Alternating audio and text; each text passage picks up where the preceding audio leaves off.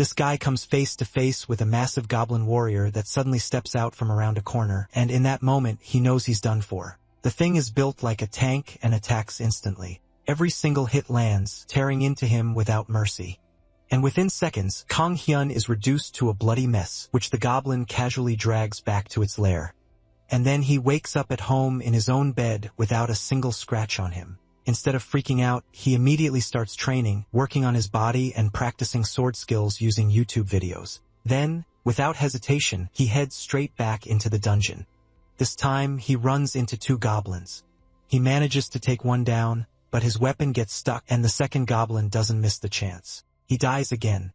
And once again, he wakes up at home. So what the hell is going on? Kang Hyun has a unique ability that only he possesses. Every time he dies in the dungeon, he resurrects back in his bed. For anyone else, death in the dungeon is permanent. Game over. But for him, it's just another attempt. And this whole madness only started a few days ago, back when he was just an unemployed loser living with his sister.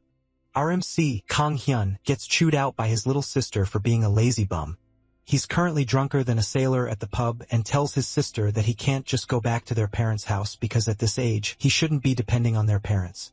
But that just makes her even more angry because that means he thinks it's alright to be depending on his little sister. Tomorrow is New Year's Day, and she orders him to get out there and try to find some part-time work, which Hyun nervously agrees to just so that she can let him sneak to his room. She doesn't have to tell him anything more because Kang Hyun himself knows that he is pathetic. The most he has accomplished after moving to Seoul was a short internship at a big company. Tomorrow, he's gonna need to look into some cheap jobs just to get his sister off his back so he can start making money. The light coming from his computer illuminating the dark room reminds him that he left the house without turning off his game. It really would be great if reality were like a game. Maybe things wouldn't be so horrible for him. As his eyes close and sleep takes him away, his last thoughts are of the amazing life he could be living if he truly lived in a video game. Meanwhile, the Earth detects a connection to the Hawken dimension and automatic defense systems activate. As Hyun sleeps soundly, the defense system temporarily rejects the connection with the Hawken dimension, and the event triggers the start of the tutorial on Earth. Hyun snaps awake and jolts to sit up. All he can see are words in front of his eyes, and it's a countdown timer of some sort, showing the time remaining until connection with the Hawken dimension is complete.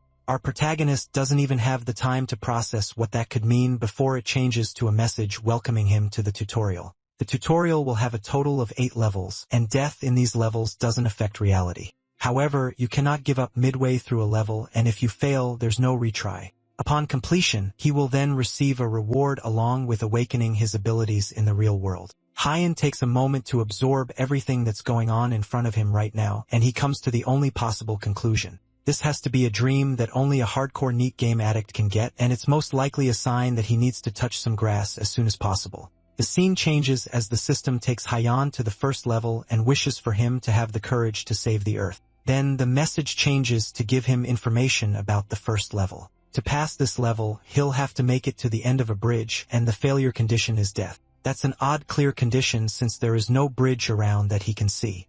But everything goes from best dream ever to nightmare real quick as he finds himself on a stone bridge above a sea of lava.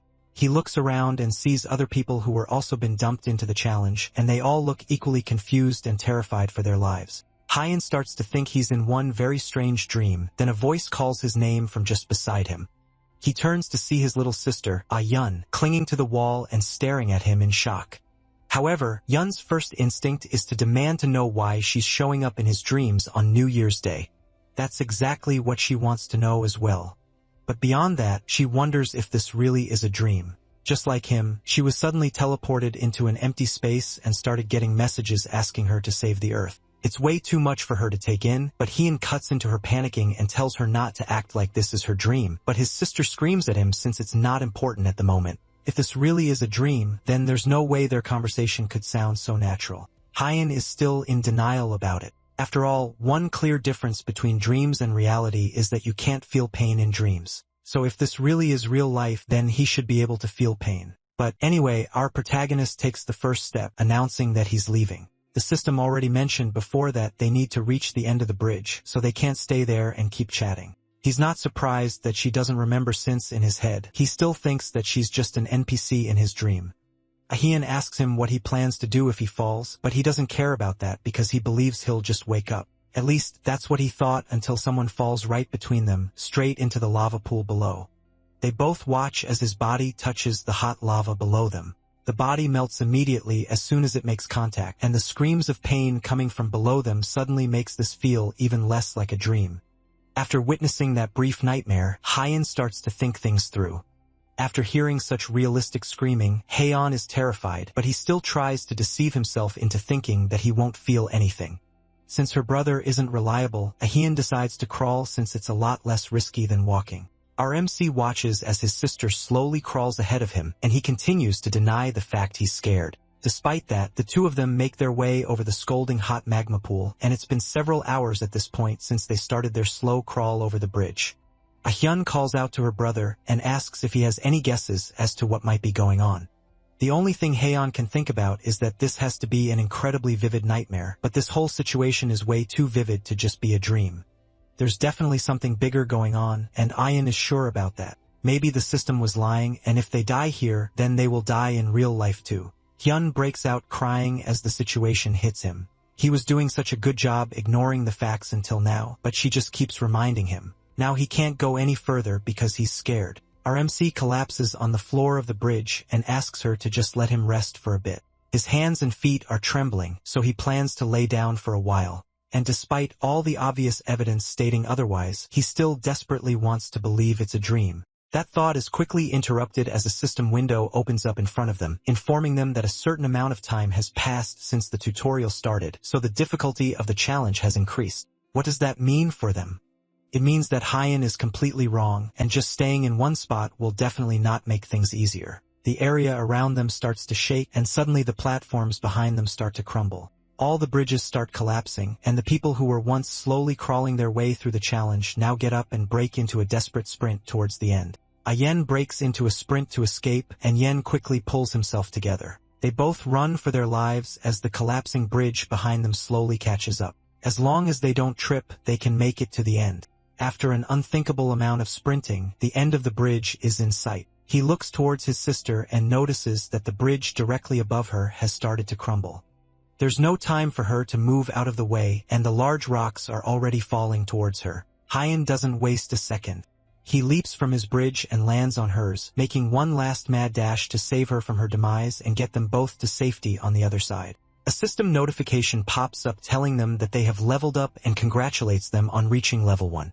Because they completed the trial, a temporary awakening has been activated as a reward, which means they will be officially awakened at the end of the tutorial. Hyun collapses to the ground as the adrenaline leaves his body. Meanwhile, Ayen is more focused on reading through the details of the system message. Afterwards, a status window appears before her, tells her things like her level, her strength, and her agility.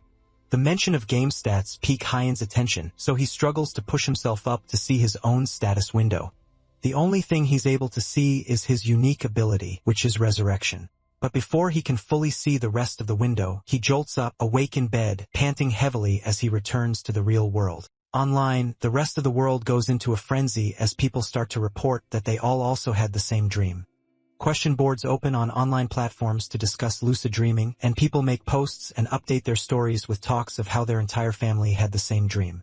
News starts to go all over the world, and people are even taking the opportunity to share their experiences from their dreams and try to start crypto scams. The world goes into a panic, and all the while, the time until the Haken dimension connects continues to count down slowly. The two siblings burst out of their rooms searching for each other so they can talk about the realistic dream they both shared where they both nearly died. As they both eat breakfast, Ayun looks through her social media feed, and everyone is talking about the end of the world as well as various other things that are related to the dreams.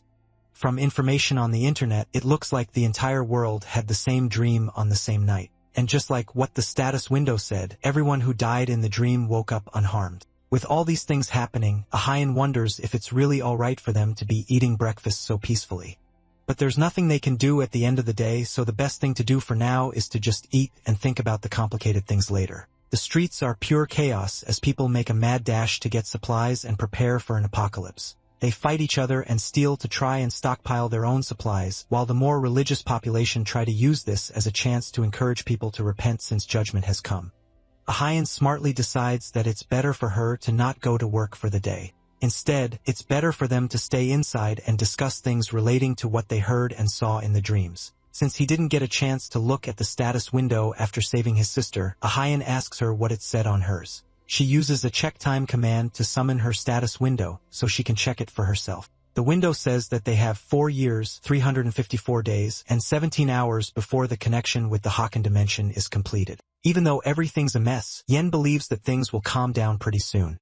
For now though, it's better for them to just stay at home and not get too involved with the chaos outside. Aside from the confusion in the morning, nothing else of note occurred for the rest of the day.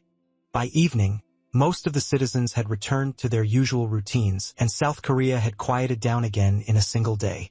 Just like that, the first day ended and everyone went to sleep peacefully. Just like before, as soon as Hyun manages to sleep off, he's taken to a new dimension and a status window is shoved in his face, welcoming him to the tutorial.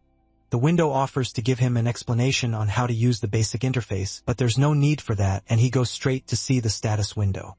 Finally, he gets to see his stats and they are all pretty average just as expected. He's just level 1, and he has 1 innate ability. But other than that, there's nothing that really stands out as impressive in his stats. There's one stat that catches his attention, and it's called the magic power stat. A stat like that implies that he will be able to use magic eventually. He's not sure if that's a good thing or not, but his attention finally goes to his innate ability, Resurrection. It's an ability that allows him to resurrect 24 hours after death until the world escapes its current crisis. Then he will be able to return from death as many times as possible. He will respawn at a chosen location. But in the event that he doesn't choose a location before dying, then he will resurrect at the last place he slept. Of course, it's not just a free skill, and anytime he dies, his level will decrease by 1. His ability stats will also temporarily decrease by 50% for 24 hours. All those resurrection penalties don't apply during the tutorial, however, making it an overpowered skill for beginners. Hyun praises his luck since a skill like that almost guarantees that he won't end up being a useless extra during the apocalypse. Now that he has gotten a look at his stats and his skills, it's time for him to enter stage 2. Whether his stats are high or low, he can just fix them by leveling up. As the amazing resurrection man, he can definitely do anything that he puts his mind to. What he has to put his mind to, however, is what comes next. In a castle surrounded by an eerie atmosphere, a bloody goblin screams out a war cry while holding a stained club. The person he's fighting is none other than our MC, who comes out swinging with a powerful attack, sending the goblin flying backwards in shock. Hyun follows up his initial attack with an overhead swing from his weapon. After a long and tiring struggle against the goblin, Hyun emerges victorious but exhausted. He managed to kill it with his mace by ambushing it, but his whole body has gone numb from the sensation of hitting a living thing. Still, he only beat it because it was a goblin, and if he hadn't ambushed it, then it might have been him laying in a bloody pool on the floor. But the challenge isn't over yet, and a much more terrifying monster appears. It's a goblin soldier, and as soon as it notices its comrade laying dead on the floor, an overwhelming wave of anger fills it as it glares at Hyun. It looks like he miscalculated, and there were actually 2 goblins from the start. But that isn't the scary thing here. The scary thing is that the goblins were supposed to be low-level mobs for beginners, but this goblin is way bigger than the previous one, and the sword it's carrying is over a meter long. If he gets hit with that, then it won't end with just a small injury. The goblin growls at Hyun before swinging its blade to kill. Our MC just barely manages to block with his mace, but the impact of the collision is enough to send him flying to the ground.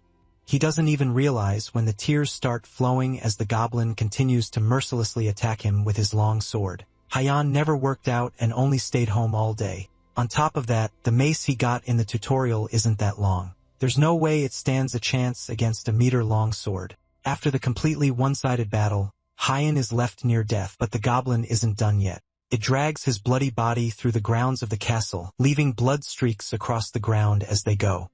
Our protagonist can do nothing but desperately beg for someone to save him from this dream-turned-nightmare. As the goblin used his body to draw a trail across the ground, the steadily approaching fear of death started coldly tightening around his neck. In the few hours before his life finally ended, he was forced to endure the savage torture of 4 goblins. By the time morning comes, Ayan is woken up by the panicked screams of her brother in the other room.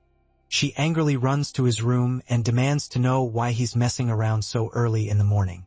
Her anger is cut short when she sees the frail frame of her older brother having a nervous breakdown on his bed. She manages to get him to come out of his room for some breakfast, and that's where he tells her what he went through in the tutorial. Apparently, he died from extreme blood loss as the goblins relentlessly tortured him.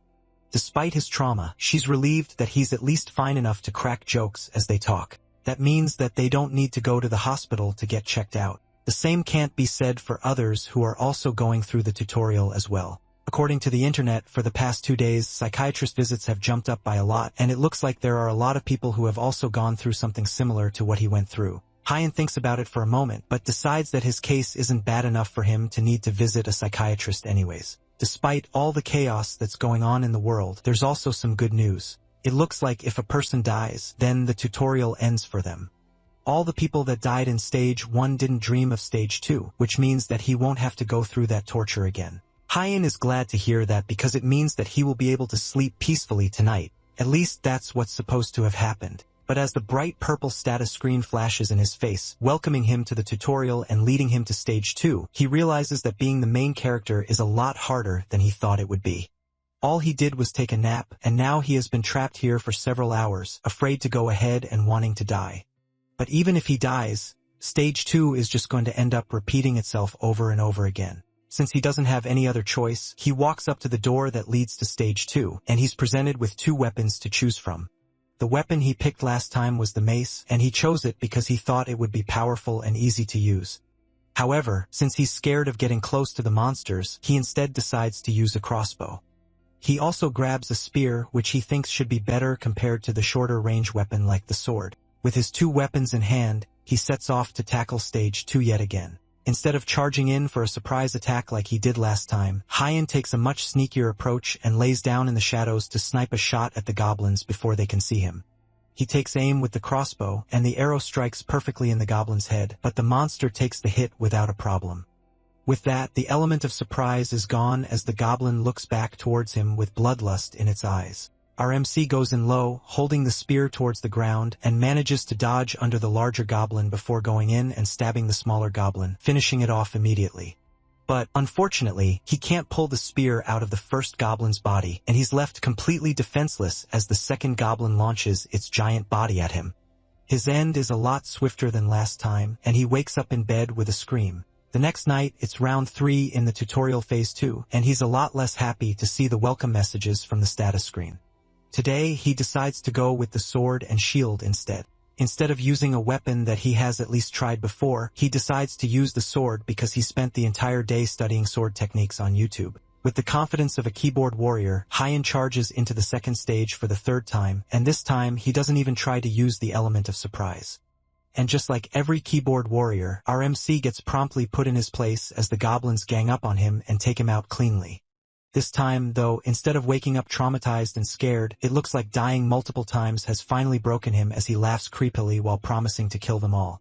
Round 4 comes the next night, and Hyan tells the status window to shut up as it wishes him the courage to save the Earth. To start off, he swings a sword to practice for his eventual entrance into the stage. He plans to bring his stats up through hard labor, and surprisingly, his efforts actually allow him to increase his vitality by 1 point. Unfortunately, though, that simple point increase required him to train for 8 hours straight. He calls for his status window, and this time he has an additional skill point which he got after passing Stage 1. He was so out of it after Stage 1 that he didn't even remember it. He invests the point in strength and charges into the second stage for the 4th time. Now that he has raised his ability points by 2, it's time for him to get his revenge on the goblins. But today isn't the day for that revenge. He was so tired from his 8-hour practice session that he couldn't even take on one of them, and he ended up dying immediately. But our hero prevails again and re-enters for round 5 of Stage 2. But instead of going in for a quick death this time, he instead decides to use each round as an opportunity to boost his stats. In round 5, he raises his vitality by 1 point by endlessly swinging his sword around. In round 6, after 10 hours of training, he manages to raise his strength by 1. And through all this hard work, he's able to take out the 2 goblins at the front. But due to his lack of physical abilities and combat skills, it still wasn't enough to face off against the rest of the goblins. In round 7, he goes back to swinging his sword around again and again and again. After several hours of training, he manages to surpass his limits again and raises his vitality by 1 point. As he collapses to the ground completely out of breath, another system message pops up. Through his endless training, his swordsmanship has increased to the lowest possible rank of F. This new swordsmanship allows him to effectively swing his sword by correcting his posture when swinging as well as helping with distributing his strength. Finally, after all that hard work and effort, it's all finally bearing fruit. Now the time has come to make the goblins pay for everything they have done to him all these days. Now that he has the skills, it's time for him to think of a plan. From his days of being tortured and killed, he managed to find out that there are a total of 5 goblins in stage 2 of the tutorial. 2 are in the castle at the front and 3 are in the forest at the end. The first 2 are easy to take down.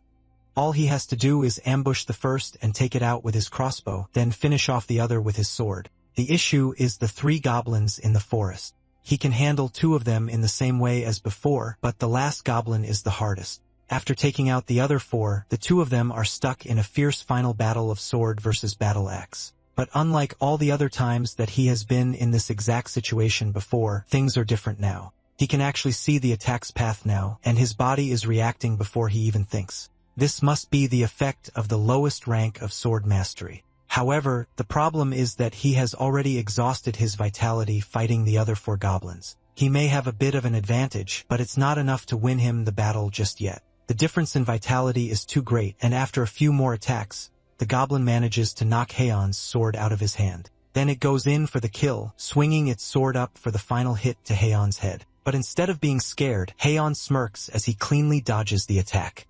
Thankfully, instead of aiming to kill Haon immediately, the goblin aims to knock him down and then save its strength for the final blow. Because of that, the monster's attack pattern is just way too obvious. Haon is able to quickly turn on his heel and kick dust straight into the goblin's face, momentarily blinding it. It screams in pain and tries to clear the dust out of its face, but Haon is several times faster, taking the opportunity to grab a loose rock and smash it straight into the goblin's shins. It continues to yell and scream, now blindly swinging its axe around hoping to take down Haon.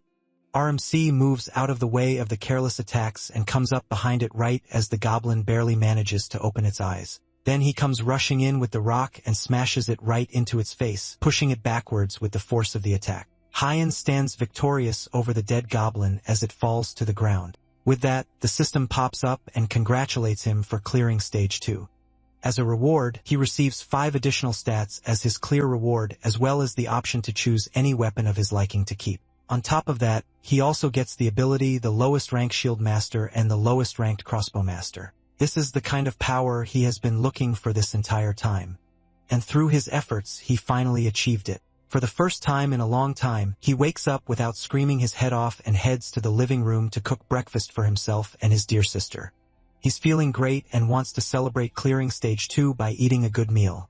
As he's tasting his cooking, a loud sound rings out throughout the world. His sister comes flying out of her room as he coughs heavily from almost choking on the food. Then a system notification pops up informing them that the world tutorial has ended and they can now freely use the system outside the tutorial. On top of that, dungeons have now been activated around the world, meaning that people will now have to fight monsters outside of their dreams. As soon as that notification pops up, a giant alien-looking door pops up right outside their window, and both siblings go to check it out as the people on the street gather together and stare at it in awe. The messages continue and informs them that only awakened talents may enter dungeons. It's not just in front of their window that these dungeon doors have popped up. The doors appear in every country of the world, and it comes with one more message. If the dungeons are not cleared within a set time, then the dungeon gate will open and the monsters within will flood into the world. Meanwhile, the time until the complete connection with the Haken dimension continues to tick down. As soon as the dungeon doors activated, the world fell into greater chaos than the first day. The siblings opted against joining the world in the mayhem, and instead, they worked together to search for information on the dungeon that they can get from the internet. From what they can see, it doesn't look like the tutorial is completely over. It says that people who recently celebrated their birthdays are also participating in the tutorial from the beginning, and they need to be at least 16 years of age to start the tutorial. There's also a whole lot of fuss going on about the dungeons online, and those who pass the tutorial are starting to get the title of talents. They are being urged to hurry up and clear the dungeons before the gates fall. The most important thing that all talents can use is their status windows. Hyun triumphantly tries to summon his own status window to check it out, but nothing happens. Instead, a notification popped up that since his tutorial is still ongoing, he can't use his status window yet. The tutorial has a total of 8 stages. And although he repeated stage 2 7 times, everyone else must have already finished the tutorial. He asks his sister if there is any information out there about stage 3. And from what she can gather, it seems like the theme of stage 3 is patience, but that's all she can find. Since only a few people cleared stage 2, there isn't much reliable information, meaning that Hyun will have to work through it himself. Even so, with the efforts that he went through in stage 2, he has gotten a lot stronger, so he won't suffer disgracefully like before. That night, tutorial stage 3 begins for Hyun. And although he isn't suffering, that doesn't mean that he's not being disgraced. Right now, as he tries to maintain his stealth, a monster joyfully pisses on his head, not realizing that our fearless main character is hiding under the bushes that it is relieving itself into. Meanwhile, all Hyun can think of is how much he wants to kill this thing.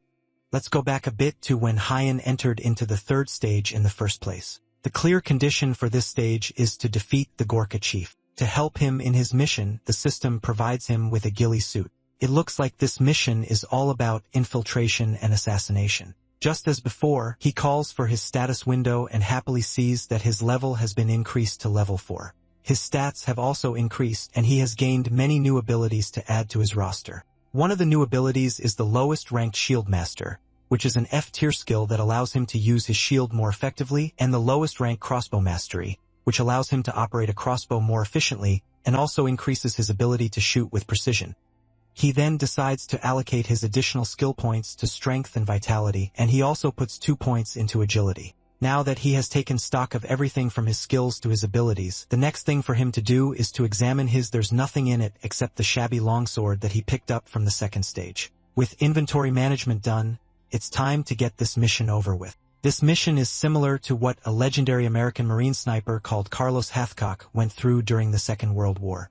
He crawled for 1.5 kilometers to assassinate a general without being seen or heard. He's a figure that Hyun respects the most, especially after what he has gone through in this mission. Since his dream started, he has crawled for about 10 hours before finally reaching what should be the Gorka's village. Out in front, there are 2 guards on watch duty, and he's probably going to have to force his way through them. His pants are soaked in his own piss, and not only is the grass itchy, but there are all kinds of bugs in his clothes. That's not the worst of his problems, though, and he looks above him to see one of the monsters staring down at the patch of grass that he's hiding in. At first, Hyun thinks that he has been discovered, but instead of being dragged out of the grass by the strong hand of the monster, a disgustingly warm and smelly liquid pours on his head as he puts his face down in shame. Hyun finally snaps and summons the sword from his inventory and slams it right into the monster's midsection, killing it immediately. The commotion is enough to draw the attention of other monsters in the village, and they all run towards him to see what's going on. In a matter of seconds, he's completely surrounded by the monsters. But unlike the other times, Hyun isn't scared of them. Since he's already screwed, this is the best time for him to use a line that he has always wanted to say. He screams into the air as the monsters dash towards him, daring them to come and attack him with all they've got. Blood from both the monsters and Hyun soars into the air as he laughs manically. With that, Hyun wastes no time going in for stage 3, round 2. And this time, thanks to his mental breakdown in the first round, he has acquired a new ability called Raging Lion's Roar. The ability reduces the morale and stats of nearby enemies and removes all current debuffs that are ranked D rank and below. This time, he rushes in blindly, throwing the ghillie suit away as he pulls out his sword. After crawling in the first for 10 hours, Hyun realized something. The Gorka warriors leave during the day to hunt, and they only return when the sun goes down. In short, the camp is weakest during the day, and they only leave a few skeleton crew behind to guard the place. Thanks to that, he is able to make quick work of all the guards around, and he charges straight towards the central hut where the Gorka chief. As he slides in through the hut's entrance, he sees the Gorka chief confidently resting on his throne, while 2 mages stand guard beside him. Without a word, the Gorka chief points at our MC and orders them to attack, and the mages immediately cast a spell that immobilizes him and roots him to the spot. Right as it looks like all hope is lost, he remembers the skill from earlier and decides to try out his luck. He sucks in a deep breath and then lets out a mighty roar, removing the debuff and causing the chief and the mages to stagger backwards in shock. Then, without giving them a chance to regroup, Hyun rushes in with his sword, aiming straight for the chief. With one quick swing of his blade, Hyan effortlessly clears Stage 3 and receives the intermediate rank body regeneration ability as a clear reward. He also managed to clear Stage 3 in the shortest time possible and set a new record. With that, he receives the temporary title of Impatient 1 as an additional reward. The Impatient 1 title is given to the naughty boy who quickly passed Tutorial Stage 3, which is supposed to test patience and tenacity. When his record is updated, his title will change to the next one available. As a boost, Hyan also gets a +1 boost to all his stats. Somehow, Hyan broke through Stage 3 in one day. And considering that it took him a week to get through Stage 2, this is definitely a huge achievement. Thinking about his rapid growth allows him to reach a single conclusion. He starts to believe that he is actually insanely talented. At this rate, he might even break through Stage 4 in just a few minutes. A month has passed since he had that thought, and a new day rises in South Korea over Ayun's apartment. She watches the news while making breakfast for her and her brother. It's been 25 days since the specially formed squad of Awakeners were sent to clear dungeons. As the news calmly plays in the background, a desperate scream that Hyan has gotten used to hearing every morning fills the apartment. She leaves her cooking to go and scold her brother. At this point, the neighbors will file a complaint if he keeps waking up like that. As she goes to find out what happened this time, her brother steps out of his room and triumphantly tells her that he cleared it by just going out and messing everyone up. She's about to congratulate him, but her words die in her throat as she bears witness to the absolute unit that her brother has become. She nervously asks him if something happened during this last dungeon run because his face has become scary. Now that he's out, she asks him what the content of Stage 4 was. To put it simply, it was a group project that is meant to test their leadership skills. He had to find a way to remove the dungeon core, then a portal leading outside would automatically be created, allowing him to escape. His party members were like NPCs who fit into the setting, and they all just argued on whether they should keep going or retreat, and they didn't have enough rations to keep going and brute force the dungeon. A couple of them rejected the idea very strongly, and ultimately, they decided to leave the dungeon with Yun leading. At first, it was pretty cool carrying the entire team, and the mission should have gone along perfectly well. So Ahien can't understand what happened that made him take a month to finish the stage. The problem started that same night after they spent the day clearing the dungeon. He sent a group of them to go on night watch, but they disobeyed him. When he caught them trying to run away, they ambushed him and killed him. Every attempt after that ended the same way, and he would always end up with similar people, meaning that similar situations would keep repeating. Kyung had to think on how to get out of the loop, and in his endless wisdom, he came to the conclusion that there is only one way to solve all his issues. He just needed to beat them all into submission and take down anyone who got in his way before he started clearing it. In the final round of Stage 4, Kian spawned in to see his party members are all arguing on whether they should press forward or retreat. Before they even get a chance to argue with him, he immediately yells for all of them to shut up, quieting the room down immediately. One of the party members tries to ask him what in the world he thinks he is doing, but they are immediately met with a sword to the throat before they can say anything. Hyan gives them one chance. They will all follow his words from now on, and anyone that refuses or talks back will die. The same party member tries to argue, but Hyan immediately feeds him a well-deserved knuckle sandwich, followed up by several face restructuring punches. By the time he's done, the once rowdy party member's face has been reduced to fine, fleshy paste. It's safe to say that he got his message across, and he asks the other members of the party if anyone else has any objections to him leading the way.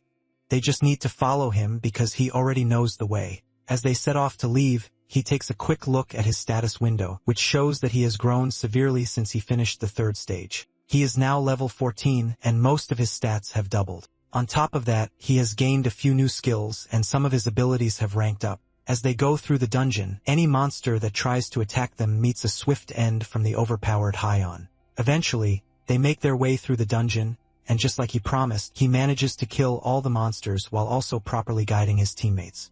They reach the core, and with one clean hit, he breaks the supports of the core and successfully clears Stage 4. Just like the other stages, he receives several new items and abilities like the E-rank cleave skill and B-rank ring of strength in mind. Just looking at the results, his gains from Stage 4 weren't bad at all. He doesn't need to say anything about his rapidly growing stats, and he could farm the item drops from monsters as well. Among them, he still doesn't know what the mana stones he keeps getting from monsters are used for. They are most likely going to be useful though, so he decides to hold on to them for now. His new skills and items are also incredible, but his biggest gain is that he has gotten pretty strong in real life as well. After a brief warm-up workout of 300 one-handed push-ups, he can tell that just bare body exercises won't cut it anymore. To improve his strength, he'll have to go to a gym, but that's something for him to worry about later. Behind him, his phone rings with a message. He picks it up and sees an emergency alert from the Ministry of Public Safety and Security warning that a dungeon has opened nearby and advising all citizens to refrain from leaving their homes. Outside on the streets, monsters roam free, killing anyone they come across and breaking everything.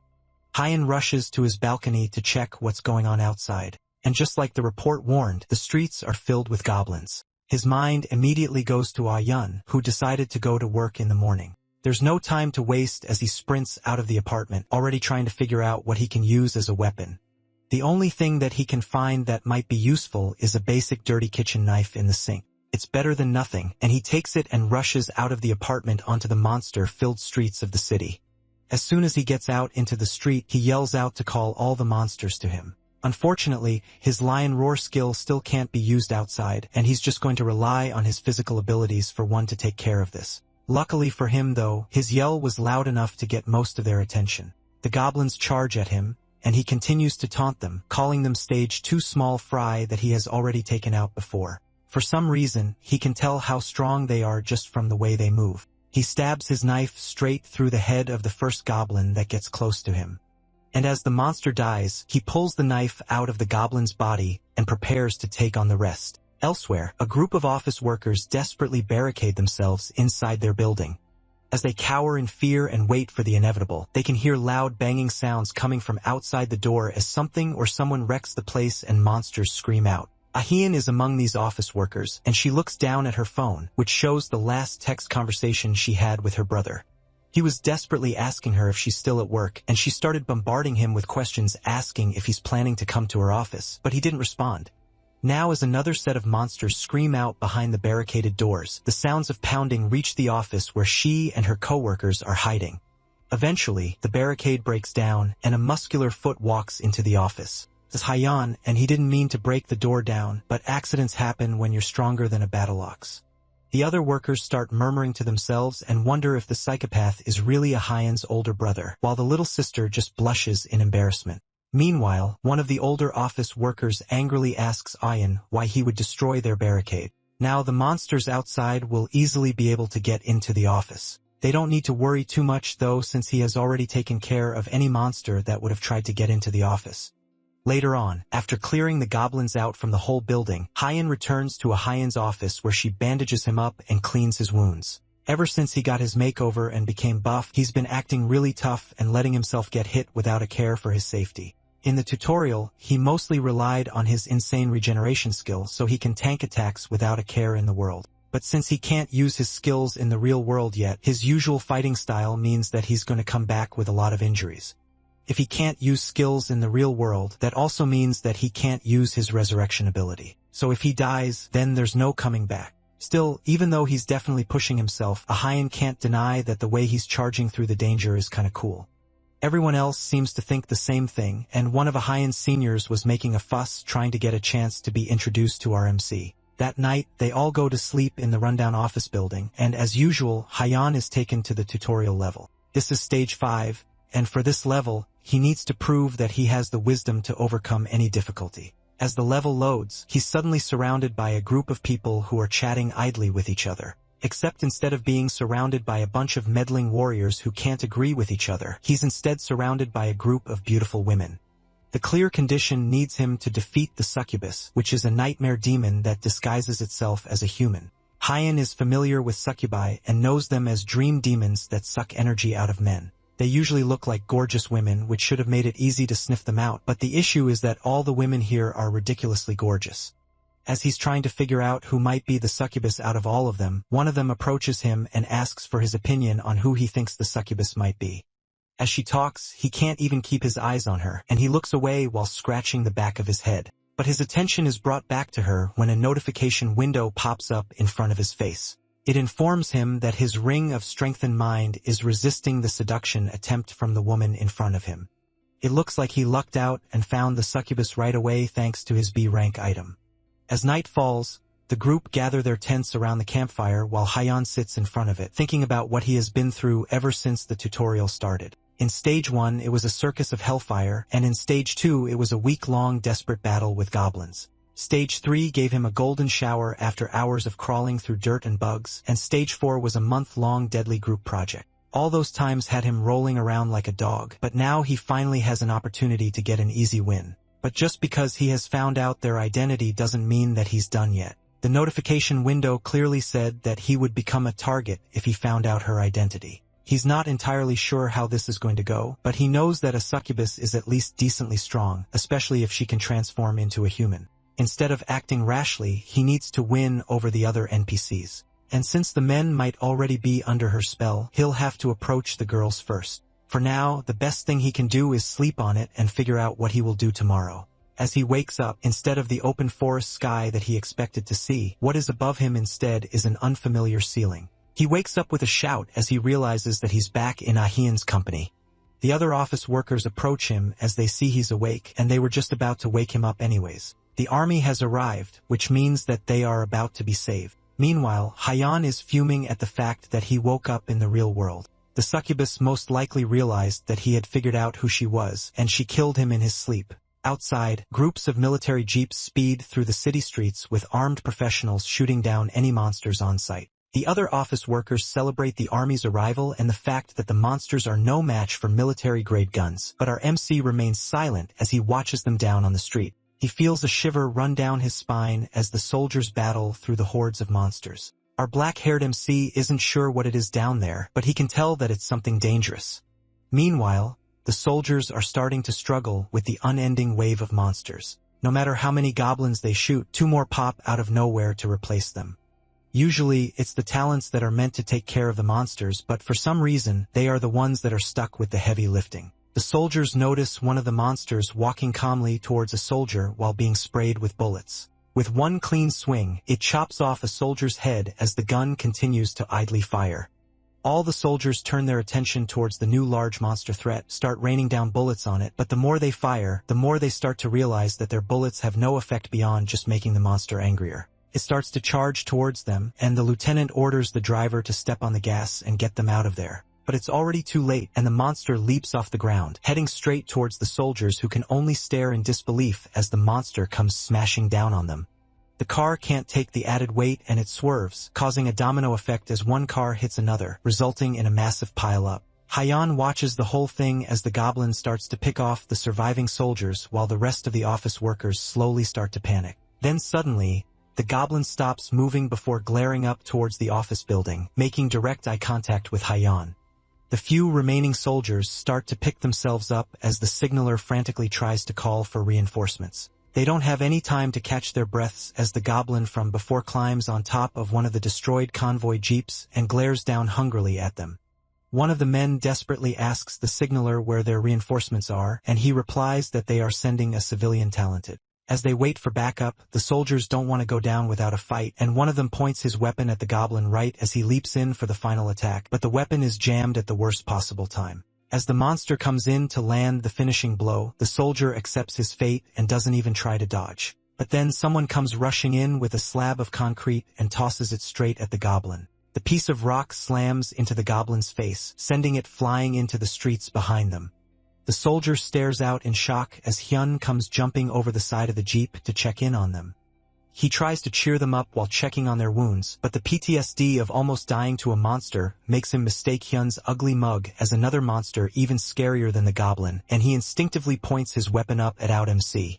Haiyan puts his hands in the air in defense, yelling that he's a human and telling the man to put the gun down. The soldier hesitantly puts his gun down and wonders if Haiyan is the reinforcement that they were supposed to send. The soldier thanks Haiyan for his help, but our MC tells him to calm down since he's not here due to any sense of justice or anything like that. He just happened to be in the right place at the right time. The main reason Haiyan came down to help is because of the time their eyes met earlier. The goblin noticed him, which means that it definitely would have come to Haiyan's company after the army gets defeated. It'd be better to deal with it here rather than fight with baggage around him.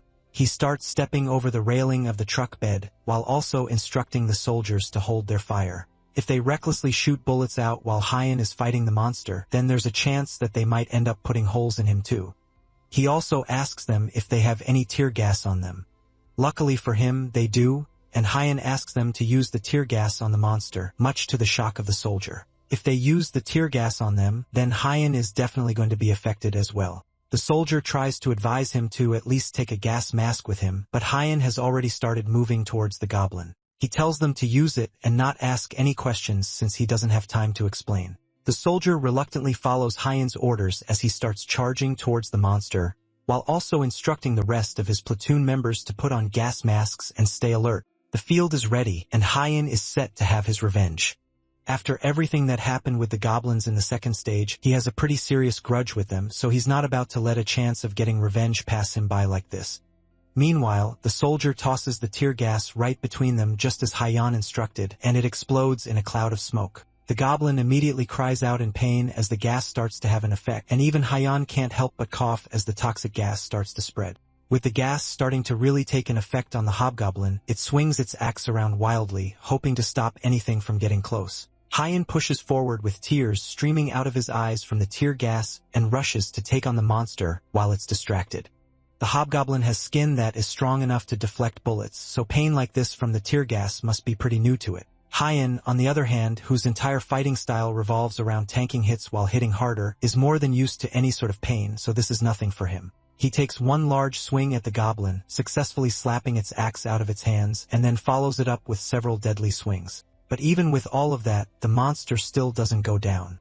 He continues to attack, pushing through the pain to damage the hobgoblin, all while the other soldiers watch them fight from the side. They are amazed at the power of a talented as they watch him push back a monster that a rain of bullets couldn't damage. Suddenly, someone comes up from behind and asks to know what exactly is happening. This newcomer is the talented that was supposed to be sent by the army initially. And as far as he's been told, no other reinforcements were supposed to be sent in but him. Meanwhile, Hyun is starting to get tired, and his weapon is starting to fail. When he came into this fight, he expected the monster to be tough. But even after several minutes of relentless attacks, our MC hasn't managed to inflict a single injury on it. At this point, he'll just end up getting exhausted. He needs to try and find its weak point before the monster manages to regain its composure. Suddenly, the blonde newcomer from earlier comes rushing past Hyun and slashes at the monster with his dual blades. Despite the impressive display of power and speed, the blonde talented didn't feel anything cut during that attack. It was like swinging at a rock. He calls out to Hyan and tells him that no matter how strong this hobgoblin is, it's only the boss mob of an F-rank dungeon. Since its defenses are abnormally high, it must have a separate weakness. The term F-rank dungeon is new to Hyan, and it means that this newcomer must know a few useful things. He doesn't know who this guy is, but he takes account of his words as they both rush at the monster to continue their attacks. From what the newcomer has seen, he can tell that the monster doesn't have great stamina, which means that it must be exhausted by now. Hyan can tell that as well. But what's the point of exhausting it if they still can't land any solid hits on it? Even Hyan's sword is almost at its breaking point from how long he's been bashing at this rock-hard skin. Hyan realizes that what he needs is a better weapon, and his eyes are immediately drawn to the axe that he hit out of the monster's hand earlier. Our MC manages to grab the axe and rushes back to take out the monster head-on. As he runs, he realizes that the monster's weak point is probably its eyes, but it knows that and is protecting them. That means that he has to look for somewhere else to attack that's just as vulnerable. At first, he considers striking behind the joints where the skin will be weaker, but that might not be enough. He doesn't have a lot of time to think, so he just goes in for an attack in the first place that comes to mind. Blood pools out on the street as the monster's skin is penetrated for the first time. Unfortunately for it, that isn't the only thing that has been penetrated. Both the monster and the blonde talented stop their fighting instinctively as they realize what Hyan has just done. Even though they are opponents fighting against each other, even Hyan is polite enough to apologize after delivering the classic 1,000 years of pain with a rusted battle axe. At that moment, as the fight momentarily paused, Hyan felt a terrible sensation move up the halberd into his hand. As the monster struggled to process the pain and embarrassment of what just happened, a truly brilliant philosophical question filled our MC's mind. Is the behind a weak point? He wasn't sure, but he knew it wouldn't be such a critical weakness that it would be able to kill the thing in one strike. So he made a decision instantly, and his body moved automatically to carry out the gruesome act. With a quick motion, he pulled the monster into the air like a flag, and then all at once, he turned around and slammed it back first into the ground. Before it can pick itself up, Hyun follows his attack up by rushing at the monster, correctly predicting that the inside of its mouth definitely won't be as tough as the rest of its body. The poor beast is already out cold from being defiled, and it doesn't even try to defend itself as the tip of the halberd comes crashing down into its mouth, killing it instantly. The blonde watching the whole thing can tell from a glance that our MC is strong, but the bigger question is where a person like him came from. Since he has never seen our MC before, he can only assume that Hyun must be an independent fighter. As he pulls out the halberd from the dead monster, a shiny golden item pops out from its mouth. Hyun tries to identify it, but the system immediately pops up and tells him that he cannot find out information about the item since the tutorial is still in progress. He doesn't know what it's for, but he decides to take it for now. The blonde talented approaches Hyun from behind, but our greedy MC thinks that the guy just wants to share his hard-earned drops. He decides to run instead of sharing his drops, and before the blonde man can even ask a question, he gives a flimsy excuse about being busy and runs away, leaving the halberd behind. In an instant, our MC is gone just as mysteriously as he came. And as the blonde man takes off his mask, he's left wondering just who in the world that guy was. A few hours after defeating the hobgoblin, the situation in the city seems to have finally wrapped itself up by around sunset. Hyun and his sister walked through the ruined streets, looked like the set of a disaster film, and only after the sun had fully set did they finally return home, or at least what is left of their home anyways. Hyun dryly asks her brother if he remembered to close the door behind him on his way out to play hero.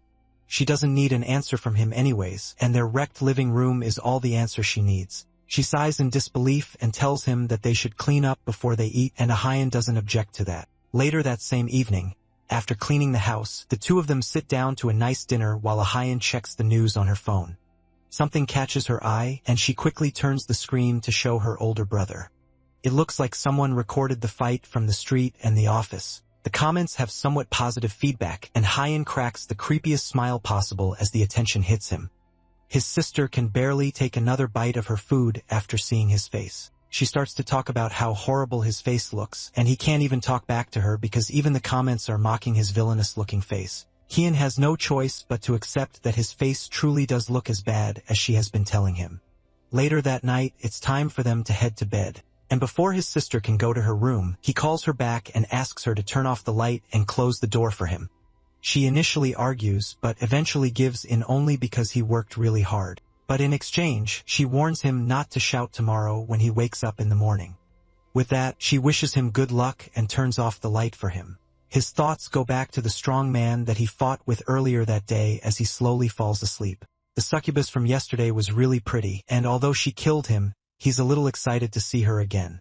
But as he opens his eyes, instead of a beautiful group of women, he sees a monster staring curiously up at him. He doesn't waste any time and punches it right in the face, knocking it out immediately.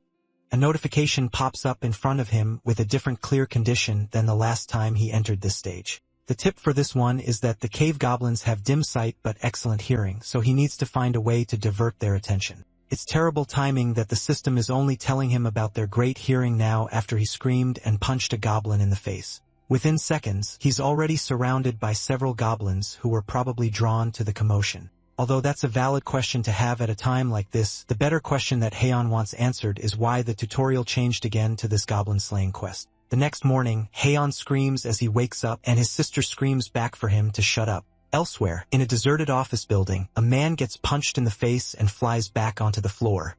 The man asks, through bloody lips and a broken jaw, how a normal person can be stronger than a talented, but his questions are left unanswered as the man stomps on his head, quieting him down immediately. The man snarkily tells the talented that nothing has changed. It doesn't matter if he has awakened and gotten a little stronger if at the end of the day, he doesn't know how to fight. Now that he's done beating up this group of nobodies, the man licks his lips as he realizes that there are some interesting talented out there for him to fight. Back with Hyun, he enters stage 5 for the third time, and once again the tutorial's conditions change. This time, the clear condition is to defeat the doppelganger, which is a monster that eats humans by hiding in crowds. The failure condition is death, and his tip is that holy knights and mages can use a special ability once a day. This one is more similar to the first round, except instead of a succubus, he's looking for a doppelganger. He sucks in a deep breath and uses his lion's roar skill to call everyone's attention to him. They all come towards him to hear what he has to say as Hyun clears his throat and announces that everyone that moves from now on is a culprit. Of course, while doing that, he forgot something important. In a game of Mafia, the one with the biggest mouth is the one that dies first. Now that he thinks about it, he has never won a game of Mafia before. And as such, he never saw this ending coming as he woke up startled the next morning. Kian tries not to think about it and decides that for now, he just needs to eat something. And just like that, the struggle to pass stage 5 would carry on for an embarrassingly long time. He would end up making the same mistake for over a month with absolutely no progress at all. One day, in a fit of insanity and desperation, he decides to change up his look, leaving his room dressed in a suit and dorky-looking glasses. His sister comes back from work and nearly dies of shock from seeing her brother dressed in such a weird getup. She just got off work, and now she has to be forced to witness such a horrible sight.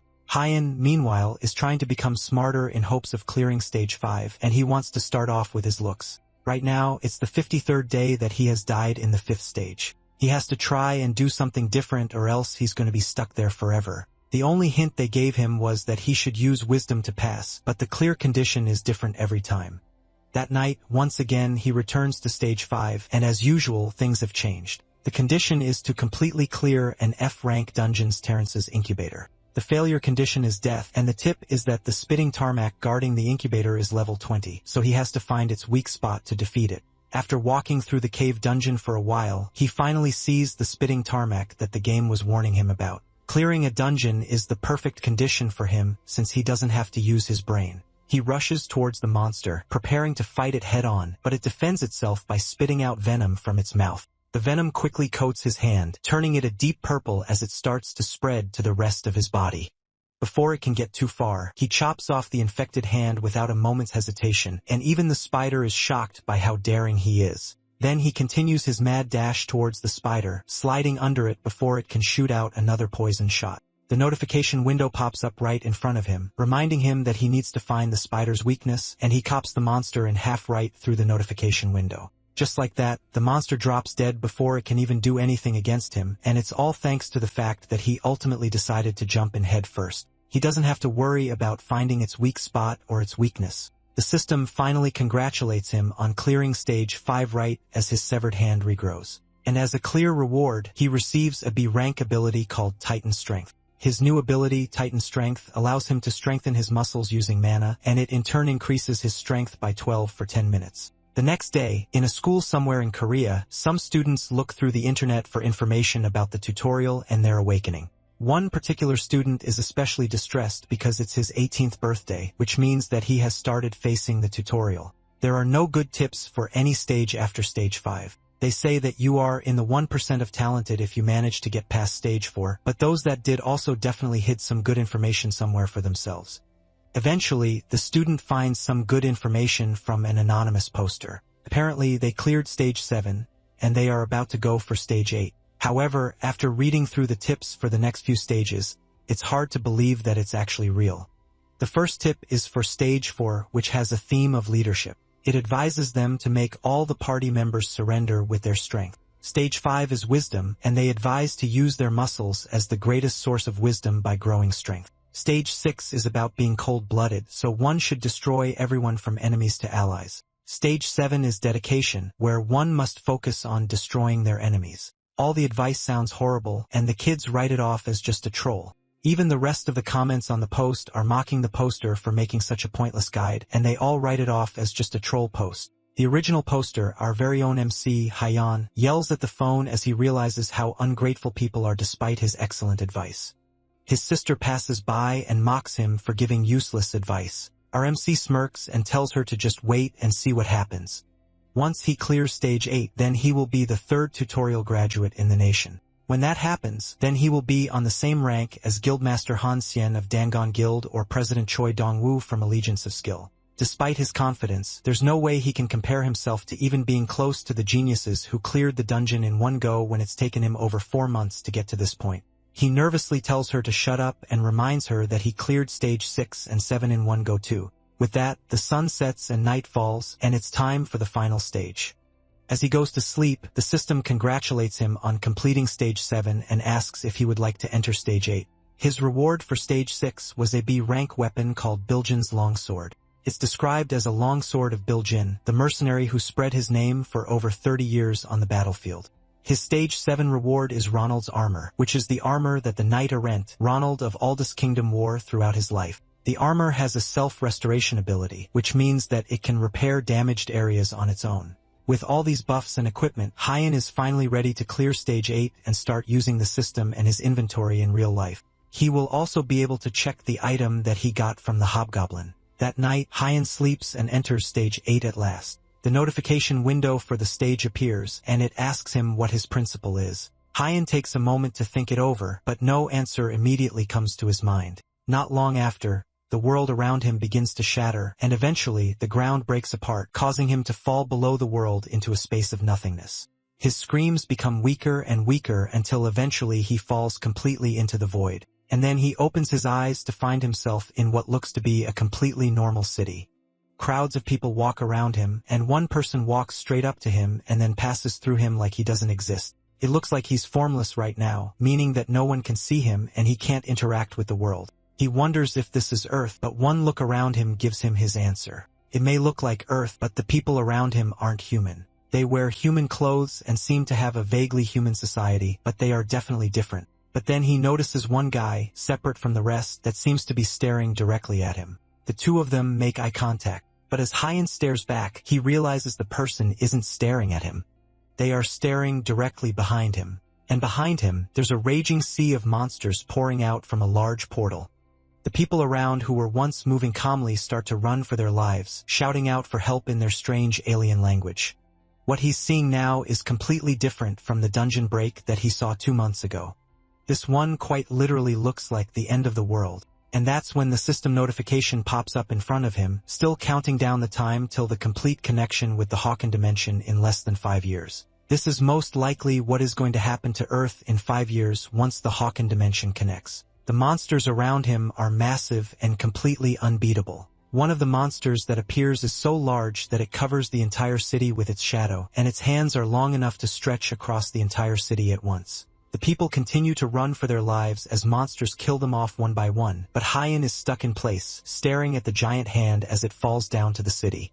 He doesn't even try to run as it comes down on him and eventually crushes him, but he doesn't die from the hit. And instead, he's teleported to another white room like nothing happened. Then a voice speaks to him, asking him what he thinks about what he just saw. Below him is some sort of formless being that glows with an angelic white light. Hyan approaches the figure, and he doesn't even need to ask who this is. This person is clearly God. The figure denies that title and explains it's a sort of dimensional administrator and the one in charge of maintaining balance between each dimension. The 8th stage is a personal interview with this administrator where Hyan is allowed to ask any questions he may have. This is also a good time for the administrator to ask him things as well. The first thing on Hyan's mind is the vision that he just saw. He asks if that is what is going to happen in 5 years when the Hawken dimension connects.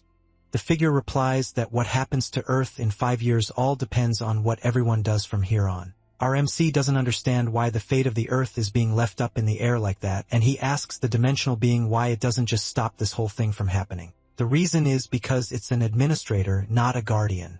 And because of that, their job is just to maintain balance. Giving humanity access to status messages and tutorials are the best form of assistance he can provide. Hyan is lost for words, so the administrator asks its own questions. It asks for the reason Hyun has lived their entire life and what principles they follow. The administrator has been observing humans recently since the events of the tutorial started, and they really sparked its interest. All forms of intelligence are fascinating to the administrator, but humans are even more fascinating in comparison. Our MC tells the administrator that they must not have observed enough if they are asking for something grand like a principle. No one lives their lives thinking about stuff like that, or at least no one around Hyan does. Humans are just doing their best to survive since they just happen to have been born. At the end of the day, they just endure each day and try to make it to the next. The administrator changes their question and asks Yen if there is something that he wishes to protect. He wants to protect his little sister and his parents. After dying a few times, Hyan has learned his place in the world. Being a hero isn't for him. Even the administrator agrees that heroism is about innate talent. And from what they have seen, Hyan is closer to a dunce. But personally, the dimensional being is a fan of Hyan. If the administrator enjoyed watching Hyan suffer, then they must be some sort of sadist, which could mean that the future of Earth is doomed. Beyond that, however, Hyan realizes something else. He asks the administrator about Stage 5, which had a theme of wisdom and why it changes its subject every time. Suddenly, the bold and eccentric administrator goes silent before a notification screen pops up in front of his face, telling him that his time is up and he has successfully cleared Stage 8. He barely has any time to understand what's going on as the administrator continues to talk, telling him that the tutorial is just a tutorial and there will be many more ordeals from now on.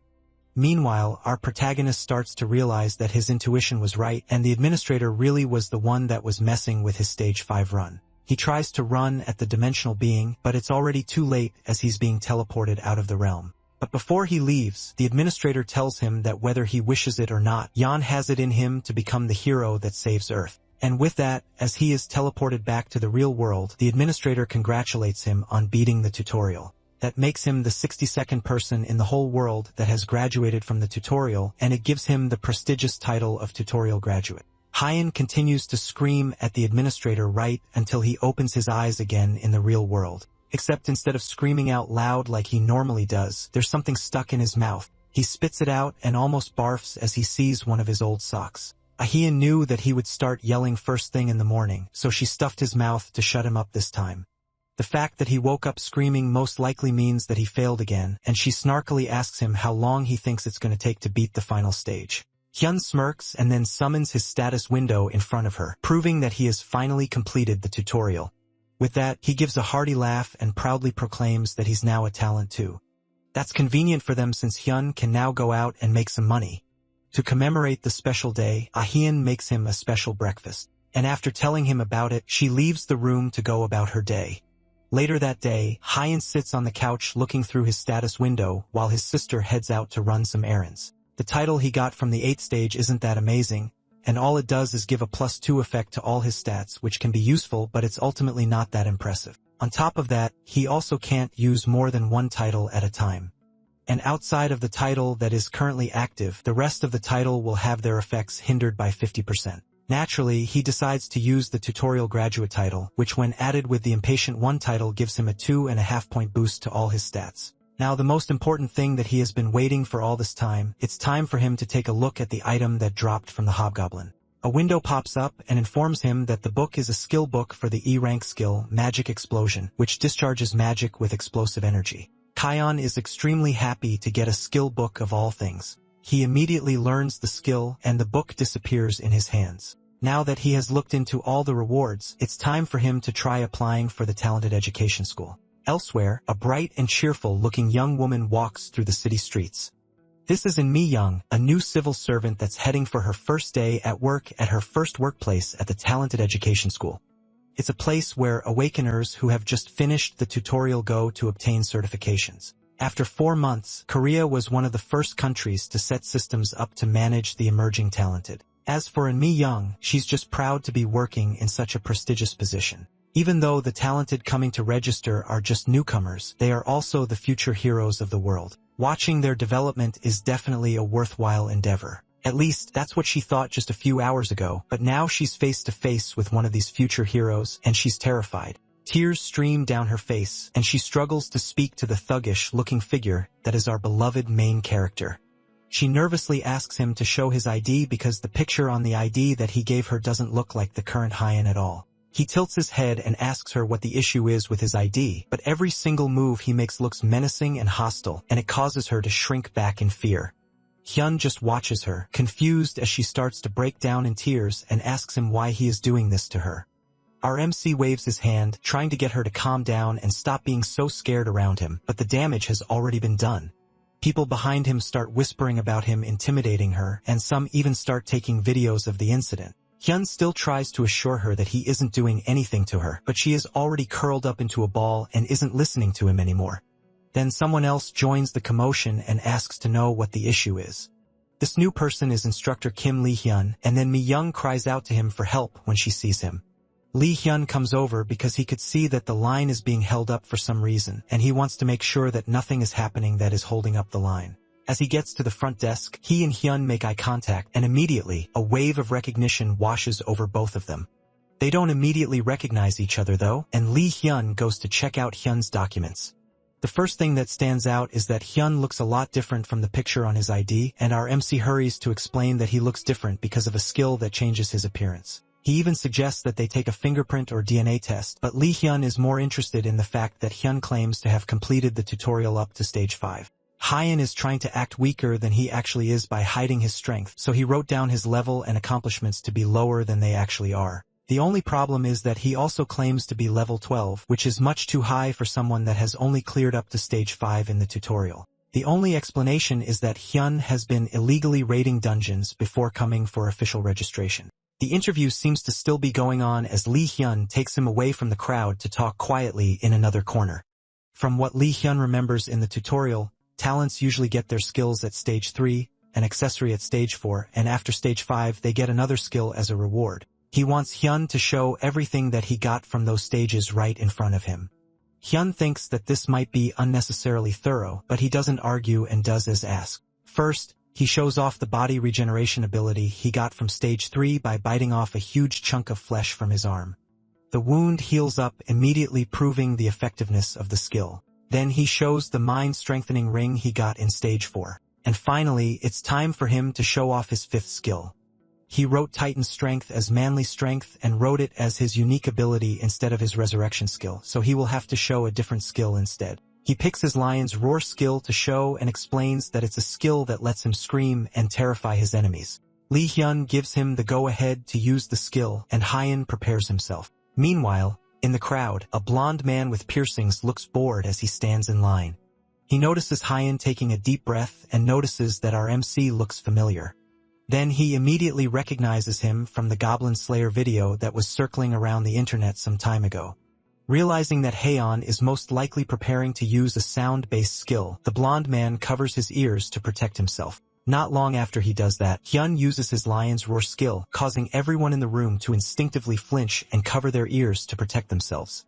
Just like he said, everyone in the room is filled with a sense of dread as they struggle to find the source of the sound. Even Lee Hyun has to cover his ears due to how loud and overwhelming the sound is. After letting out his voice for a while, Hyun coughs for a bit before calming down. The instructor stares at him in shock as Hyun asks him if everything is alright now. Lee Hyun nervously confirms that what he has done is sufficient. With that, he approves the papers and tells Hyun to proceed to the first floor of the building for the next steps. Meanwhile, the blonde man from earlier lets out a creepy smile as he realizes that he has found exactly who he was looking for. Hyun is taken to a class elsewhere where he is surrounded by other talents that are set to start their own classes to get certified. Just like before, he sticks out like a sore thumb, but for all the wrong reasons. People say that he shouted at a woman and made her faint. Hyun, who can hear all their annoying whispers, starts to realize that he's screwed up. Meanwhile, that creepy guy from earlier continues to watch him from the back row. Eventually, the instructors enter the classroom led by instructor Kim Lee Hyun. The blonde instructor introduces himself to the class as the one in charge of the Songnam branch of the Talented Education School. The curriculum for the school is for 10 days, and during that time, they will be doing theory training in the morning and practice in the afternoon. It's only been half a year since the world changed, and even now, new information keeps coming out about dungeons and the monsters within them. Because of that, tactics and strategies of how to deal with dungeons are also still being developed. So in other words, the things that they are going to be learning aren't the absolute correct answer. With that, the classes start in earnest and the students begin their lessons.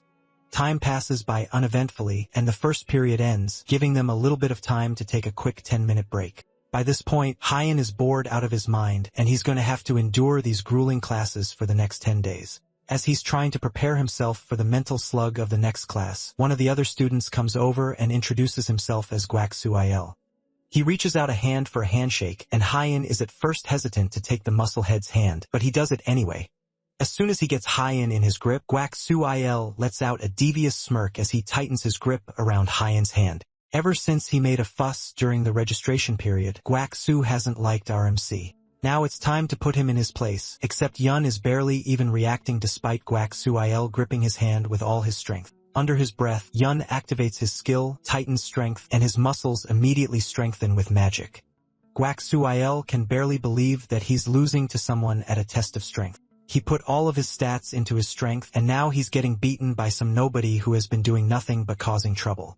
He continues to squeeze his arm as tightly as he can, trying his very best to intimidate Hyeon. But eventually, the strain is too much for his body, and his entire arm bursts. As the blood splatters everywhere, the two men barely even react to it, and the rest of the class is left horrified. The only person who looks happy in this situation is the blonde creep who has been watching Hyeon this entire time. Later that day, an ambulance pulls out of the school's courtyard carrying the muscle head from earlier. Meanwhile, Kian is in the instructor's office trying desperately to defend himself from the accusation that he was the one that caused what happened to that man on purpose. He tries to explain that the muscle head approached him first and wanted a handshake, then suddenly, his arm swelled up and exploded on its own. That kind of excuse is really hard for instructor Lee Hyun to believe, but whether or not he believes it, that's the only truth that Hyeon has. If it wasn't for his unique ability, extreme strength, which increases his strength, then Hyeon could have been the one to get badly hurt. He even tells Lee Hyun to go and check the CCTV footage if it's so hard for him to believe. Lee Hyun's attention is shifted to something else, though, since he remembers Hyeon saying that his unique ability was called manly strength, but now he's saying it's extreme strength. Hyun nervously plays it off and corrects that it's indeed called manly strength, but there's even more inconsistencies with Hyun's story that he finds it harder and harder to play off. The blonde gives the man a long, hard stare, but ultimately sighs in annoyance. With nothing else to say, he tells Hyeon to return to his classroom for now. Hyeon goes back to his seat and sighs in exhaustion. It's just the first day, and he has already been caught in multiple unnecessary controversies. Meanwhile, another student slides into the seat beside him and politely introduces himself. It's the blonde man from earlier, and he calmly asks Hyeon if he can sit down there. Hyeon tells the blonde kid to do whatever he wants, but he's cautious about the fact that he keeps getting approached by weirdos. The blonde man introduces himself as Eun Yu-sung and shakes Hyeon's hand. He asks to call Hyeon his brother, and reveals that he just recently turned 18 and came to the school after completing the tutorial. Yu-sung changes the topic and asks our MC how he did what he did earlier. From the younger kid's perspective, Hyeon must have used some kind of skill to pop the muscle head's arm. From his enthusiasm about popping someone's arm to the creepy face he's making, Hyun can tell that something is definitely wrong with this guy as well. RMC explains that he didn't do anything to that muscular guy, but their discussion is interrupted as Lee Hyun comes in to start the second period. Since the class was delayed, the instructor starts the next lesson immediately. Currently, dungeons are classified into two types.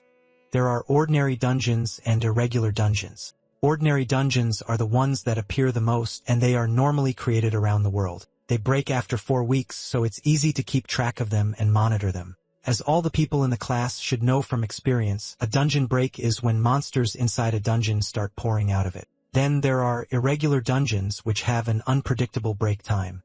They could break either earlier or later than the usual 4 weeks, so they need to be treated with caution. To stop a dungeon break, there are two main ways of doing so.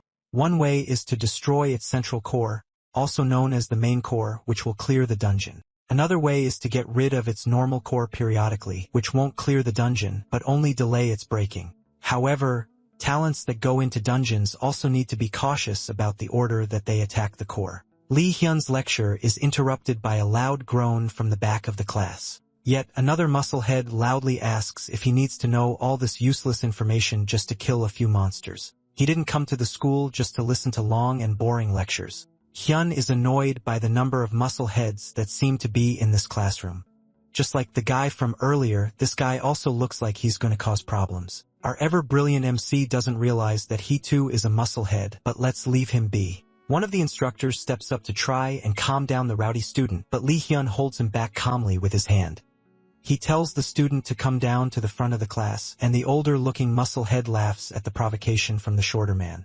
He steps up to the front of the class, ready for a fight, and Lee Hyun pulls out his phone to start a timer. He tells the student that for 1 minute he will only evade and block the musclehead's attacks. But if one attack even so much as grazes Lee Hyun even a little, then the musclehead graduates immediately. However, if the man fails to hit him within the time limit, then he will get expelled. Seeing the instructor acting so cocky only makes him even more enraged, and he prepares to launch himself at the blonde man. With one large jump, he closes the gap between them in an instant, swinging his sword in a wide arc that Lee Hyun easily dodges. The man gets even angrier and turns to launch another attack, but all he manages to hit is Lee Hyun's aftershadow. The man takes out his anger and swings towards the instructor. But no matter how powerful and fast his attacks are, he's just swinging aimlessly, and Lee Hyun is easily able to dodge everything without any problems. The muscle head throws in a heavy attack, which Lee Hyun easily dodges.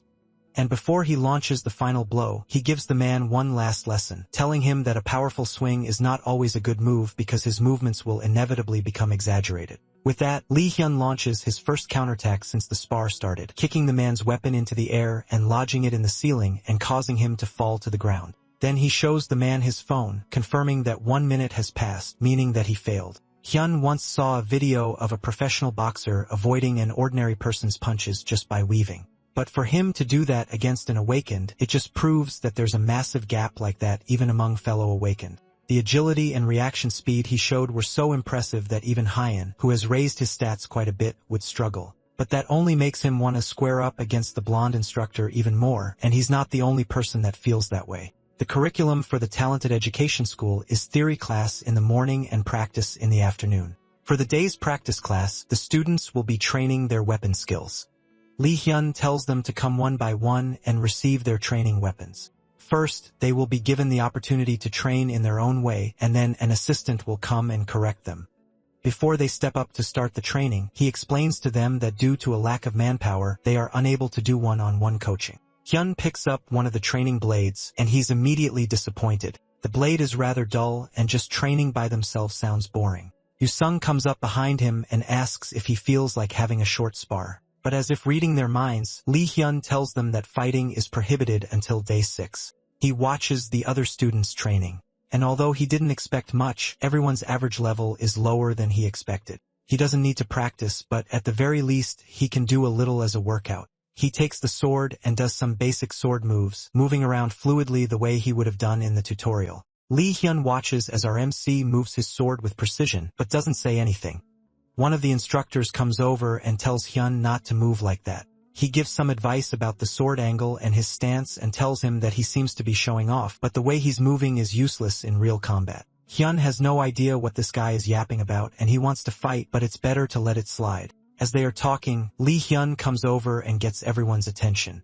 Once everyone's focus is directed at him, he tells the class that Hyun and the instructor that was just correcting him will give a quick fighting demonstration. Lee Hyun tells the assistant instructor to fight Hyun in the way he just advised him to, while our MC will continue to fight as usual, and the both of them will aim for each other's swords. The two step up to fight each other, and Hyun is beyond excited as Lee Hyun begins a countdown to start. Their swords clash, and immediately the difference in their strength is clear. With Hyun's technique that has been refined over countless deaths and revivals, he's able to completely overpower the instructor, pushing him down to the ground and causing his sword to land limply behind him. With this brief learning opportunity, Lee Hyun explains to the other students that the weapon skills that they are currently training are to prepare them for real combat, but it's also to train their body's ability to react to attacks immediately. Hyun doesn't understand a single thing about what just happened, but he's just happy that he's getting praised and he got to fight an instructor. The teacher goes to help the fallen instructor back to his feet and also apologize for putting him in that kind of situation. The other man doesn't take it too personally, and he's not offended by it. Lee Hyun still apologizes anyway, but tells him that the reason he did this is because he needed to confirm something. Over the next few days, things pretty much go the same way for Hyun. To keep track of things and not lose his sanity, he starts keeping a training diary. On the first day, he writes about the events with the buff guy that destroyed his arm, and has his introduction to the weirdo Yoo-sung.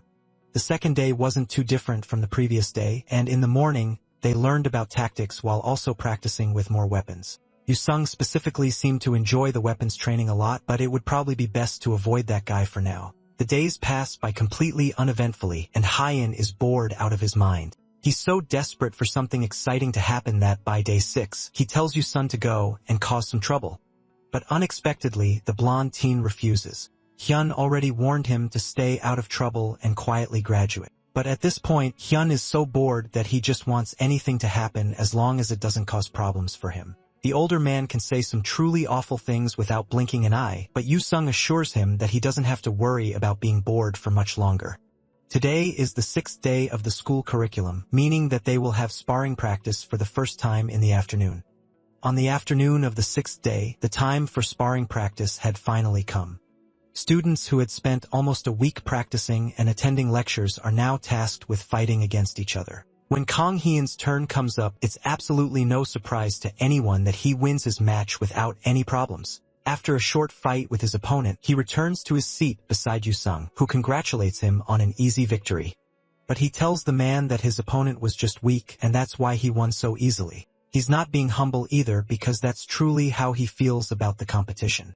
Watching them fight is like watching children play, and overall, the skill level of the talents isn't that high at all. He doesn't know about certified talents, but regular people are probably very low level. They said that sparring practice will continue till the 8th day, so he will have to go through 2 more boring matches before the end. The 2 people on stage are nearing the end of their fight, but something seems to go wrong. One of the fighters seems to panic and forget how to block a direct attack with his sword. The crowd watches in anticipation as the man prepares himself to get his head chopped off, but he opens his eyes to see the sword hovering just short of his face. Lee Hyun got there just in time to stop a terrible accident from happening, and he declares the end of the match and announces the winner, all while maintaining his calm expression. Hyun knows that the instructor is skilled, but if he has to fight anyone, he would rather fight Lee Hyun after seeing the way he moves and fights. The next pair is called out, and Yu-sung stands up to take his turn. He smiles deviously, and it catches Hyun's attention for a moment, but he doesn't say anything. Yu-sung promising him earlier that something entertaining would definitely happen momentarily flashes in his mind, and he wonders if the psycho will end up causing trouble. Despite the fact that he just asked the weirdo not too long ago to go and cause some trouble, now that trouble is brewing, he can't help but be worried. At least an instructor is there, so nothing too bad can happen, right? On the stage, Yu-sung steps up to fight a lady who seems to be a mage. Lee Hyun explains that the lady will not be using her training weapons because she's a mage, so she will need to use her personal weapon to make up for the spatial disadvantage. Yu-sung doesn't have a problem with this, but the instructor notices something odd. He's using a mace instead of the sword that he usually used during the actual training sessions. There's no rule against using more than one weapon, so it's not like using a mace is prohibited, but the instructor still finds it rather strange. Regardless, the 2 talents take their positions, and instructor Lee Hyun starts a countdown for the fight to start. At the count of 3, the mage wastes no time in firing some long-range spells at Yu-sung. The psycho easily uses his mace to bash through the crystal projectiles without breaking a sweat, and he smiles cockily while enjoying the thrill of the battle. Meanwhile, Hyun is thoroughly impressed because this is the first time he has seen someone actually using magic in the real world. That means people could also learn magic depending on how they clear the tutorial. He hasn't seen this mage throughout the time he has spent in the school, which means that they were most likely being trained separately. The woman starts to get anxious and charges up a powerful spell towards Yu-sung, who still hasn't moved an inch since this entire fight started. The crystal goes flying at her opponent, who takes a moment to glance at Lee Hyun. Then he winds the mace like a baseball bat and smashes it into the large crystal. But this time, instead of shattering it, he uses the mace to redirect the magic blast and change its direction. It goes flying straight towards the instructor, who has to take a moment to dodge it. But in that brief moment of distraction, Yu-sung is able to make a mad dash towards the girl and clobber her with his mace before she can make any attempts to stop him.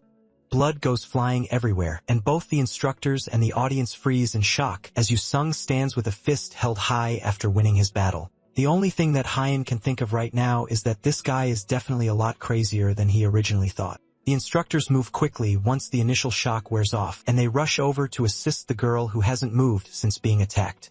One of the instructors calls 911 and informs them that there is someone with an open head fracture that needs immediate medical assistance. While all this chaos is happening, Yu-sung watches them try to revive the girl with a sadistic smile on his face. Lee Hyun immediately confronts the blood-soaked psycho and points his sword straight at the student's throat, demanding to know what in the world that little scene was. The blonde plays dumb, and the instructor has no choice but to call a forced break for the class, all except Yu-sung, who he orders to follow him.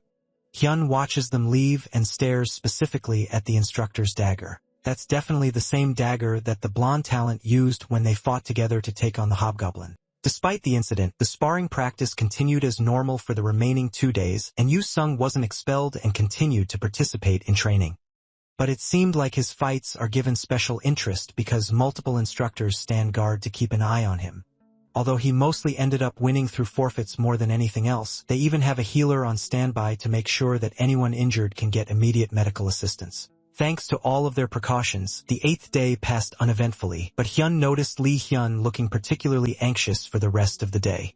Later that night, he heads over to Lee Hyun's office with an offer to have a match with real swords. The instructor, who is already stressed enough and stomped with work, calmly tells his student that not only is he not supposed to barge into an instructor's office unannounced like this, but this period of time is particularly exhausting for him to deal with. Hyun doesn't understand why he's so tired and asks the man if he isn't tired of playing this childish game. He can tell that the man is really itching for a fight, and just reading and filling out paperwork isn't his thing. On top of that, Hyun reminds Lee Hyun that the two of them have already met each other before, a fact that he is very sure the instructor should remember. That's enough to convince him to follow Hyun back to the training stage. Lee Hyun had some suspicions, but it's confirmed now that he has heard it from Hyun himself that they fought together during the dungeon break incident. It's a bit late considering how much time has passed, but the instructor thanks our MC for helping to prevent additional casualties. But beyond that, Hyun claimed that he stopped at stage 5, yet the sword that he's holding is a reward for clearing stage 6. Hyun lies and says that he found the sword on the ground, but even Lee Hyun comments that that is a pretty lazy excuse. That's fine by him, though, since it's clear that our MC has no intention of answering honestly no matter how much he's asked. Lee Hyun pulls out his dual daggers from his inventory and prepares for a harsh battle. Without wasting a second, he moves so fast that he seems to disappear and immediately appears behind Hyun. Just before his attack lands, Hyun turns and blocks the hit with his sword before the attack can land. The teacher thought that Hyun was all strength, but it turns out that he's quick on his feet too. Despite his large size, Hyun made sure to assign his stats evenly so that he wouldn't just be good at only one thing. He tells the instructor that there is no need to hold back since he has a healing skill, and Lee Hyun happily takes him up on that offer. In a second, he flies off again, coming down for multiple consecutive super speed attacks, which Hyun skillfully manages to block and parry. Lee Hyun, who is going at near full strength at this point, can't believe that Hyun is actually managing to withstand all this. Hyun, on the other hand, is slowly going mad with bloodlust. His healing skill is just as good as he suggested, so Lee Hyun decides to go a little bit rougher. He readjusts his sword and rushes over to Hyun at a different angle. This attack is completely unavoidable and should be just good enough to create an opening. Except this is exactly what Hyun was looking for. He brings up an arm and takes the dagger head on. It seems like it's stuck between his bones, keeping it firmly lodged in place. With nowhere to run, Hyun pulls Lee Hyun closer and smashes his large head into the instructor's face, knocking him backwards and immediately beating him. Later on, after treating the heavy hit to his head with a cold ice pack, Lee Hyun and our MC sit down to enjoy a drink together and talk about the fight. They both acknowledge each other's strength, but Hyun decides to be honest and call this match a draw. They were not supposed to use skills during the spar, but Hyun ended up using his. Since that's the case, Lee Hyun decides that they should call it a win for him, and Hyun tries to argue that passive skills can't be helped. Once they are done drinking, Lee Hyun gets up and thanks Hyun for allowing him to distress with this sparring session. Now he can head in and get a good night's sleep with less worries to think about. They are definitely going to need the rest too, since the next day is set to be a practice dungeon raid. Meanwhile, a cloaked figure approaches the doors of the dungeon that they are meant to take the next day.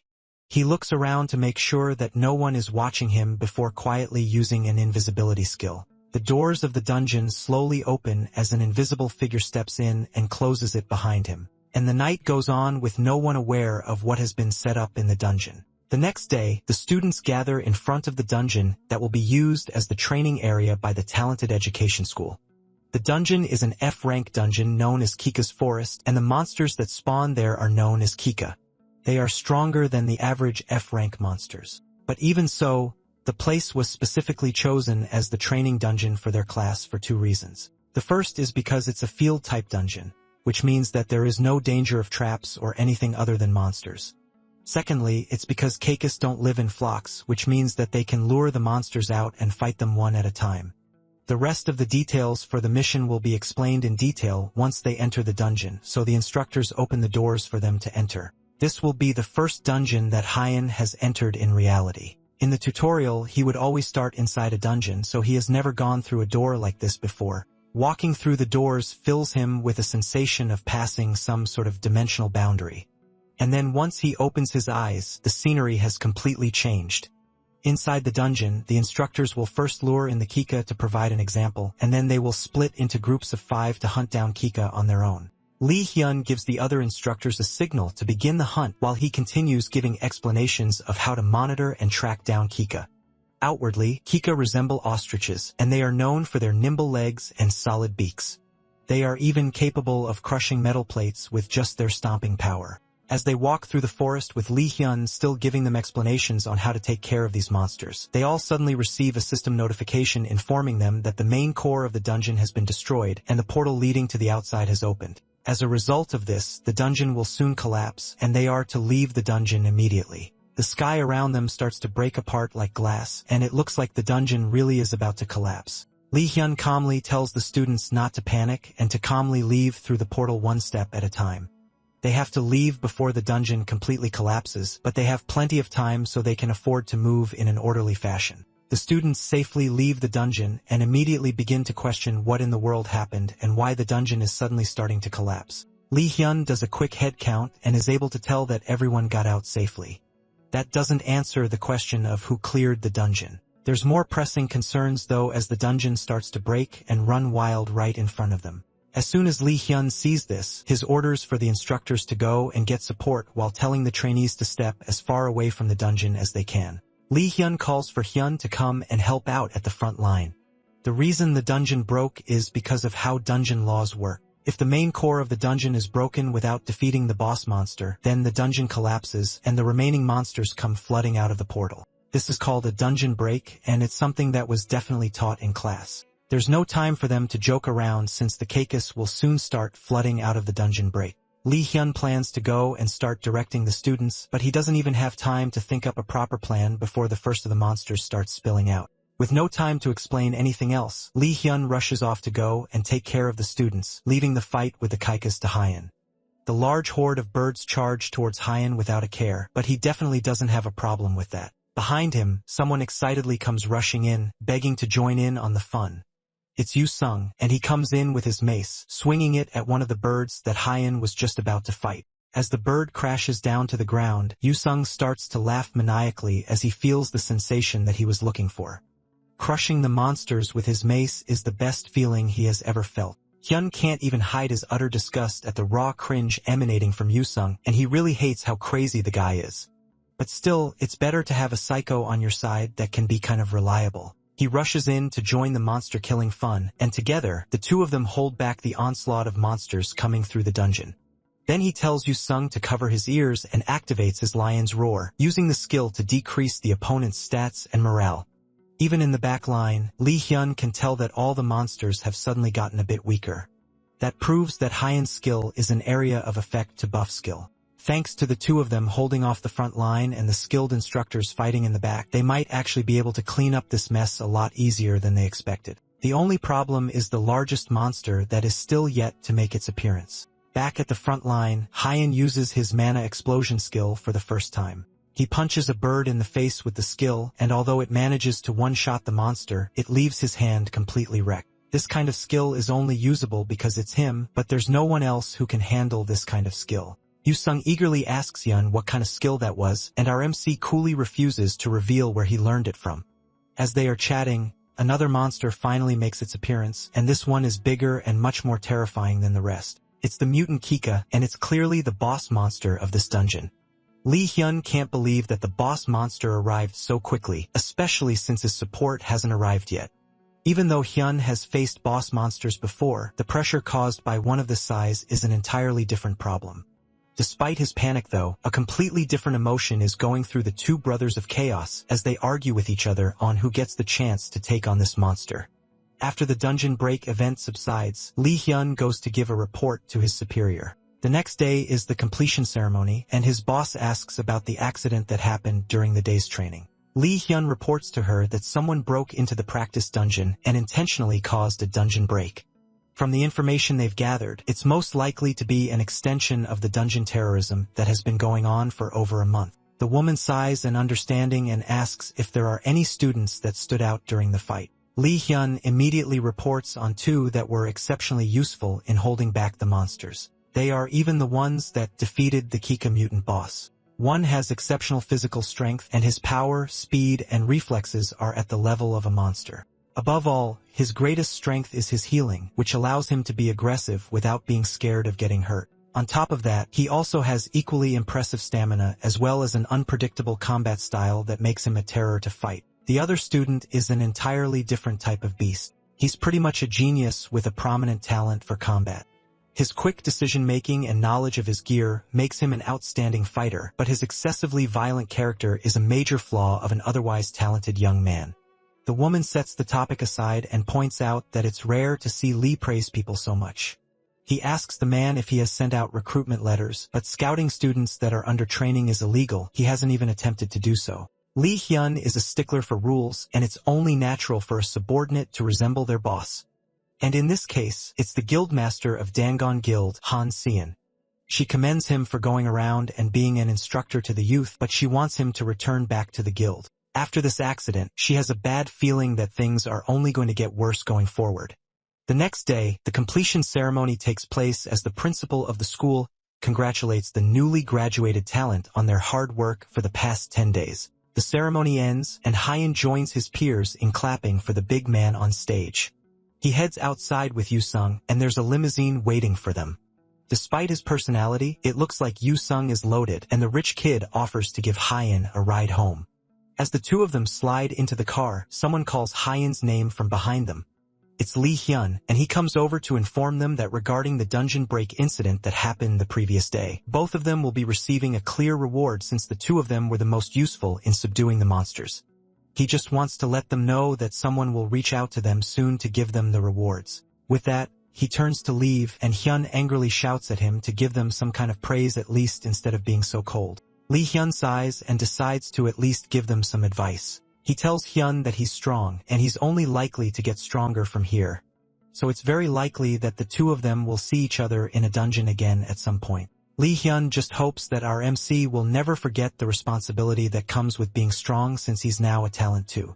As soon as he gets home, he proudly goes over to brag to Ah-hyun about his growing potential and how amazing he has become due to being a talent. She barely pays him any mind and idly tells him that he's so great while using her phone. Haeon tells her that this is the last day that she's allowed to be like that. Starting from tomorrow, he will also be going around dungeons, and that means that he will be making money.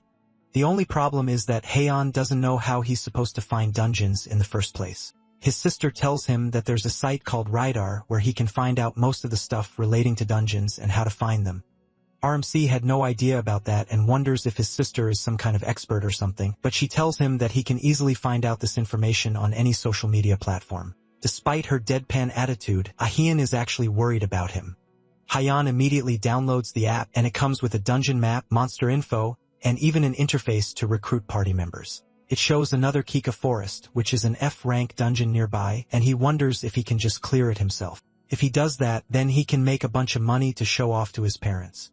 And that's what he does for the next 1 month, dedicating all his time and energy to working as an independent talent and clearing all the dungeons he can find. They say the lowest ranked dungeons have a clear reward of $20,000, and new energy sources like the Mana Stone are also attracting attention. Those Mana Stones, as well as items dropped by monsters, are a bit of extra money that wouldn't be too easy to obtain. In a small apartment somewhere in Korea, a man asks his wife if they have heard from their son, Hyun, lately. The last time they spoke to him, he said that he got a degree in something during the last month. His wife calmly tells him that Hyun sent him $10,000 in pocket money recently, and it also looks like he bought a used car as well.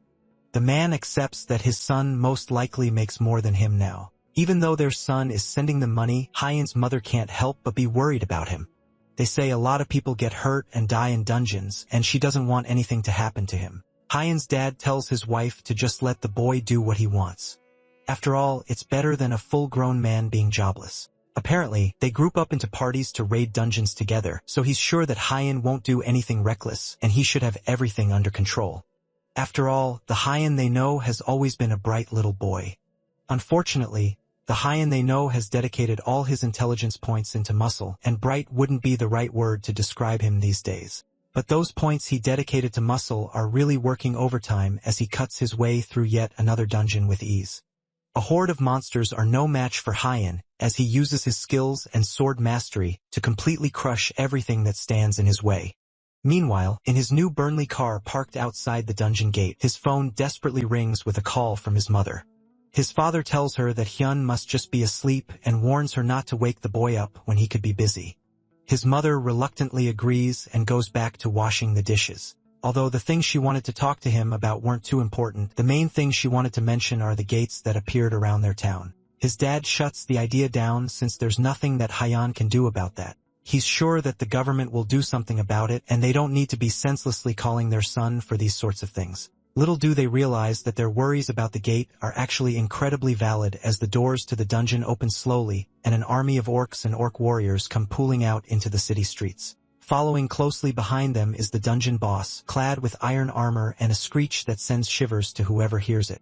By the next morning, the central core of the dungeon Hyan was just raiding is finally removed and he exits through the exit portal. He manages to clear the dungeon in one day and wonders where he should go next. Maybe an E-rank dungeon, although even he thinks that it would be a stretch for him to take on that kind of dungeon solo. He starts to think that maybe it's better to be careful, especially since he hasn't confirmed whether his resurrection ability works in real life yet. For now, he'll just go home and get some rest and then make plans to eat beef with his sister the next day. As he opens his car and picks up his phone, he sees 36 missed calls from his sister, Ayun. She calls him back immediately and asks what happened to make her call him so much, and he's immediately greeted by a raspy voice. She calms herself down and tells him that they are in a lot of trouble. Their mom and dad are in danger. Hyan listens carefully to what she's saying, but he's not paying attention, and a wave of anxiety and anger fills him as he thinks about his parents' safety. The news reports on the dungeon break incident happening in Hangray country where their parents are. In response to what is going on there, the government has announced that they are doing everything they can to quickly resolve the situation. The Ministry of National Defense is working with civilian talent organizations to try and blockade the Hangar Ed country area to prevent further casualties. There are also growing concerns regarding the residents that have been isolated within the cordoned-off area. As the news broadcast plays in the background, Hyan laces up his shoes and prepares to leave. His sister worriedly watches him as he prepares to leave. Not only is her brother going to a very dangerous place, but he's also going in alone. He tells her not to worry though and assures her that Kang Hyan, the tutorial graduate, will be alright, so all she has to do is stay there and wait for him. She still tells him not to get carried away or try to show off as he gets up to leave and hurries to save their parents. As soon as he leaves the apartment, the excited and confident Hyan is replaced by a man with an uncharacteristically calm seriousness as he gets in his car and prepares to go. He reaches the Hangray country border, and he's immediately stopped by 2 soldiers who are guarding the perimeter. He's told that he can't go any further and that he should turn back, but in return, he flashes his talent ID card in hopes that they will let him through once they see that. But even though he's a talent, he's still just an individual without a party, and they don't want to let him charge into this dangerous situation by himself. However, as they are trying to turn him back, their superior informs them from their truck that they should let him through. All talents are allowed in, so he can enter without restrictions. However, they won't be responsible for whatever happens to him afterwards, so they tell him to be careful as he goes in. Hyan salutes the guy and tells them that he understands the risks before driving in.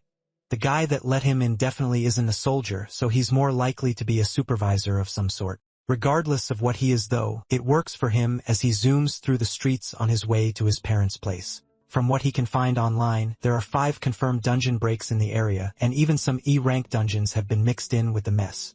He just needs his parents to hold on till he gets there. But the question is if he will make it in time.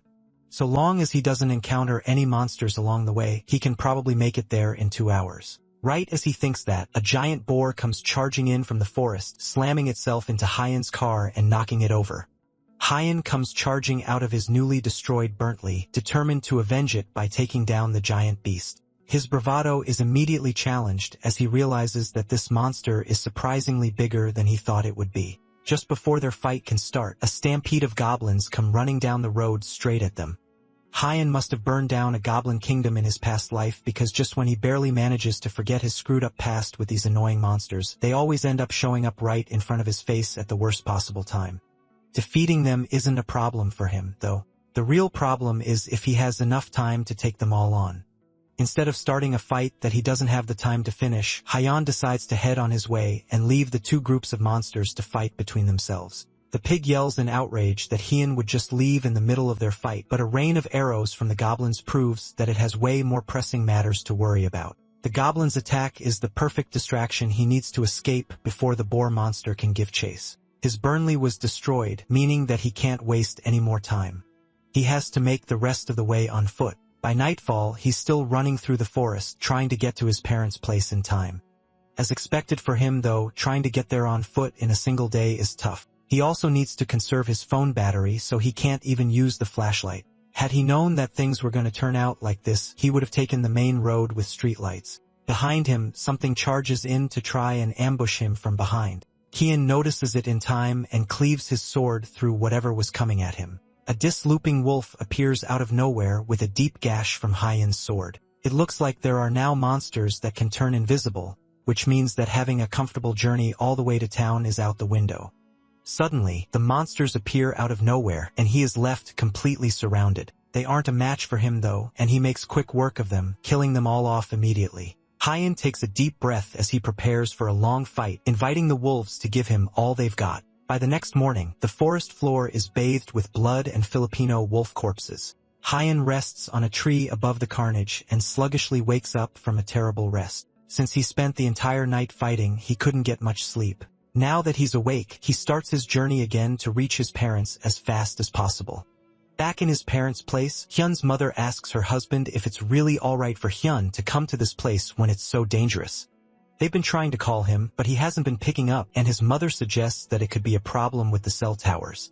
His dad once said that things will be alright, but now he's starting to have doubts. Orcs have appeared in the city, and he thought that they could be easily handled given their level since the news said that they came from F-rank dungeons. However, the real problem is if Hyan can defeat the monster that just appeared and wiped out all the monsters, little do they know that the monster that they are most terrified of is actually their own son. Hyan laughs like a maniac as he kills the monsters with ease. After all, he's someone that roams F-rank dungeons alone, so defeating 15 orcs at a time is a breeze for him. But before he can catch his breath, there's already more of them approaching from behind him, except these aren't ordinary orcs. These are orc warriors, which are usually boss monsters, but there are a lot of them. It looks like this was actually an E-rank dungeon and not an F-rank, which makes this several times harder to take care of. He screams out to his parents that he is here to rescue them, so they need to not make any noise and stay where they are. From the voice, they can tell that the monster on the ground fighting the orcs is actually Hyan. He's completely unrecognizable, and they wonder what in the world happened over the past few months. Hyan rushes in to take on the orc warriors, and his sword clashes with the closest one as the rest of them fall in. He's able to use his mana explosion to quickly take care of one of them, which shocks the rest for a moment as they stare at their fallen comrade. Another one comes in to try and surprise attack Hyan, and he uses his hand to block it, immediately suffering from a fracture, but he ignores it, using his mana explosion again to make quick work of the second monster. Then he uses the body of the second to take out the third. Once the last one is on the ground, he puts his fist in the monster's mouth and uses mana explosion to kill it quickly. Blood splatters everywhere as Hyan struggles to catch his breath after the hard fight. But in the time it took him to kill these few monsters, he has already been surrounded by more orcs and orc warriors.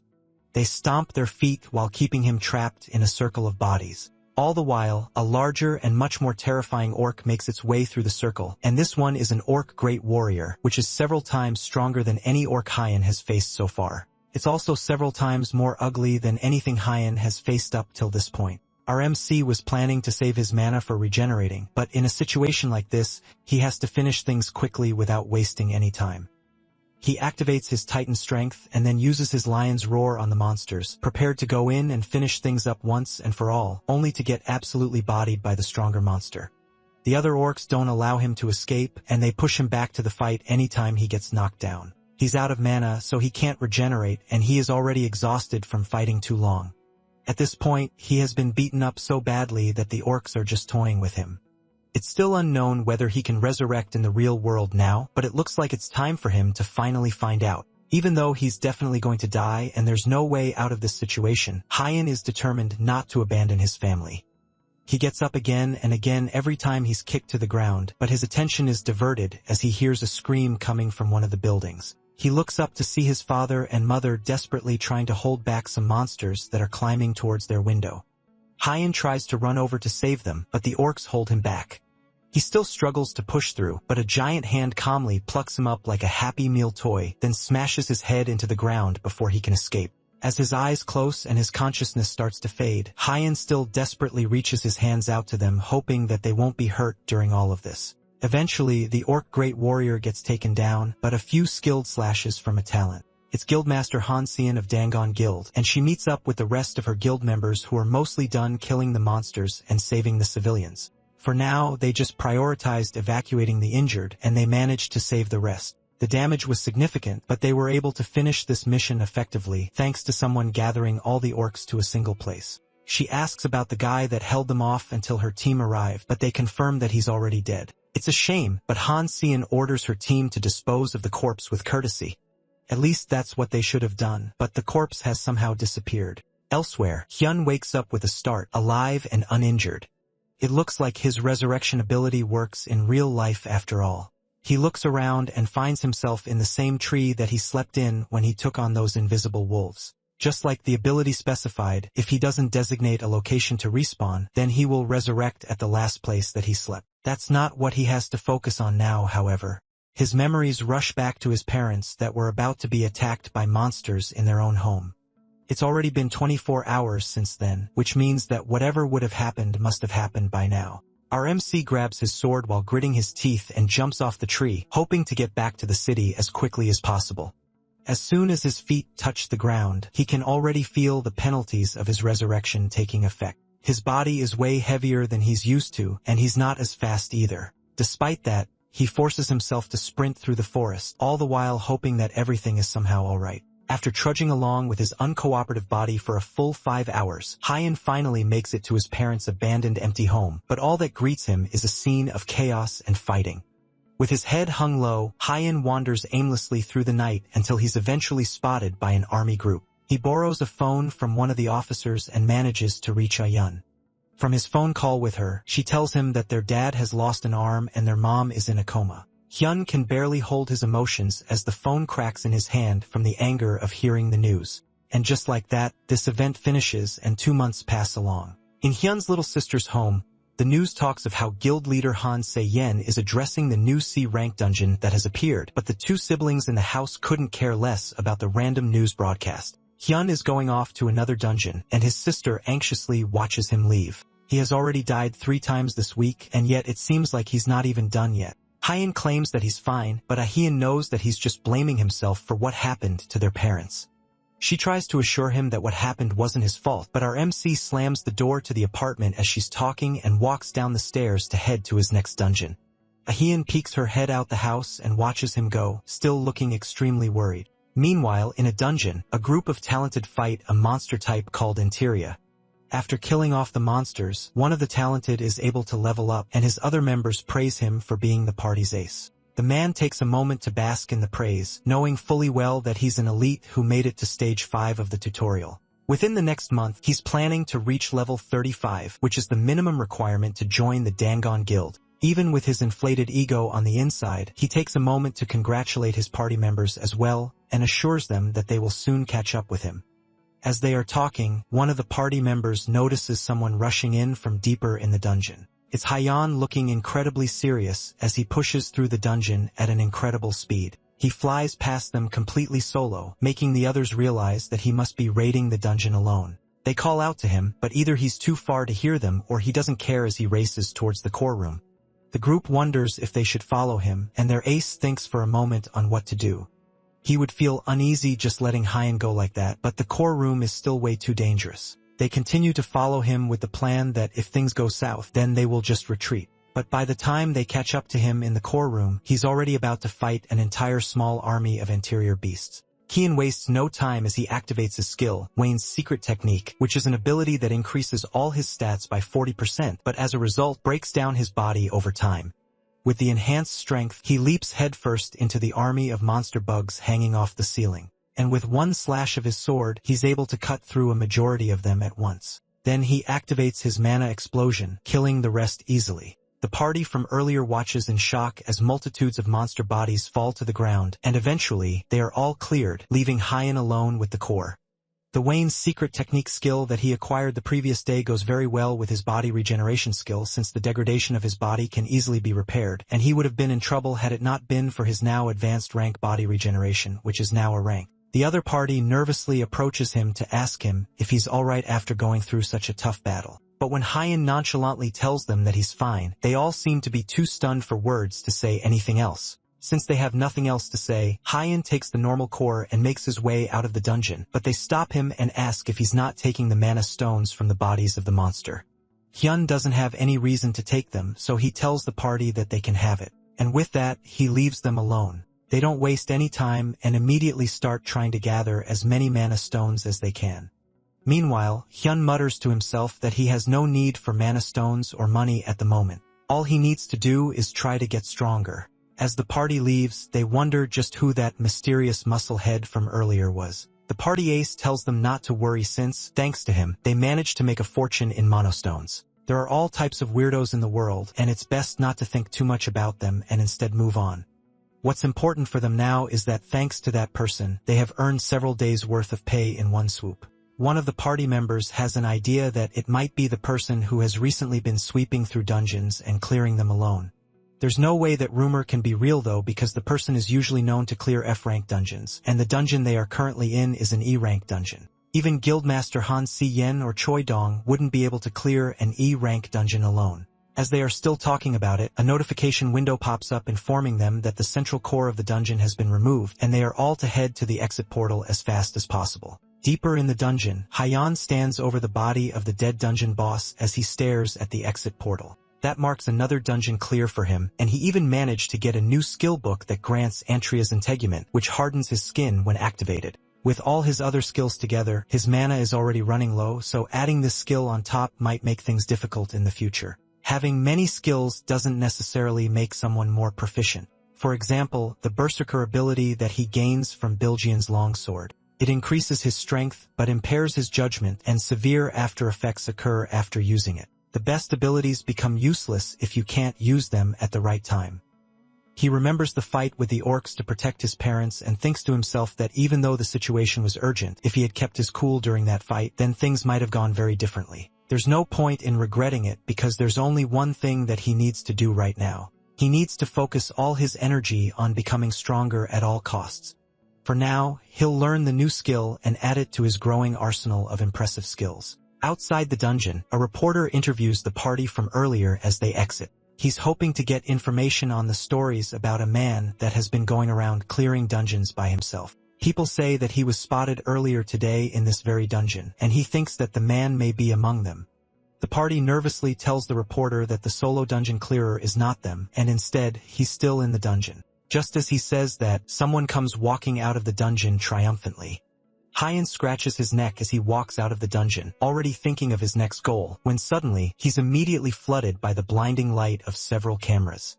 Multiple news reporters scream over each other, trying to get Hyan to look their way and give an exclusive report. At the same time, multiple recruiters stretch out their cards towards him in hopes of getting him to join their guild. It's chaos and pandemonium, and our MC brushes past them easily, telling them directly that he is not interested in them or the rumors about him. As he makes his way through the crowd, he bumps into one of the reporters, and the man angrily asks Hyun what he thinks he's doing. Immediately, Hyun turns around with a look of rage on his face and dares the man to do something if they really bumped into each other. The reporter is left completely unable to talk as Hyun stares him down, and he's only able to mutter a brief apology as our MC grunts and walks away from the mass.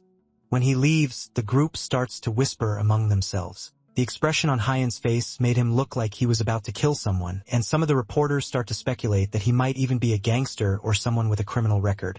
Hyan makes it to the parking lot and uses his key to find his car, Buntley number 2. He's still grumbling about how the annoying reporters wasted his time when someone calls his name from behind. It's a man dressed sharply in a nice suit, and Hyan immediately demands to know who this person is. The man calmly tells him not to be so wary since he is here to help our MC out after all. With that, he hands Hyan a card showing that he's a talented association member named Sun Yoon-ho. The talented association has been keeping their eyes on him for some time, and Sun Yoon-ho came over to personally promise Hyan that if he chooses them, then they will use all the resources they have to aid him. Then he tells our MC that he doesn't have to give an answer right away, and instead they would be thankful if he gives them a call at any point. With that, the man bows his head and leaves Hyan to continue his business. Hyan watches the man leave while staring down at the card. The Talented Association is definitely a group that Hyan has heard of before. The Talented Association was the first guild founded to promote the rights of talents. Unlike other guilds who focused on making profits, the Talented Association put their talents above everything else. Hyun wasn't aware that they recruited people like this, but it's not a bad change of pace from people shoving cards in his face. They also said that he doesn't have to contact them immediately, so he has time to make a decision. As he's eating his noodles in peace, a little girl walking by asks her mother if our poor misunderstood MC is a monster, only to get shushed by her anxious mother. After Hyun finishes his meal, he takes a moment to think over what his next plan should be. Right now, his biggest problem is mana. His mana is being spent almost entirely on Wayne's secret technique and body regeneration. That's why he's always so low.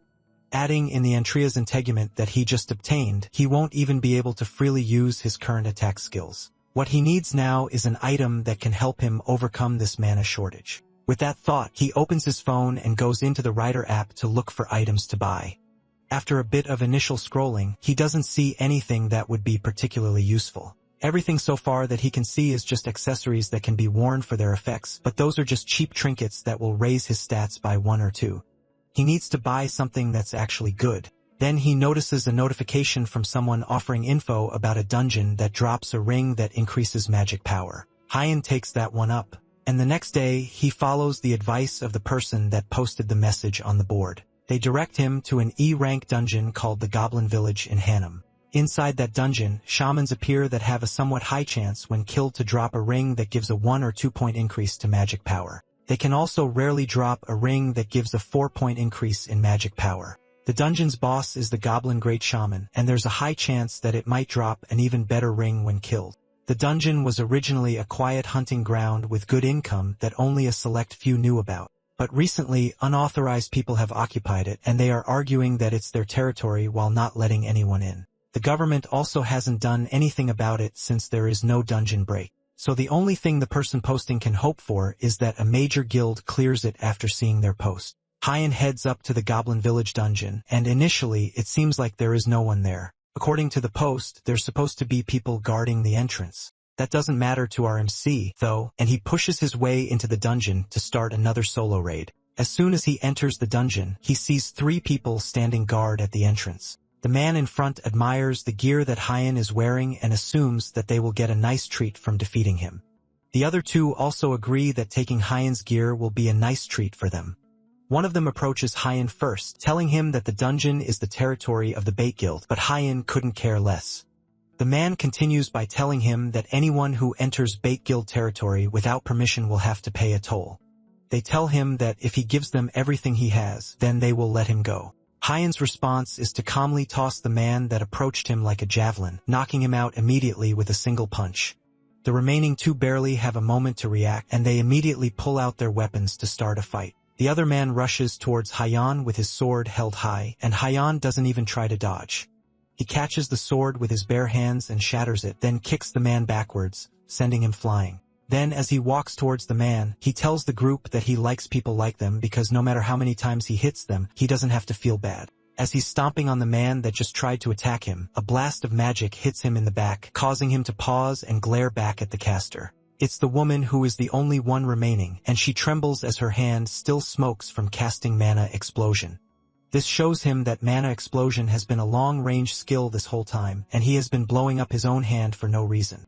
Hyun thanks the woman for teaching him something new and tells her in exchange he will teach her something as well. Most people would let the girl go, but our main character is a figure that promotes gender equality. He grabs her hand with his and shows her how he has been using Mana Explosion for himself. Then his hand glows a pale blue and blows up, sending the woman tumbling to the ground in pain. This group is just filled with a bunch of nobodies who try to prey on the weak. As he's dealing with this initial group, another set of nobodies comes storming out of the forest, most likely drawn in by the sounds of fighting and screaming. They don't look too happy about the fact that Hyun has spent the last 5 minutes crippling their fellow party members, and the leader among them reaches into his inventory to pull out his weapon. He tells Hyun to give up on returning home alive as his sword glows with bright energy, and the other party members around him also prepare for a fight. Meanwhile, this is fantastic news for Hyun. After all, he needed someone to guide him through the forest anyways. For one of the Bait Guild members, the tutorial completely changed his life. With the appearance of dungeons came an environment where power alone decides your rank. Violence and money are all things that can be leveraged if your rank is high enough. And for this lone background character who was just another cog in society's machine just a year prior, thanks to the appearance of this new system, he can now live a plentiful life. On top of that, he became the executive in a big guild like the Bait Guild. With all these things by his side, he's sure that inside of dungeons, he has nothing to be afraid of. But as the roaring fist of our main character makes its way to his face, a man who was once untouchable realizes that there are still a lot of things to be afraid of. In a matter of seconds after declaring that our MC would not be making it out of the dungeon alive, he and all his fellow party members are on the ground in pools of blood, and he has no idea what in the world just happened. Somehow, they all lost to a single unarmed man. Hyan, who had just finished wiping the floor with all these criminals, pulls out the knife they managed to stab into his stomach and points it at them. He gives them all 5 seconds to gather in front of him before he starts dishing out punishments. It's time for him to select his faithful guide that will take him through this journey.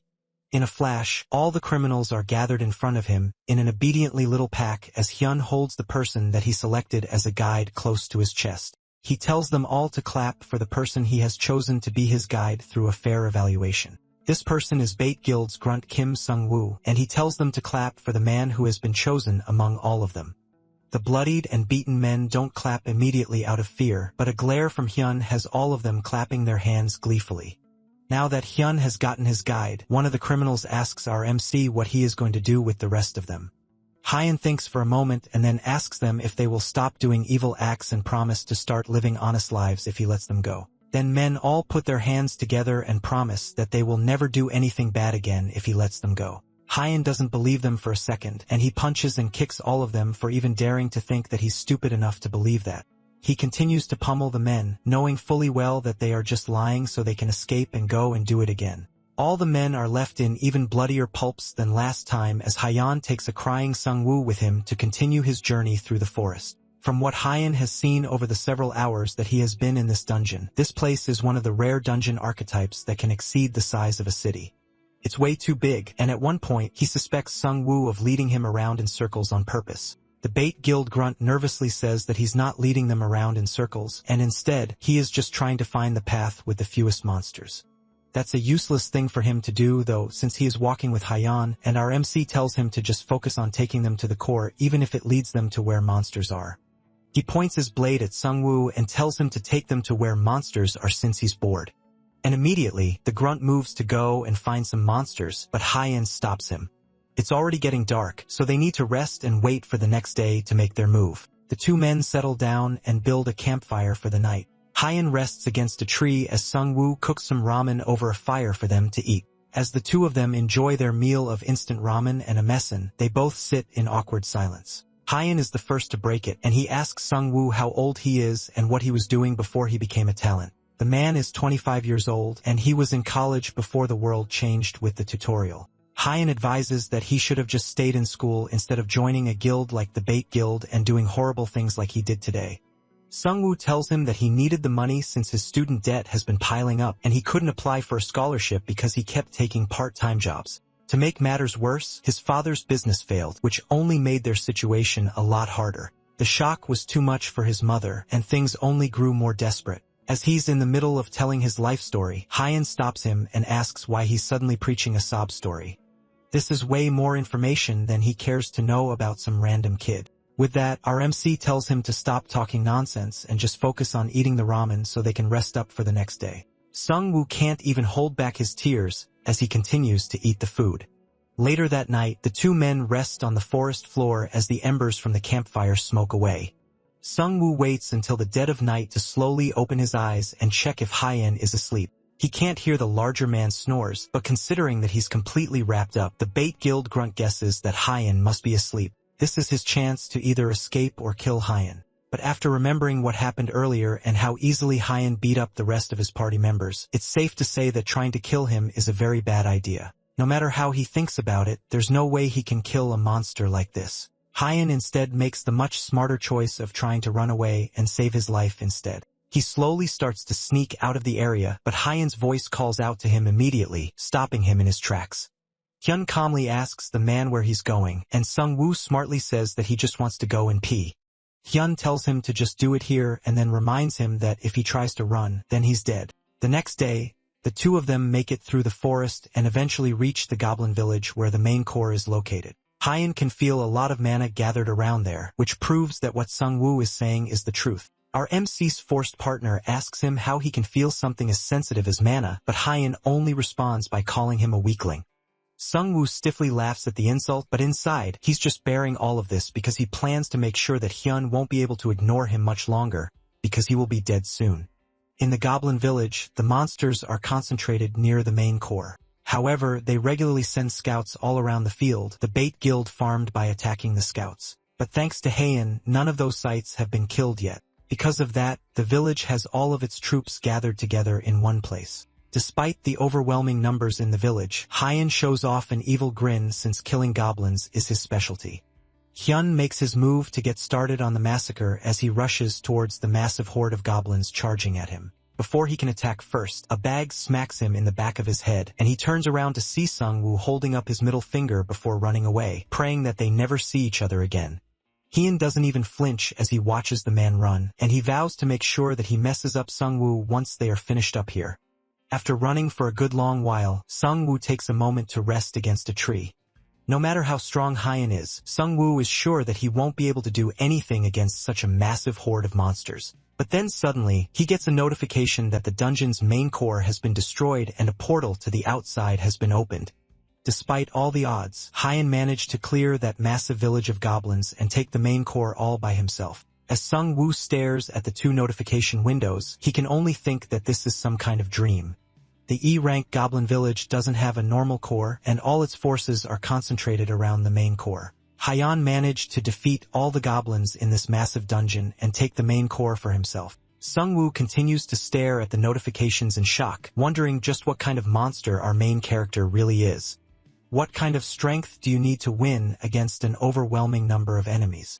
Is it the firepower to wipe everything out, or is it great strength and endurance? Although those things are part of Hyan's strength, it doesn't really match the way he fights. What's most important isn't any of those, but instead, its overwhelming defense and decisiveness in the face of waves of enemies. If he was able to endure their attacks and take the most optimal path to the commander, then it's not impossible that Hyan could have won on his own. That's a dangerous tactic that could lead to failure if there is even the slightest hesitation. But for a madman like Hyan, it's not impossible. Sung-woo thought he was just stupidly good at fighting, but it looks like he has ended up offending a true boss monster. He must be some sort of exceptional strategist, and now Sung-woo is absolutely terrified. Meanwhile, Hyan, after defeating the Great Goblin Shaman, receives the boss monster's magic stone as well as a D+ rank ring, which grants an additional 4 magic power as well as 10% mana regeneration speed. With that, Hyun has achieved his goal, and now it's time to take on his next mission of messing up his dear Sung-woo.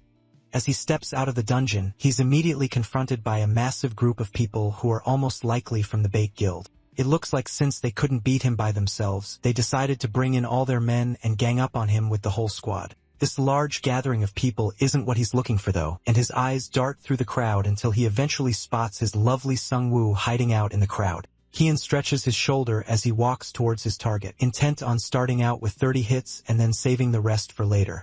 Before he can move in to attack though, someone cuts him off, claiming that this whole thing must be a misunderstanding. He turns to see a man dressed in a fine suit approaching him calmly. He tells Hyun that they are not here to fight him, and instead, they just want to talk. The man introduces himself as Young Yui Yoon from the Bait Guild and asks to know Hyun's name. Our MC immediately denies the request and leaves Yui Yun's hand hanging. He isn't interested in pleasantries and tells the man to stop beating around the bust and get to the point before he gets really pissed off. Yui Yoon reluctantly folds his hands and decides to be more direct with his offer. He tells Hyan that he officially has an invitation to join the Bait Guild. If he joins, he will receive fame, and anything else he needs throughout his career as a talented. They will even give him the position of an executive. Yui Hyun wants to recruit this powerful talented who's not yet publicly known. If they can get him as a figurehead, then the Bait Guild will grow to become one of the most significant guilds in the world. Hyun listens to their request and then flat out denies it. Yui Hyun didn't expect him to accept the offer immediately anyways and offers him a golden business card and hopes that our MC will take his time to think about the offer. Hyan looks it over for a moment and then cleanly rips it in half right in front of them. The big guy's personality may be trashy, but even he isn't bad enough to move around with scumbags like the Bait Clan. Yui Hyun stares at the blatant refusal in shock, and his mouth twists into an angry grin. But as soon as Hyun sees that, he rushes in close with a manic grin of his own and asks if he wants to fight. Hyun nervously declines the option to fight it out, saying that he simply wanted them to speed properly for now, and offers another chance for them to discuss again given the opportunity. Hyun pushes past him and spits at the offer of even having another chance to talk it out. And with that, he starts to make his way through the crowd of Bait Guild members. With no one left to take out his anger on, Hyun approaches the person that brought them into this mess in the first place, Sung-woo. As Hyun walks home, he thinks back to the fact that he was almost messed up there for a second. There had to have been at least 300 of them gathered there, and he was low on mana. If they actually ended up fighting him, then he would definitely have died. And in all the chaos, he forgot to beat up Sung-woo, all because of the Bait Guild master, Young Yu-yoon.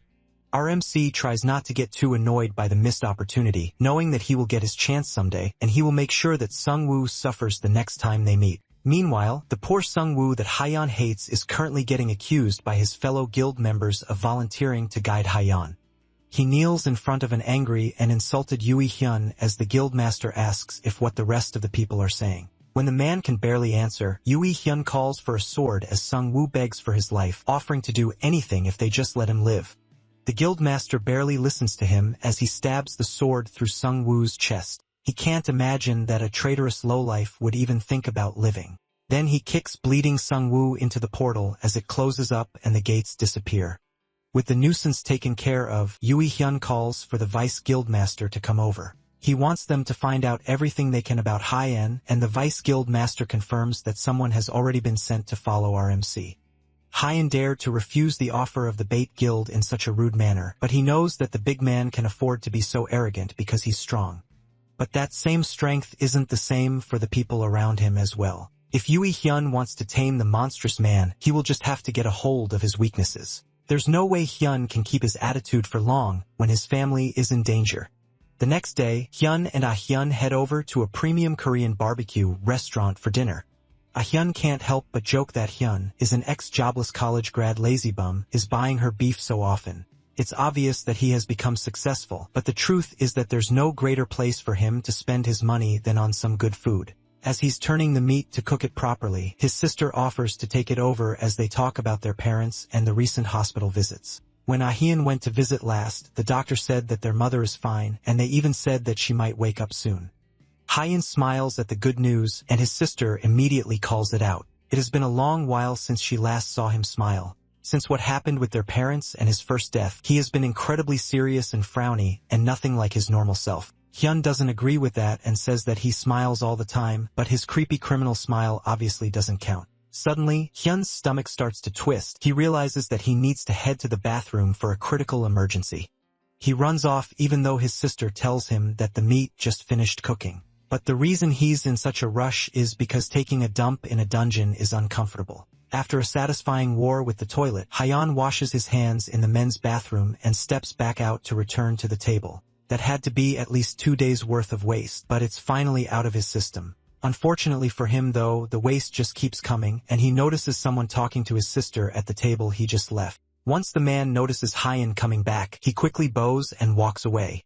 Hyun smirks annoyingly and asks his sister if someone came over to flirt with her, but she's just as confused as he is and asks if he doesn't know the person. The man gave her a paper to give to him before he left, but Hyun definitely doesn't know who that person is. If they really know each other, then he wouldn't have left after seeing our MC. He would have at least said hello or something. But then the reason for everything immediately clicks as Hyun opens the paper and reads the message inside. It's a simple greeting from the Bait Guild's guildmaster, Young Hyun. The siblings head home despite the ominous letter. And as soon as they return to the apartment, Ah-hyun complains that she should have gone to the convenience store on the way back. She asks Hyun if he wants another bear, and when he refuses, she sighs and decides to go and buy a drink for herself. Hyun tells her to go back inside so he can get it for her, and she's initially surprised by his sudden hospitality, but doesn't argue to a free beer. As he walks out of the convenience store with a newly purchased can of beer, Hyun silently wonders what the people of the Bait Guild are scheming. They have really tasteless methods of achieving things if they dare to approach his family. Hyun filters through his options, wondering if he should stop going to dungeons for a while and stay home, but there's no guarantee that will be enough. Ah-hyun also goes to work, among other things, but there's no guarantee that they will even do anything yet. As he's walking through the streets with his thoughts, his phone rings. It's a call from his dad, and he picks it up immediately once he sees it. The older man first asks Hyun if he's home before dropping the news that their mom has finally woken up. Hyun starts bombarding him with questions asking how she is and if she'll be alright. But for now, all they can do is wait and see. The doctor said she'll be alright, which is a huge relief for our MC. But the relief immediately fades away when his father informs him that someone claiming to be a friend visited them earlier. Hyun has no friend that would be close enough to visit his parents, and he can't think of anyone. Then his father reveals that this friend is someone called Young Yui Hyun, and he asks Hyun's father to pass along a greeting. His father asks Hyun if they are from the same neighborhood since the older man can't remember ever seeing the intruder before. All the while, Hyun stays silent as he slowly starts burning with rage from the inside. The next day, An Young, the woman from the talented education school that cried at the mere sight of our MC's handsome face, heads over to work and spots one of her co-workers also making her way to work. She's a little later than usual, and she admits that it's because she slept in a little. Both of them stop when they hear someone greet them from the side. It's a talented named Shin Sung-ah, and she brought them some coffee to start the day. They tell her that she really didn't have to go out of her way to do that, but accept the coffee anyway. She tells them that they don't have to thank her since she's doing this for them because she wants to. With that, she bows and leaves them alone to continue their conversation. They start to wonder why she always wears armor. She's a little eccentric, but they know that she's a good person.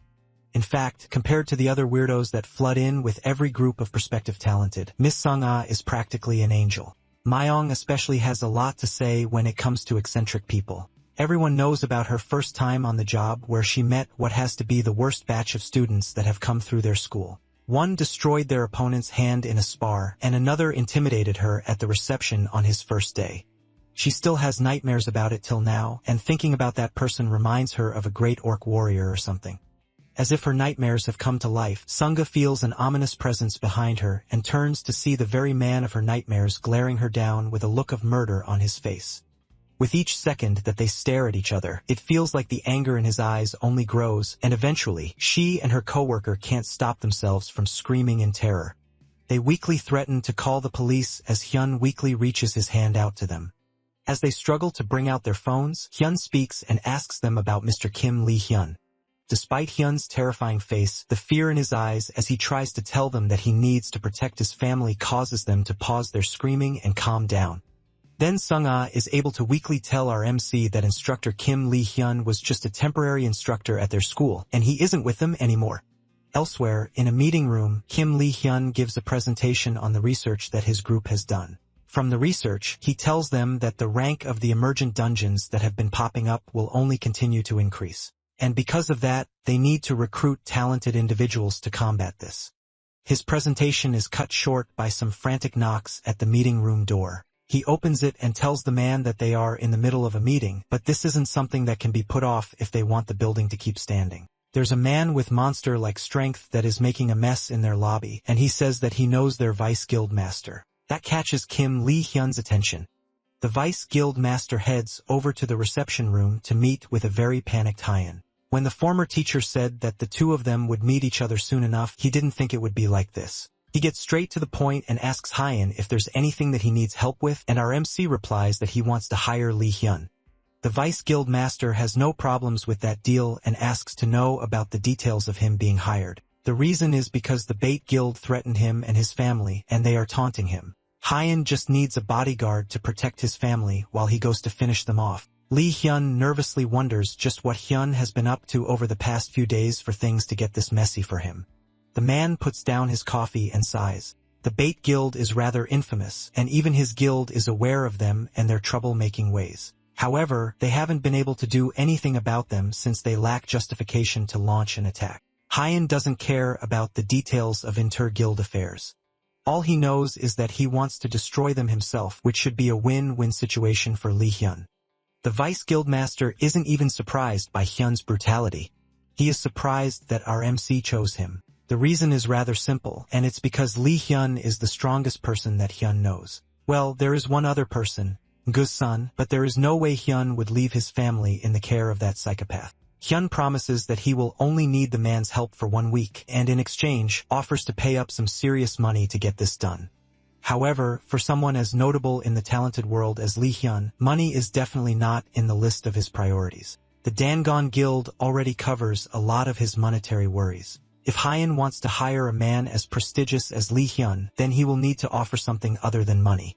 Hyun thinks for a moment and wonders if Hyun is after his body for some reason. The absurd idea of that is almost enough to end the negotiations right there. Lee Hyun smartly realizes that he will go insane if this conversation continues and decides to drop his offer first. He offers that if this job finishes without any problems, then he would like Hyun to meet with the Dangon Guild Master. Hyun will still have to provide some monetary payment, but if he agrees to this condition, then the entire Dangon Guild will help him with his issues. The answer to that offer is a no-brainer for Hyun, and in an instant the Dangon Guild provides all the support that Hyun needs. They place 5 bodyguards in his mother's hospital ward and 5 more in the company where his sister works. That's rather generous of them, but in situations like this, it's better to be safe than sorry. The real problem child here is Hyun and his plan to dart into a guild as large as the Bait Guild to cause chaos. Hyun isn't worried at all and even points out that the Bait Guild doesn't seem as large as Lee Hyun's guild, but the Vice Guild Master reminds him that a guild isn't determined by the size of their office.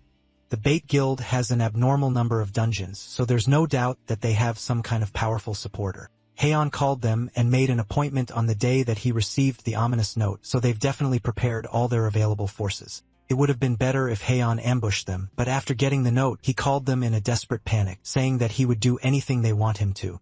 He had no choice back then, especially since his family came first. But thanks to that, he managed to buy himself some time to meet with Lee Hyun. Now that they are done talking, Hyun hands Lee Hyun his wallet and instructs the confused man to park the car at his place.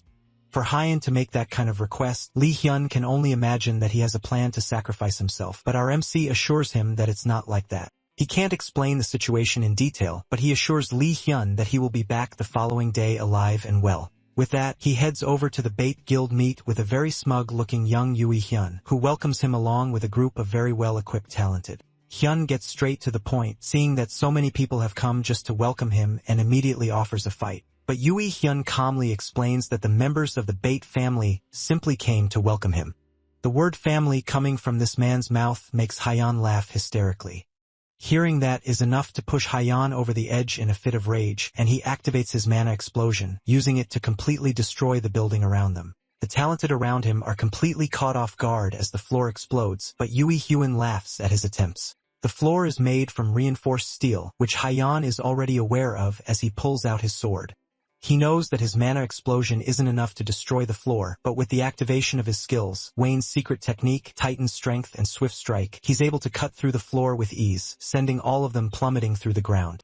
Hyun pushes himself through the debris and appreciates the effects of one of his new skills, Antria's integument, which hardens his body. Behind him, Yui Hyun casually drops down into the room to meet with the man that just destroyed his office. He advises Hyun to be rational, still not giving up on the hope that they can be allies and not enemies.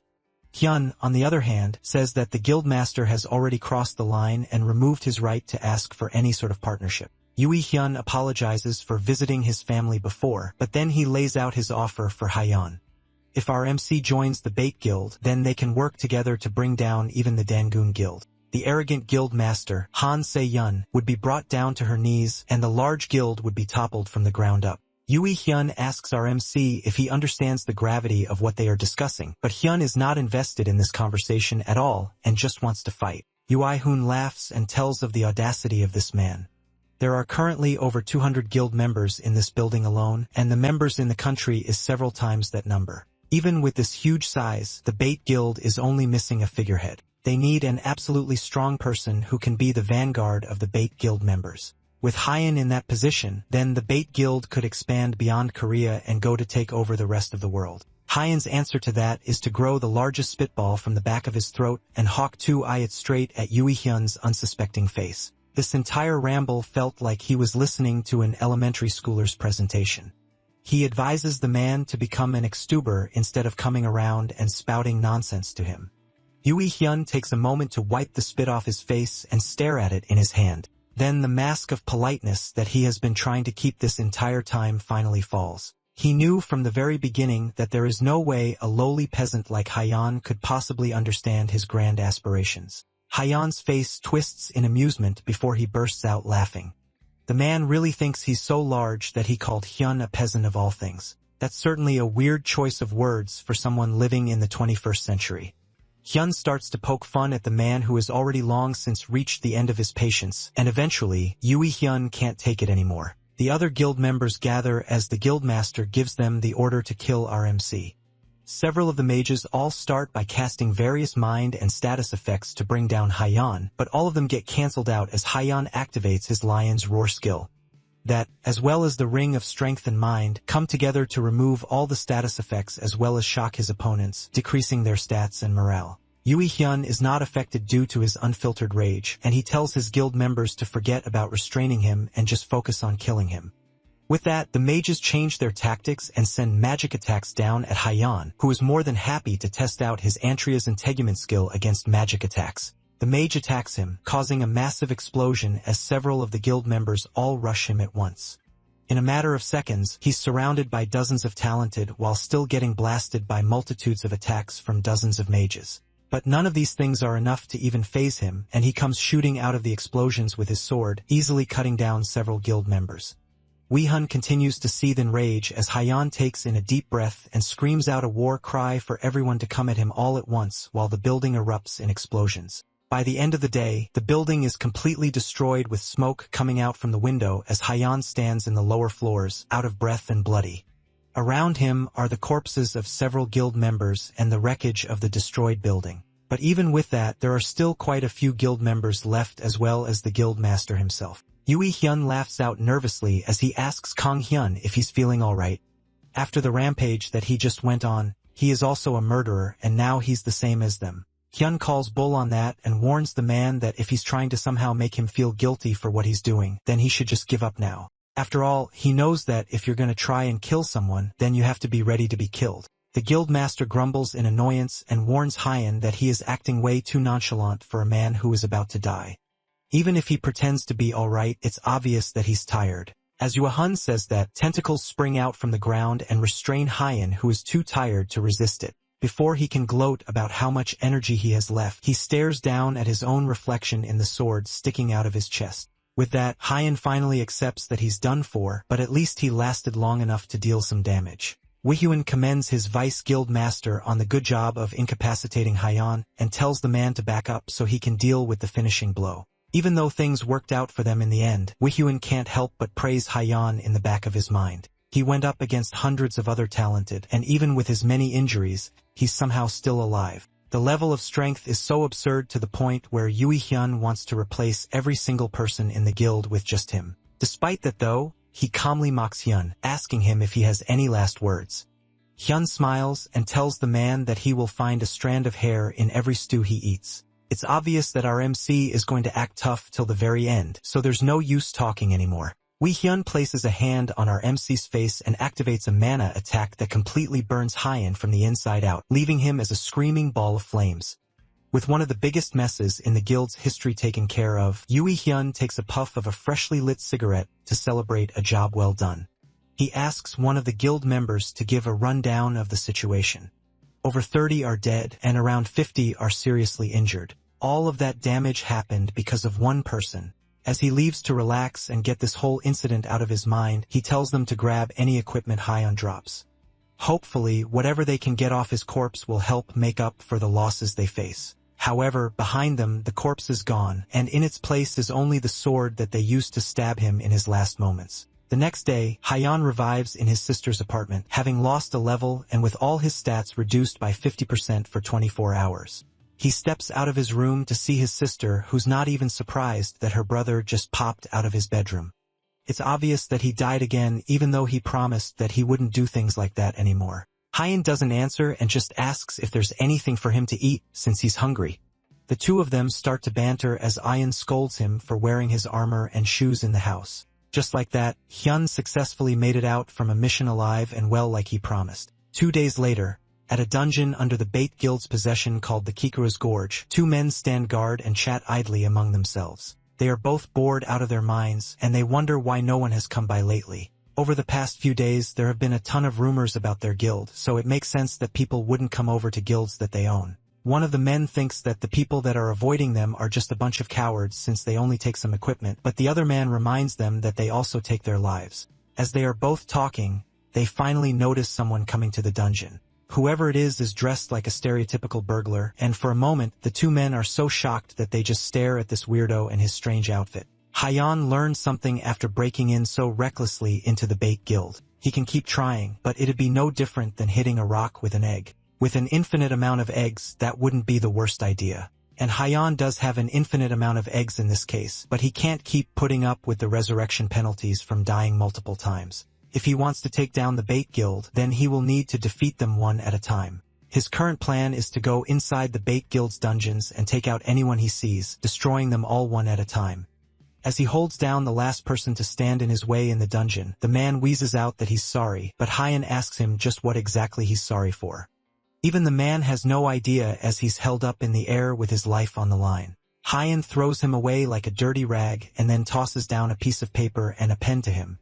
He wants the man to write in detail where all the bait guild dungeons are. If he does that, then Hyan will spare his life. The man gratefully takes the pen and starts frantically writing everything he can remember. As he's writing, Hyan asks the man how the guild hasn't gotten caught despite the fact that they kill so many people. Even if they work to keep it quiet, they have to get caught eventually if they keep it up. Hyan initially wonders if they bribed the police, and the man tells him that it could be that or it could be the fact that the bait guild intentionally picks dungeons with no CCTV cameras in the area. After writing down a list of all the dungeons he knows about, the man nervously gives the letter to Hyun. After reading it and making sure that it's correct, Hyun stretches his hand to the man's face and activates his mana explosion, blowing his boy apart instantly. Since the bait guild chooses places with no cameras, that means that he won't get caught either. With that, he gives a silent warning to the bad guys, promising that an even bigger and badder guy is on his way. The bait guild hasn't been having the best week since Hyan came into their lives. News headlines theorize about a captured monster being released, which is the only way they can explain the carnage that surrounds the bait guild office. Yui Hyun slams his hand on the table in anger as he reads through the news. Hyun may be dead, but his effects are still being felt several days after. The guildmaster had to use an excuse that he had saved only for emergencies to cover up the fact that it took an entire building full of people to take care of one psychopath. The door to his office swings open, and someone comes running in, shouting that they have a problem. His panicking is interrupted as a bottle cap smacks into his forehead. Yui Hyun, the one who threw the cap, asks the man how he dares to open the door and just barge in like that with no respect. Yui Hyun is already pissed off from everything he has had to fix over the past few days, and now something like this comes out of nowhere to make his mood worse. The man hurriedly apologizes before announcing that the reason he came to the office in the first place is because a person of interest has appeared again. The nut job who has been trashing their dungeons has appeared again, and 7 of the bait guild-owned dungeons have already been trashed with more than 100 of the guild members already dead. Yui Hyun grits his teeth as he tries to figure out who this mysterious person is. Things are already chaotic enough as is, and now there doesn't seem to be any hope. It feels like the more guild members he sends to take care of the situation, the more of them end up dead. There's no time to think, and Yui Hyun is forced to make quick strategic decisions. He orders for there to be no more rotating shifts. From now on, everyone will head into a dungeon at once, and each other will take turns sleeping while keeping watch. With that, he orders the secretary that came to report the incident to get out and close the door behind him. The guildmaster sits down to think about the situation rationally. 5 days ago, Kang Hyun attacked their building, and his corpse disappeared by the end of the fight. Then 2 days later, some psychopath goes around attacking bait guild's dungeons. He has been considering something in his mind for a while now, but with the recent events, things have just gotten painfully obvious. He realizes that Kang Kyon must have an accomplice. That's a perfectly valid assumption, even though he's completely wrong about that. He assumes that the corpse must have been taken away with some sort of skill. But even after figuring that out, there's not enough information to form any countermeasures. Right now, Yui Hyun has no choice but to resort to something that he didn't want to have to do. He picks up the phone and dials a number that picks up after just 2 rings. On the other end, someone picks up with an overly cheerful voice that angers an already pissed off Yui Hyun. The guildmaster gets straight to the point and says that he needs help.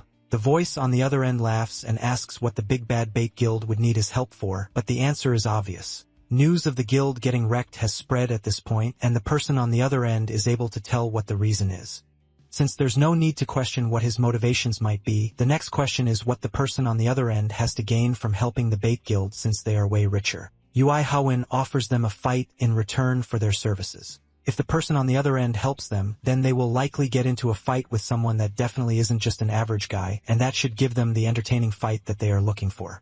A hooded blonde man smiles at the request and wonders if he should just give the man the benefit of doubt and go for this potentially satisfying fight. Later that night, as usual, two men stand guard at the entrance of another one of Bait Guild's dungeons. The hooded blonde man is one of the guards, and he asks the other person what his name is. The second guard's name is Kim Il-woo, but the blood man doesn't care and decides to rename him as Yoo-hyun's Grunt. He asks Yoo-hyun's Grunt when this powerful guy is going to show up and if they are sure that he will even be here. If the hooded blonde guy is forced to wait for nothing here, then things will get ugly once he gets bored. That doesn't need to happen though, as our MC makes his triumphant entrance to the area. The hooded blonde smiles in glee as he feels something that he hasn't felt in a while. His unique ability, Sixth Sense, starts to react violently even though for the longest time, it has only been some sort of vague intuition. This time, though, it's screaming inside his head with all its might that if he doesn't want to die, then he should run away from the monster approaching. The monster himself stops for a moment as he realizes that one of the guards he was just about to kill is in Yoo-sung. From the voice, our favorite blonde psycho can tell that the person speaking is his big bro, Kang Hyun. And Yoo-sung drops his aggressive pose as he realizes that the person who has been going around messing things up for the Bait Guild is Hyun. He's not even surprised that his big bro is looking for fun things to do as well. Meanwhile, Hyun hasn't dropped his guard yet, as he remembers Lee Hyun's words about the Bait Guild having some kind of backing. Now that he thinks about it, Yoo-sung is definitely rich, so it's possible that he could be the Bait Guild's backing. Regardless of whether he is or not, it doesn't change the fact that he's working with the Bait Guild. Hyun turns up the hostility, holding a sword to the man's throat, but Yoo-sung calmly says that he can't be lumped in with some trashy delinquents. Hyun laughed and asked what he's doing here if he's not in the Bait Guild. Yoo-sung explains that their guild master, Hyun, begged him to come over and save them from some terrorist that's going around, messing them up. Hyun can definitely see this weirdo going along with a request like that just to get the opportunity to have a good fight, and he tells the man that they don't have any business together, so he shouldn't interfere. Kyon even offers that the two of them can go out to eat later when this whole thing has been taken care of, even though he doesn't have Yoo-sung's contact info. In a second, without warning, the blonde delinquent comes up from behind for a surprise attack. The attack lands, but Hyun easily blocks it without even looking behind him. He angrily asks the blonde what he thinks he's doing with a cheap attack like that, but Yoo-sung just laughs in glee.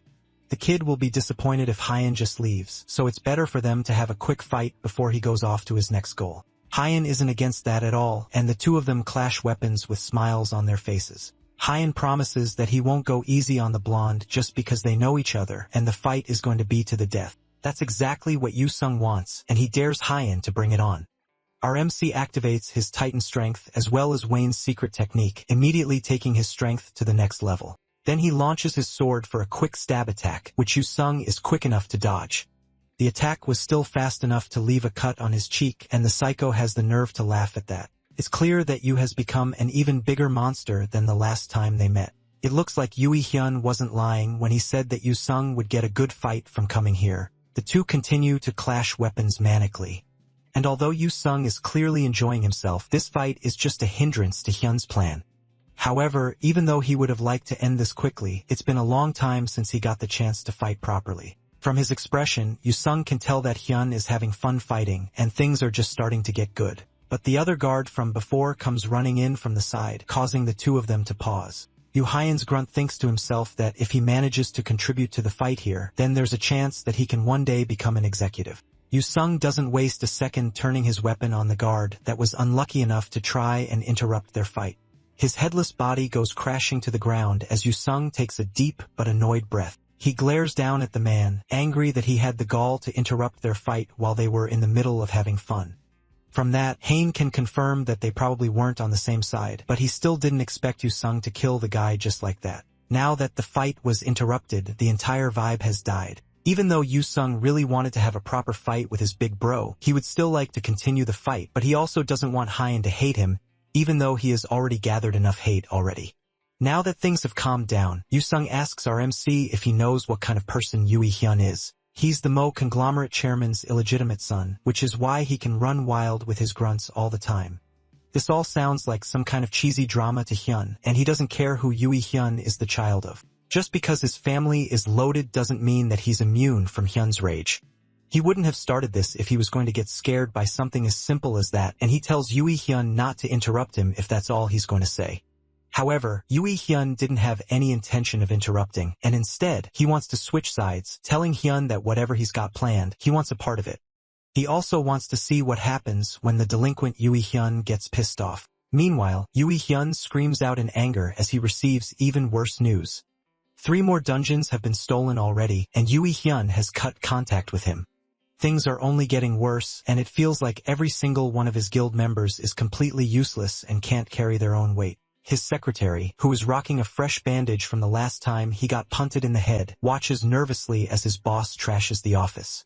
Then the guildmaster orders for all the guild members to assemble by 8 in the morning the next day. The secretary doesn't know how many they can gather, but Yui Hyun doesn't care. He doesn't care if they are sick or if their family just died, but he just wants all of them to be gathered as soon as possible. But the secretary tells him that a lot of the members have quit the guild recently, and most of them have completely cut contact. Yui Hyun continues to shout, ordering that they should take the mothers and fathers hostage and threaten them to make sure that they listen. However, that isn't possible either since the guild's atmosphere isn't good. A lot of members have quit and they are in a very uneasy period. They also don't know how the rest of the guild members who are still with them will react if they attack their own guild members. Yui Hyun is about to lose his mind, but a phone call cuts his mental breakdown short. It's an unknown number, and this is definitely the worst time for them to call. He picks up, and the person on the other line is a familiar voice. They immediately tell Yui Hyun that they are in a difficult situation, while the guild master tries to remember just who this voice belongs to.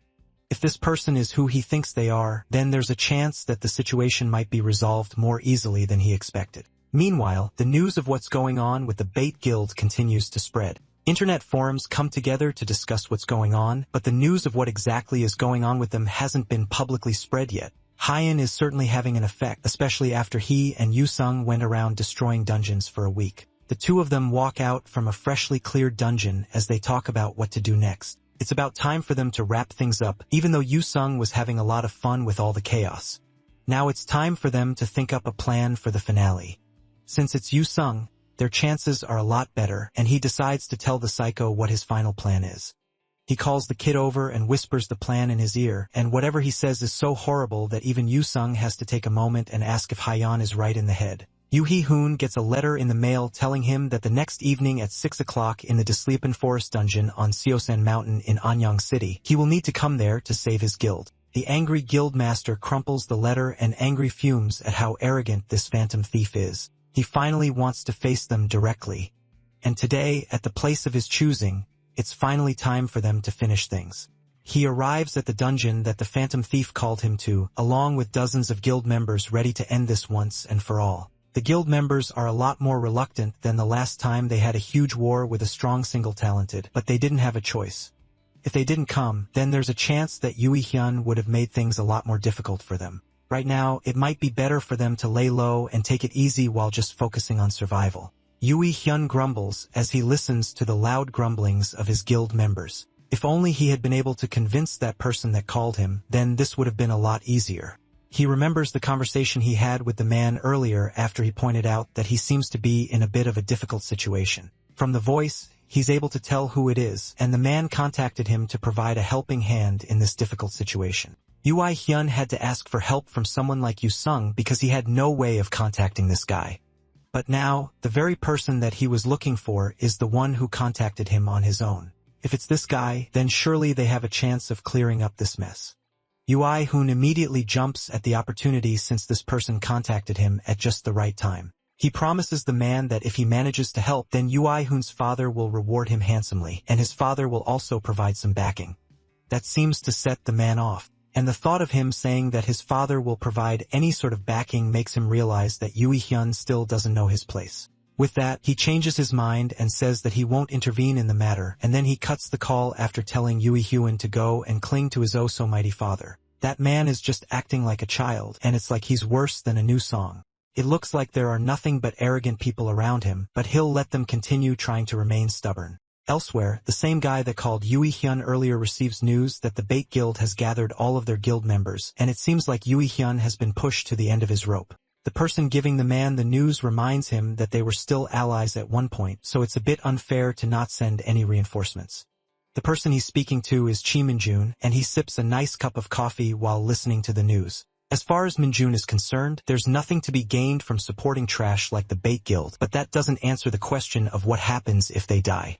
There's no way President Jang Song-soo will sit still if something like that happens. As soon as the man says that, tentacles made of energy stretch out and wrap themselves around the man's throat, choking him out as he struggles to breathe. The tentacles are coming from Minjun, who is angry at the fact that the man would imply that he has to crawl on eggshells just because of the old president. Through his choked throat, the man struggles to apologize, and Minjun drops him once the point has been made. He coughs as the choke hold on him is released, and Minjun tells him that he can continue with what he was working on before. He also tells him that he should find another financial backer. Back at the D-rank dungeon, Dislupin Forest, Yui Jun and his guild members wait impatiently for the phantom thief to arrive. It's already 6:03, and it looks like the guy is so disrespectful that he's late to a meeting that he organized. Despite this, Yui Hyun tells his guild members that they should keep their guard up since they don't know how many enemies there will be and if they could be laying an ambush. They don't have to wait for long, though, as the vice guildmaster notices something rushing at them from straight ahead.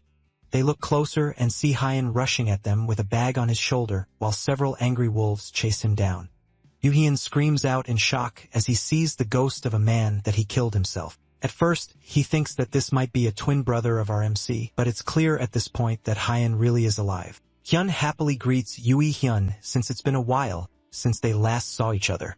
And since they meet again, he has a gift to present. Hyun reaches into his bag and pulls out an adorable-looking Dislupin pup. The guild members are immediately frozen by just how cute the little guy is, but they don't have time to admire it as Haeon winds up and throws the pup towards the Bait Guild members. Even the hardened talented for the guild can't ignore such a cute pup in danger, and they drop their weapons to save it. One of them is able to catch the pup, and they all coo at it as it starts to tear up in the man's hands. Then they turn their outrage to Hyun, the person that threw the pup in the first place, and they are even more motivated to kill him now after he put such an adorable creature in danger. However, Yui Hyun tells them to shut up as he realizes the true reason that Hyun threw the pup. He didn't just take one, and instead, he kidnapped a whole bag of pups, which in turn brought all the Dislupins towards them. Hyun throws the bag of pups into the air, and the guild members rush to catch them before they fall. But in their rush to save the pups, they are unprepared for the pack of Dislupins charging towards them.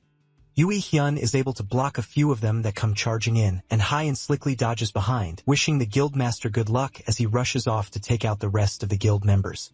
Yui Hyun chances a glance behind him while holding off a few of the monsters trying to kill him. The Dislupins are already difficult enough to deal with because they can turn invisible, but Kang Hyun threw their entire formation into disarray as soon as he appeared. His plan to take down the Bait Guild is way too effective, and Yui Hyun is forced to order the rest of his guild members to retreat. The men at the back don't waste a second as they all dash back towards the dungeon gate, pushing past each other to make their escape. The men swear that they are going to quit the guild as soon as they can, but their daring escape is blocked as Yu-sung peeks his head out from the portal. Then as the stunned guild members look at him in fear, he pulls his weapon through the portal and crushes the closest person he can get his hands on. Yu-sung wastes no time once the first person goes down as he goes after the next before they can run away. The guild members start to panic as they begin dropping like flies, and Yu-hoon can do nothing but watch in shock. Yu-sung betraying them was definitely not what he was expecting to happen here, and he's completely caught off guard on what to do. Nothing is working out as he planned, but he still feels like there has to be a way to get out of this. He looks to the left where the invisible monster wolves are tearing apart half of his guild members. And to the right, Hyun is doing the same to the rest that are not being torn apart by Yu-sung. Despite his determination, this is clearly a checkmate for him. There's no way for him to get out of it, and there's no clear exit for him. Since things have come to this, then he has no choice but to use his last resort. He charges his energy into his fist and prepares to launch a final attack. Hyun cuts his sword through an unfortunate talented, and the blood splatters around him. There seems to be no end to them in sight, and the guild members start to look like cockroaches. He's starting to get annoyed by just how many of them keep coming to attack him. As he's fighting, he hears a loud shout from behind him, and turns around to see Yui Huin rushing at him while his entire body is covered in fire. He's using his last resort skill called self-immolation, which turns him into a powerful flaming fireball. The fireball expands and even starts to engulf the other guild members that haven't been taken down. This skill endangers Yui Hyun's life and its firepower is excessive. But with this, he believes that not even Hyun would be able to survive. However, even as the flames rip apart his skin, Hyun reaches through the fire and grips Yui Hyun by the face. As if to taunt him, he tells the man that the fire is just a little warm and just this much is nothing. With that, he kicks Yui Hyun away, sending him crashing into one of the dead wolves and putting the fire out immediately. Then he tells Yui Hyun to sit there and watch while the two psychos destroy what's left of his guild. Hyun plans to make sure that he's the last person to die since he can't let Yui Hyun off so easily after everything he went through. Then Hyun rushes off to take care of the rest of the guild members while Yui Hyun can do nothing but sit down and contemplate life. Everything he has built and everything he knows is all over, all because he messed with the wrong guy. As the end of his life closes in, he can't help but burst out into desperate maniacal laughter. His laughter continues to ring out, echoing through the entire forest for the rest of the day into the late evening when all his guild members and the wolves are dead. Yu-sung goes over to him while he's still laughing, and Hyun says to leave him be since he's most likely having a nice dream. All the while, Yui Hyun continues to think about how everything is finished. But then at the last moment, he realizes that he shouldn't think that way. He doesn't want to die like this in such a pathetic way. He was an illegitimate child and a bastard son who was treated like a stranger by everyone, especially his siblings. They ignored him and didn't care about him, but they also pulled him into their fight for a role that he never even wanted to play. His father was the only one who sympathized with him and supported him plentifully, but to them, even that was another excuse to tear him apart. And then one day, the world changed when the tutorial started. Talents appeared right alongside dungeons, and the world began to run on a society where might makes right. His yapping is cut short by a clean slice to his neck, and Hyun stares down at the dead body of the man that had been a terror to him for far too long as his head rolls away.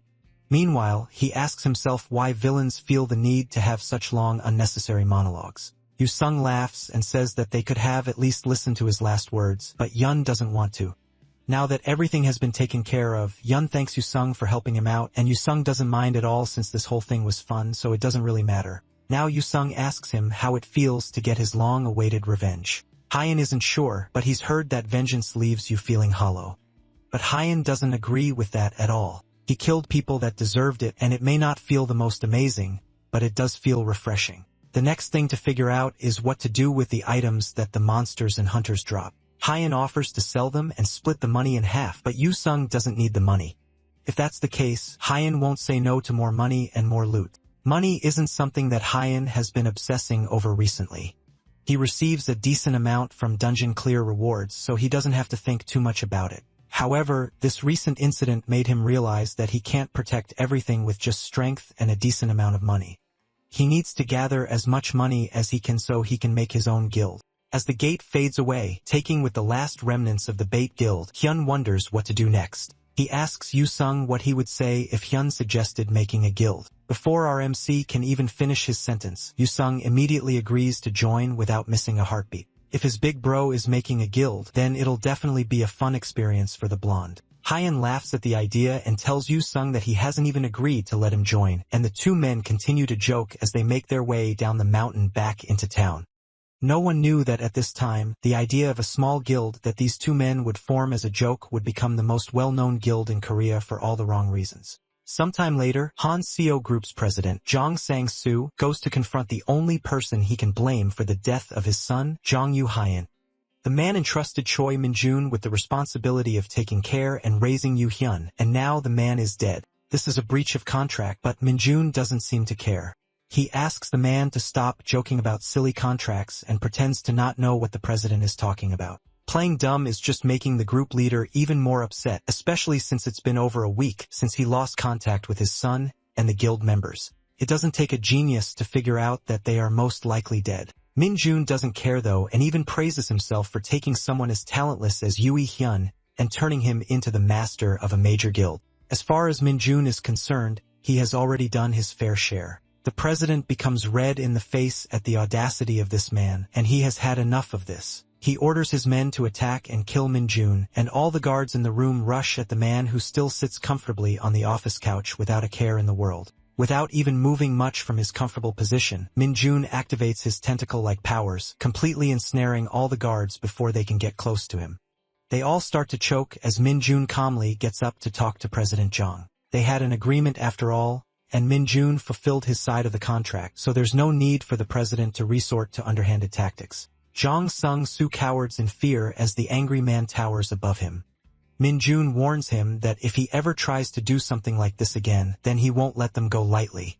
The killing intent in the man's eyes leaves the president speechless, but he's just barely able to agree to Minjun's threat, causing the man to smile and release the guards from their chokehold. With nothing else to talk about and the situation mostly settled, Minjun turns to leave, telling the president to deposit the money as expected. Even though he acts nonchalant and uncaring, Minjun is still honestly curious about who managed to bring down Zhong Yuehun. With the fall of the guild master, the bait guild vanished, and the sudden disappearance of a major guild sparked numerous rumors and horror stories. Raider and the media both went into an uproar for a while, but over time, the bait guild name slowly became forgotten amidst the numerous emerging guilds and talented. Hyun and Yu-sung meet up again for a nice meal and a chat. They thankfully didn't face any consequences from destroying the bait guild, especially since Yu-sung killed everyone who annoyed him.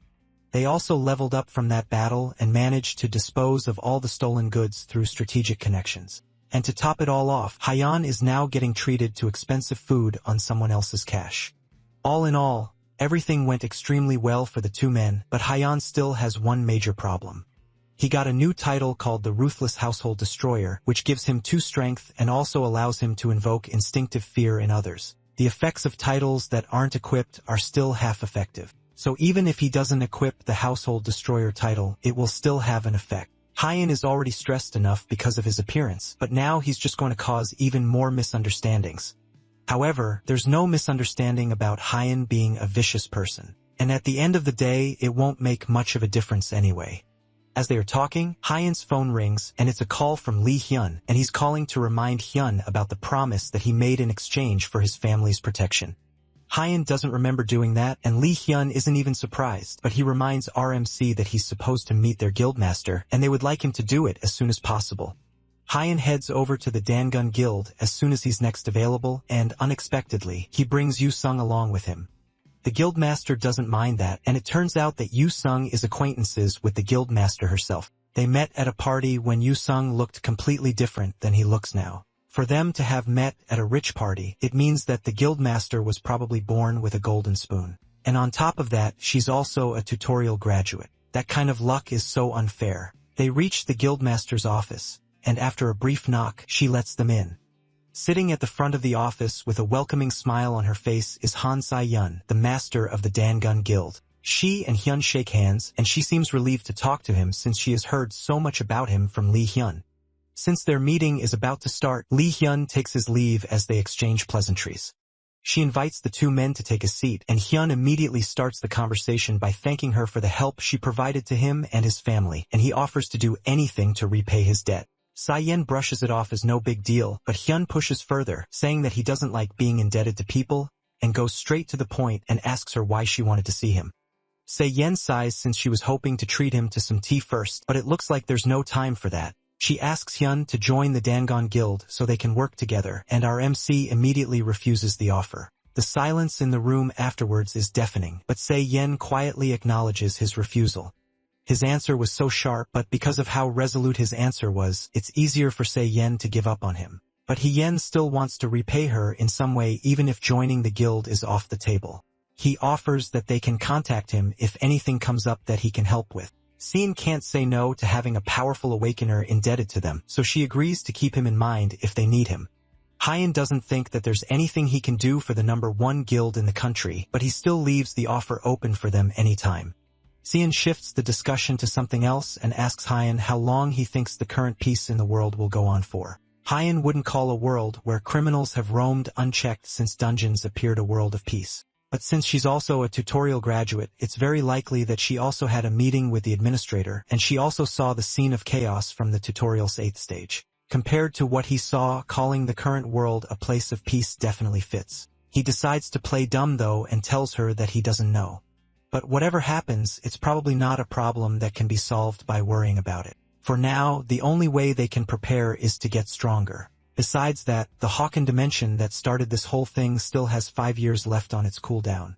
Sai-Yan's eyes darken as she tells him that within 3 years, some countries will start struggling to survive. And in the grand scheme of things, they haven't been given a lot of time to figure things out. He asks her why she's so certain that this would happen, but she tells him that she can't reveal much in detail. Instead, she just tells him that there's a godlike entity that knows everything about the situation, and the Dangoon Guild has an awakener on their side that can communicate with this being.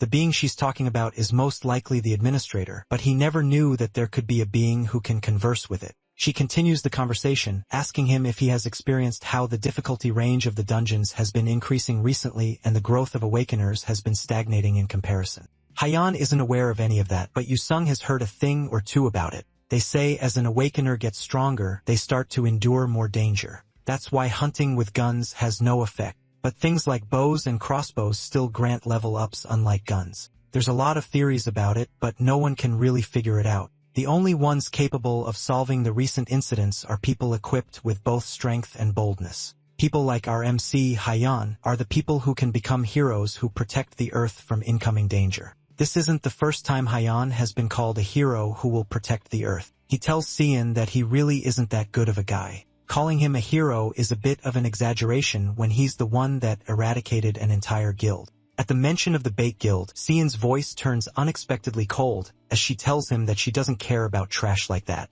The Bait Guild was filled with people that don't contribute one bit to the survival of humanity. They are especially not worthy of protection. One person like Yun is more important to humanity than hundreds of people like those from a guild like that. The one who protects the world doesn't have to be a good person. They just have to be strong. With that, the conversation ends. And after seeing them off, Lee Hyun returns to the guild master's office and confirms with her that he even saw them enter the car and drive off. Then he asks her how the meeting went and how it was seeing him in person. Sahayan leans forward in her seat as she comes up with a response. He definitely exceeded her expectations, and from their conversation, she managed to confirm something crucial. When she mentioned the administrator, there was a flash of recognition in his eyes. That confirms that he is definitely a tutorial graduate. Elsewhere, a dungeon gate stands ominously as people drive by and walk around it without a care in the world. This dungeon is different from the usual dungeons though and much stronger. It's a D-rank dungeon. An E-rank and a D-rank dungeon only have a 1-letter difference, but there is a big difference between the two.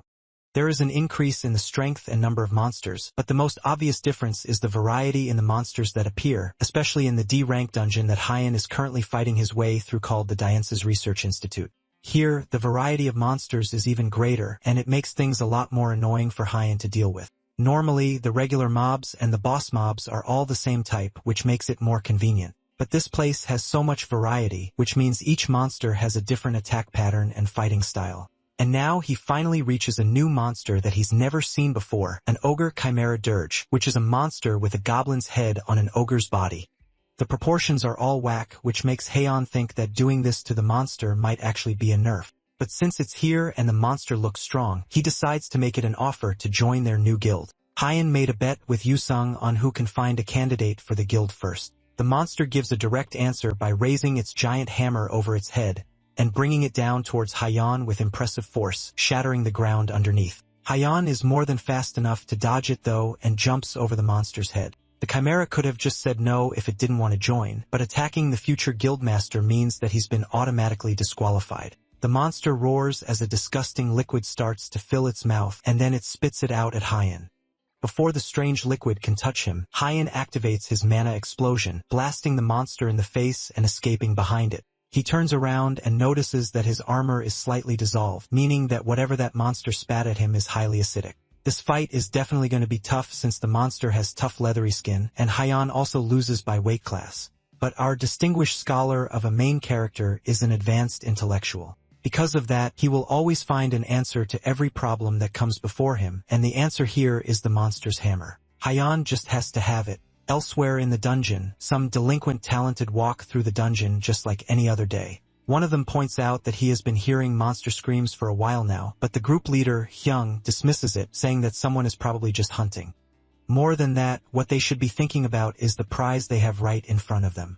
A young woman stands completely surrounded by the group of men who definitely don't have her best intentions in mind. This is why people like them love dungeons so much, because they find unexpected treasures in the strangest of places. The hunter from earlier still keeps talking about the strange sounds that he's hearing around them, but Jung still tells him not to worry about someone else hunting. The only problem that the group leader failed to account for is if this person is hunting them.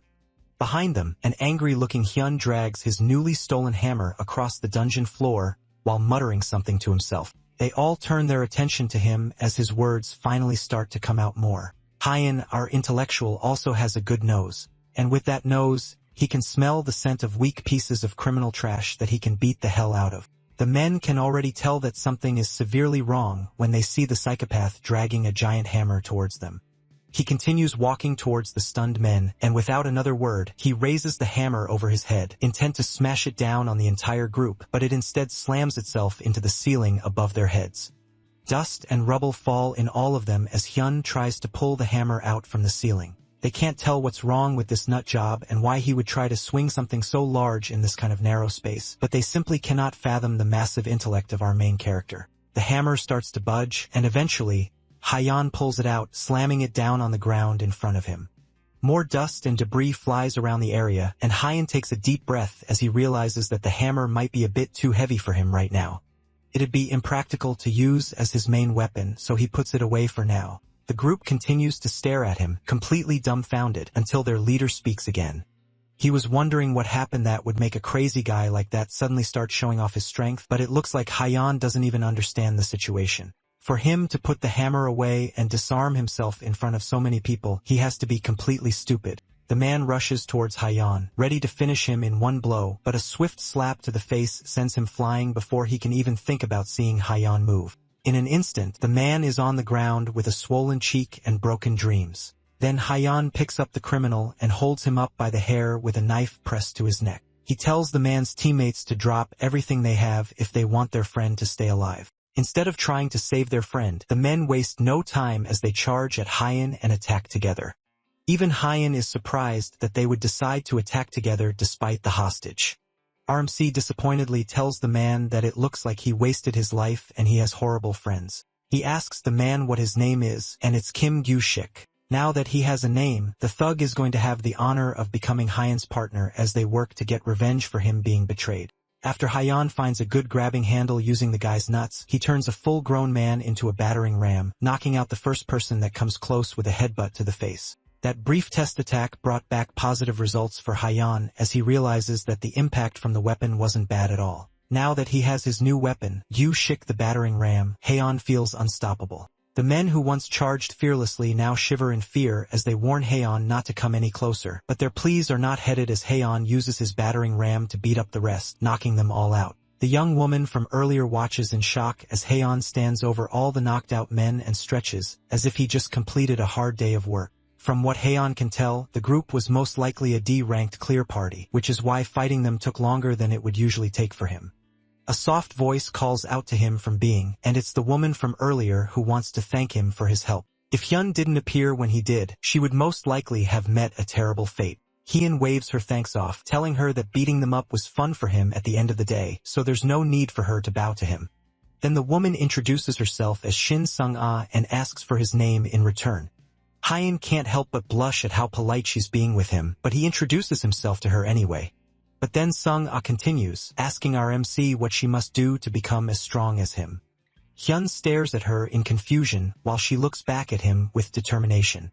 This right here was the historic moment when South Korea's worst troublemakers were united, but it would still be a little while before they realized that. Hyun scratches his cheek as he tries to come up with a good answer to her question on how she should become stronger. The only thing Hyun can think of to tell her is that she should work hard and put in effort. But in terms of effort, Sung-ah has also put in a lot of work. Of course, not all effort is equal after all. For her to reach the level of power that she wants to achieve, she has to quite literally be willing to die for it. Sung-ah seems to take those words to heart, but Hyun feels weird telling her that kind of thing when he has the power to revive, so death doesn't mean anything to him anymore.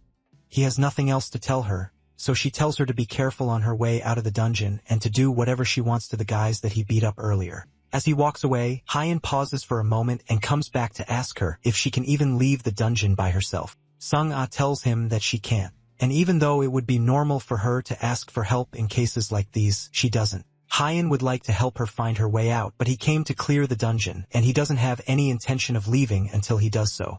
In that case, Sung-ah offers to accompany him for the rest of the time he spends in the dungeon. Our MC is shocked by her proposal and thinks that it might be because of what he said earlier about being willing to die. He starts to tell her to forget what he said, but she cuts him off and tells him that it's not because of that. She knows her place well, and she will be content to follow him as silent as the dead while also working to mine mana stones for him. She also promises to not be a nuisance to him, and even says that all the mana stones she mines will be for him alone. At the very least, she may be weaker than him, but she's still a talented, so she can protect herself easily. Hyun thinks about it for a little bit more before finally relenting and telling her to follow him. The two of them make their way through the dungeon towards the main core, all the while leaving a trail of monster bodies behind them. As Hyen drops the last monster, Sung-ah commends him on a job well done, and then brings out a knife to start collecting the mana stones. She skillfully cuts through the monster corpses as Hyen watches her. Just like she said, she's skilled enough to protect herself, and she doesn't get in his way. It also looks like she has some sort of stealth skill because when combat started, she fell back and occasionally supported him with her bow while never obstructing him. She even takes care of the monostones, which he normally leaves behind because he can't be bothered. All in all, clearing this dungeon became a lot easier with her help, and he doesn't regret bringing her along. Now the next step is figuring out what to do from here. With the amount of energy he's feeling in the air, the boss room should be up ahead, and it will definitely get more dangerous from here on. Sung-ah's decision to follow him till the end still hasn't changed, and she has no reason to not continue along with him. However, as they are talking, they both get system notifications that the dungeon's main core has been destroyed and the portal to the outside has been opened. Hyun wonders if someone beat him to it, but he quickly realizes that he can still feel this boss's energy. That means that this is a dungeon break and not just an ordinary dungeon clear. And this is a D-rank dungeon, which means that this is Korea's first ever D-rank dungeon break. The incident reaches the news immediately and is reported as a phenomenon in a Seoul suburb. Approximately 10 dungeons opened at once, and this is regarded as another monster wave. The incident occurred on February 8th, and it's the third occurrence nationally of a monster wave in the country, following the blockade of Hangrae County. Unlike the previous two incidents, though, this wave was artificially created by terrorist acts according to professional analysis. In the hallways of a guild, a man rushes down towards an office at the end of a hall. He barges into the room, screaming for the association president, but the man is already fully geared up and ready to go. He knows that the man barged into the office because of the dungeon break, and he has already finished his preparations to head out. This man is talented association president Choi Dong-woo. However, as prepared and calm as he is, even he isn't prepared for the news that the man brought with him.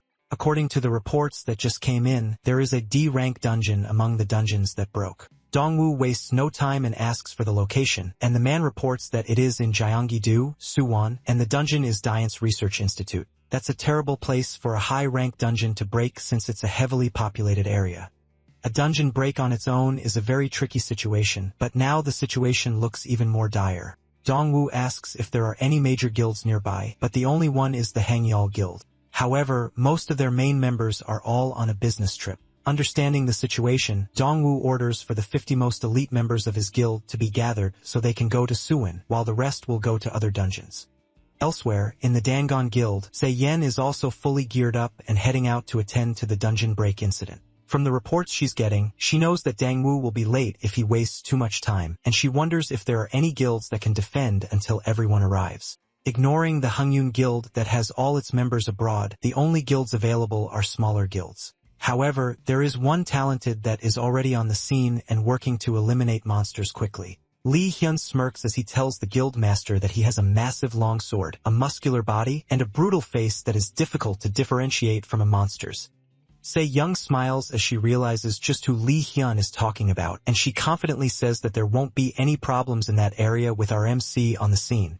Over in Suwon, Hyen pants heavily as he stands over the monsters that he just barely managed to take out. Other talented who came over to help out watch on, completely surprised that just one person managed to kill all these monsters on his own. One of them tries to come over to thank Hyen for helping them since they all managed to survive thanks to him. But before they can ask for a way to repay him, Hyen yells for all of them to get out of the area as fast as they can if they don't want to die. The talented can't understand what he means by that, but Hyen knows that things are about to get very bad. The dungeon break hasn't closed yet, meaning that the boss monster is still inside. He tells them that the boss monster still hasn't come out yet, and if he stays there, then they are all going to die like dogs. The hunter that came close to him before gulps in fear, but swallows it and walks forward, reminding Hyen that regardless of how they look, they are all still talented, so they want to at least offer a little bit of help. Hyen wastes no time and asks the one talking how many chimeras he has killed so far. The man is unable to answer, and Hyen presses him more, asking if he has even managed to kill one. If all the hunters stay and try to fight, then they will only end up becoming nuisances, so they need to instead focus on evacuating the civilians. The rest of the people around start to mutter to themselves, wondering why he wants to do all of this on his own. Even if he is strong, at the end of the day he's still just one person, and there's no way that he is stronger than all of them combined. However, one look at Hyen's desperate and terrifying face makes it obvious that there is no room for discussion, and they all decide that it would be better for them to back out now. As they walk away, the only person left is Sung-ah, who looks hesitant about leaving like the rest of them. Surprisingly, Hyen asks her if she can handle sniping with her bow. He's going to be counting on her for cover, so he wants her to find a place to hide on her own, so she can provide support from afar. She is startled for a moment, but quickly agrees to do it. An ominous dark energy starts to flow out from the portal, and eventually, entirely new monsters step out onto the streets. 3 huge chimeras step out from the dungeon, coming directly towards Hyen and completely towering over him.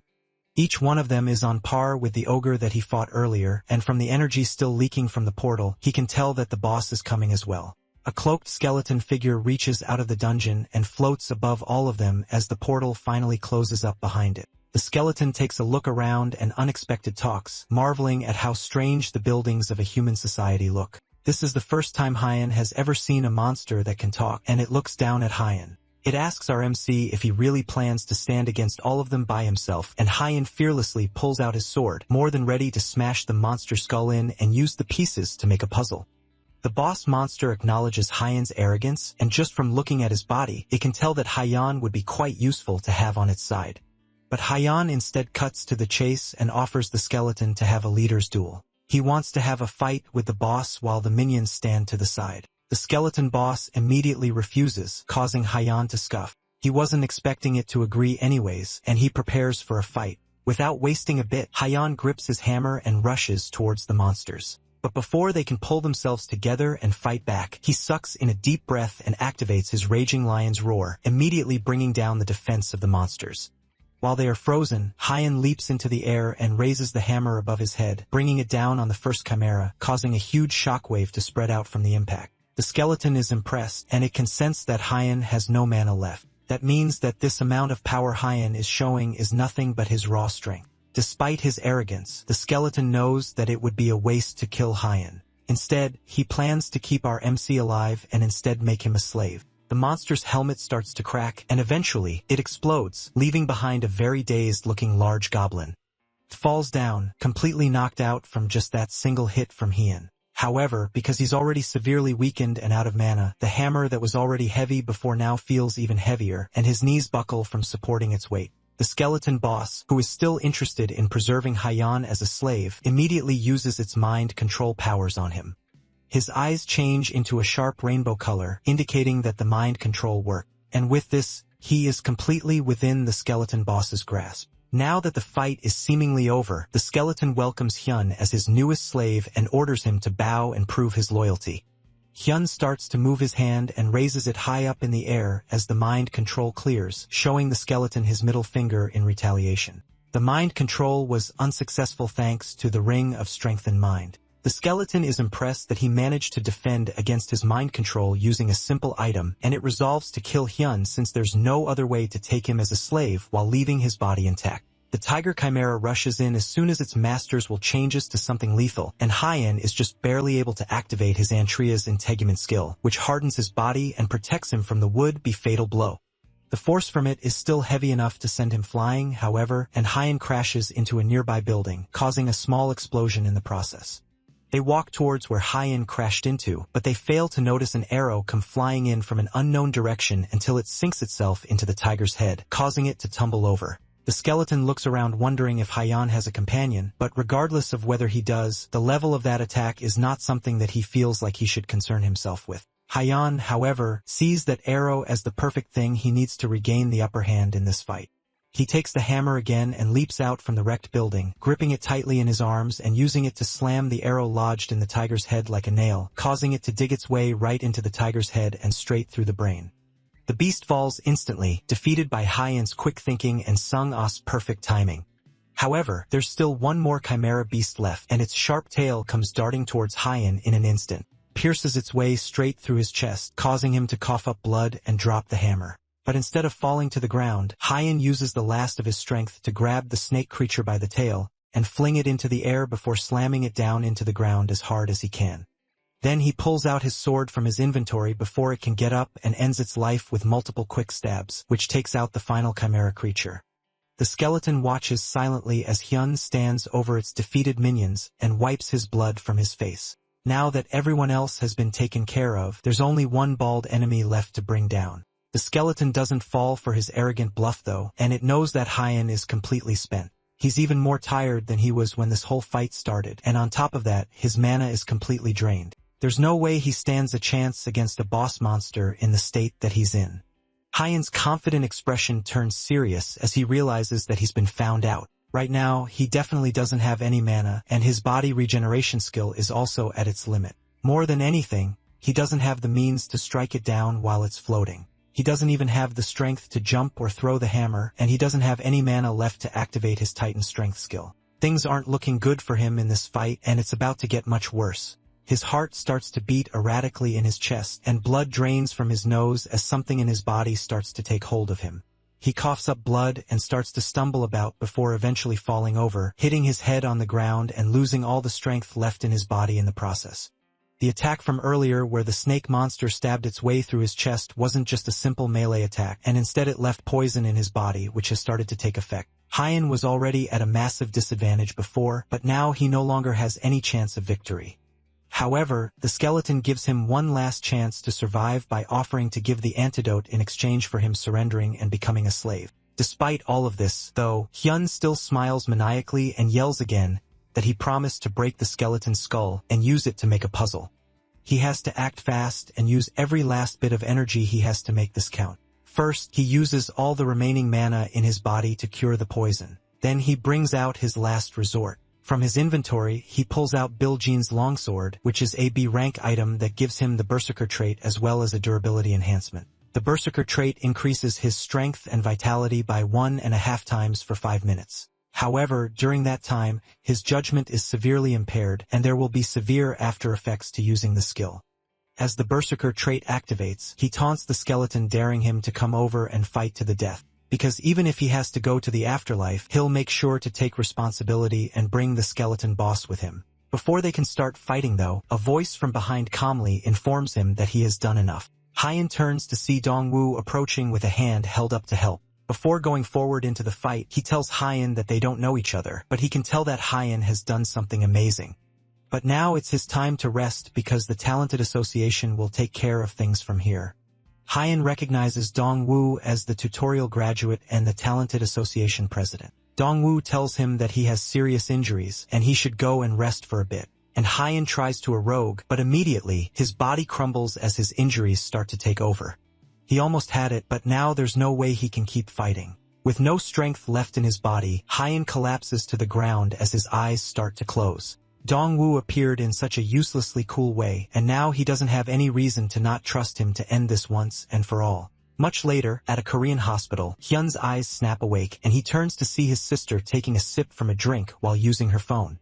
He gets up groggily, complaining about why he has to see such a shitty face as soon as he wakes up. Ayun replies that it's because he says some shitty words as soon as he opens his eyes. She then asks him why he didn't just die since the hospital fees were a huge waste for them. Hyan is about to return her harsh banter, but then he quickly remembers the dungeon break and asks to know what happened. Hyan doesn't know the exact details, but she heard that it went well. She randomly received a call about her older brother's hospitalization and came in only to find the Talented Association president watching over him. Remembering the Talented Association also makes him remember that scouter that gave him a business card one day after he cleared a dungeon in town. He doesn't mind being helped out, but he doesn't feel like he owes him anything. Hyan notices him thinking to himself and tells him that he shouldn't push himself. After all, She's worried about his unique ability and the fact that it's a possibility that one day he could just die. Aunt tries to argue that it's not like dying just because he wants to. He doesn't like it when he dies, and his level gets cut down too, which makes it even worse for him every time. But his words die in his throat as he looks at Ian's face. She's glaring at him with a lot of emotion, and it looks like his constant deaths are worrying her a lot more than she lets him know. So he quietly agrees to not die as often as he has been over the past few months. Elsewhere, at the Talented Association, the president is trying to learn more information about Kang Hyeon. Dongwoo has never heard of him before, but he can see reports that the Talented Association has tried contacting him once. But since Dong-soo doesn't know him, his subordinate wonders why he went through so much effort to evacuate him and even pay his hospital fees. The reason is because he witnessed the birth of a new hero. Dong-soo knows that he probably won't get the honor of helping him if not now. From his memories, Hyun looked incredibly heroic as he swore to lay down his life to defeat the boss monster. Of course, his memory is heavily glorified, and Hyun's words were a lot less elegant than he seems to remember them being. But a bigger issue is what happened in regards to the case of the Lich boss that got away. After a few more days, Hyun gets his last visit with the doctor. The test results show that there are no issues with his body, and the doctor can barely believe that a Talented's recovery rate could be so fast. With that, Hyun is discharged from the hospital. And as he and Hyun make their way out, Hyun complains that he could have been discharged earlier, but he had to stay an extra day.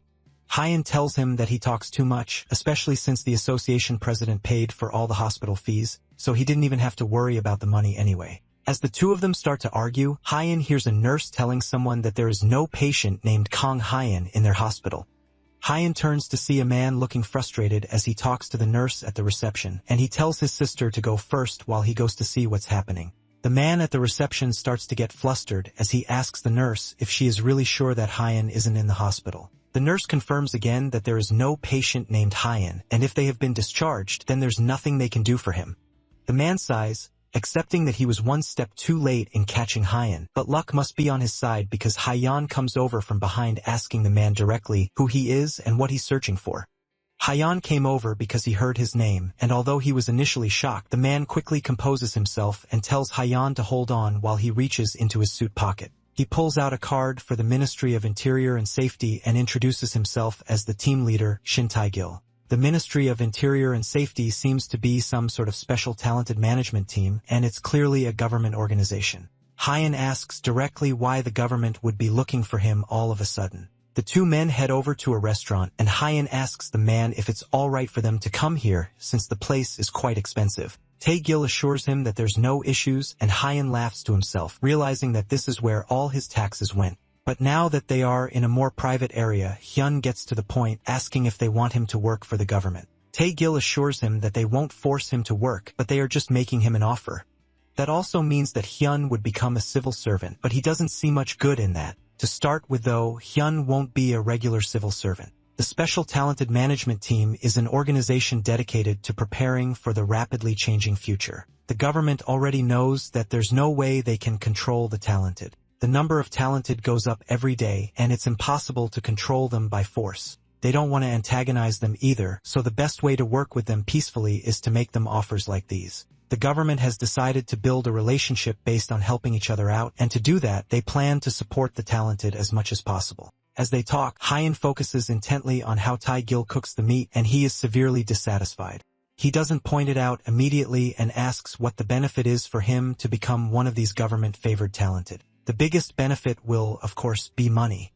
The government will offer him enough money that he won't have any trouble doing whatever he feels like. And if there's ever an issue with his personal safety, the government will forever take care of him and his family. They will also give Hyun a person of merit level treatment. The conditions are really good, but that also implies that there will be a lot of him to do. Tae-gil won't deny that. However, they won't ask him to do things that are unfair or unreasonable. Hyun should easily be able to keep his current lifestyle, and he will only move when they ask him for help. It's not a bad deal at all. And, apparently, Talented Association President Choi Dong-woo as well as Dangon Guildmaster Han Sai-yun have already agreed to cooperate with the government. At the end of the day, this sounds like an incredibly profitable side gig for him, and there's very few reasons for him to turn it down. Hyun decides to accept the proposal, and with that, he becomes a government worker. Later that day, he heads back to Gyeonggi-do in Suwon where the dungeon break happened. He drove his car here, and after being evacuated to the hospital, he left it here. After all the chaos, he wonders if the car is still fine. As he walks towards where he parked it, someone calls out his name, and he looks up to see Sung-ah in a casual outfit, and it looks like she was waiting for him. She hands him a bag, and it's filled with the monster cores of all the monsters she defeated in the dungeon. Just as she promised, all of them belong to him. She was going to give them to him earlier, but he got carried off after he fainted, and she couldn't track him down. So she came back to this place and waited for him endlessly even though she didn't know if he would ever return. He tells her that she can just take the monster cores since he doesn't need them, but she assures him that she doesn't want to break her promise with her benefactor. At the end of the day, he won't say no to that, and he walks away with the bag of cores, thanking her for her consideration. Then with that, he continues his search for his car, but he's called back once again by Sung-ah. He turns to see her bowing to him as low as she can go, and she asks him to take her in as his apprentice. Hyun pauses for a moment, completely confused. Meanwhile, elsewhere, close to the doors of an F-rank dungeon called the Gorka Village, a badly beaten lich rests in the forest and looks down disappointed in itself. He can't believe that mere humans have managed to corner him to this extent to the point where he's almost cowering in the darkness and fear. Suddenly, someone comes over to it, surprising the D-rank dungeon boss. It's almost pitiful to see a dungeon boss cowering in the corner of a forest, and of all the people to find it, it had to be Chi Minjun. The lich carefully asks the man who he is, but Minjun assures the monster that it doesn't need to be so wary. They are no enemies. And on top of that, Minjun is the one that liberated the monster from its dungeon. Instead of fighting, Minjun has come to offer the Lich of Dance an opportunity to join hands and work together. The next day, Hyun brings Sung-ah over to meet Yu-sung, and she introduces herself to the blonde politely. Despite his usually loud and expressive personality, Yu-sung is left completely speechless for the first time in a long time. He honestly thought that since Hyun doesn't have any friends, then there's no way he would be able to find a guild member, but somehow, Yu-sung proved him wrong. Our MC is offended by the fact that Yu-sung would suggest that he doesn't have any friends, but then he takes a moment to think about whether or not he has any friends, and he unexpectedly comes up blank. With no one coming to mind, Hyun immediately changes the topic, reminding Yu-sung that he won the guild member bet, which means that the blonde will be paying for their meal. That doesn't really change anything since Yu-sung pays for their meals every time already. But a bet is a bet, and he can't refuse. However, even though Yu-sung agreed that he lost the bet, that doesn't mean that he will let just anyone join the guild. He tells Sung-ah that she will need to pass a test first and asks her if she's fine with entering a dungeon immediately to test out her skills. Sung-ah flinches for a moment but immediately agrees to it. Hyun knows better though and figures out that the psycho just wants to hurry up and go hunting. They head over to a D-rank dungeon called Harpy's Cliff where Sung-ah's proposed test will be taking place. Inside the dungeon, they are immediately attacked by several harpies, but Sung-ah's skills with a bow are more than enough to shoot them down from the sky. Yu-sung can't help but admit how nice it is to have a long-range damage dealer in their team, and their group is finally starting to feel like a proper party. Hyun asks Yu-sung if she passes since he clearly seems to be impressed with her skills, but the blonde has clearly forgotten all about the test, which confirms that he just wanted to head into a dungeon to hunt. Hyun tries to remind him about the test before he finally remembers, and that only further proves that he just wanted to hunt and nothing more. With all the harpies dead, Sung-ah starts to collect mana stones from the corpses. Hyun reminds her that she doesn't have to collect the mana stones so thoroughly since it's especially annoying. Sung-ah tells him that it's alright since she likes collecting it. Yu-sung says those mana stones are worth it, so he shouldn't waste them since he doesn't have a lot. Hyun doesn't care about mana stones since he can get more than enough money from just taking the core. He asks Yu-sung if he takes mana stones for himself, but, obviously, the blonde doesn't care since he's rich. As the two of them are talking, Hyun notices something around them and starts to pull out a weapon from his inventory. Yu-sung doesn't notice it immediately, but after focusing a bit more, he can feel something as well. Sung-ah can't feel the same thing that the two of them are feeling, and she asks them what's going on, but they don't answer. Instead, Hyun closes his eyes and focuses, and after a moment, he swings his fist into the air hitting something. Then suddenly, someone appears out of thin air and falls to the ground, completely unconscious from Hyun's punch. The guy must have had some high-quality stealth for Hyun, and Yu-sung to barely be able to sense him. Seeing as he didn't have any killing intent though, it looks like he wasn't trying to kill them. That doesn't mean that he came to the dungeon with good intentions in mind, though. and Hyun's intuition tells him that something fishy is going on here. Yusung suggests that it might be an awakened who was just passing by. And if that's the case, then what Hyun did was indiscriminate violence. But regardless of what his intentions were, it's bad manners to try to sneak up on people in a dungeon, so he deserves a beating. And on top of that, Hyun also has something in mind. He remembers the conversation he had with Tae-gil after signing the contract to become a government worker. As soon as the contract got signed, Tae-gil immediately gave him a directive and some information about the recent dungeon terrorism incidents. Apparently, there's been people intentionally creating dungeon breaks, and the government has managed to catch the tail of the organization that's responsible for the incidents.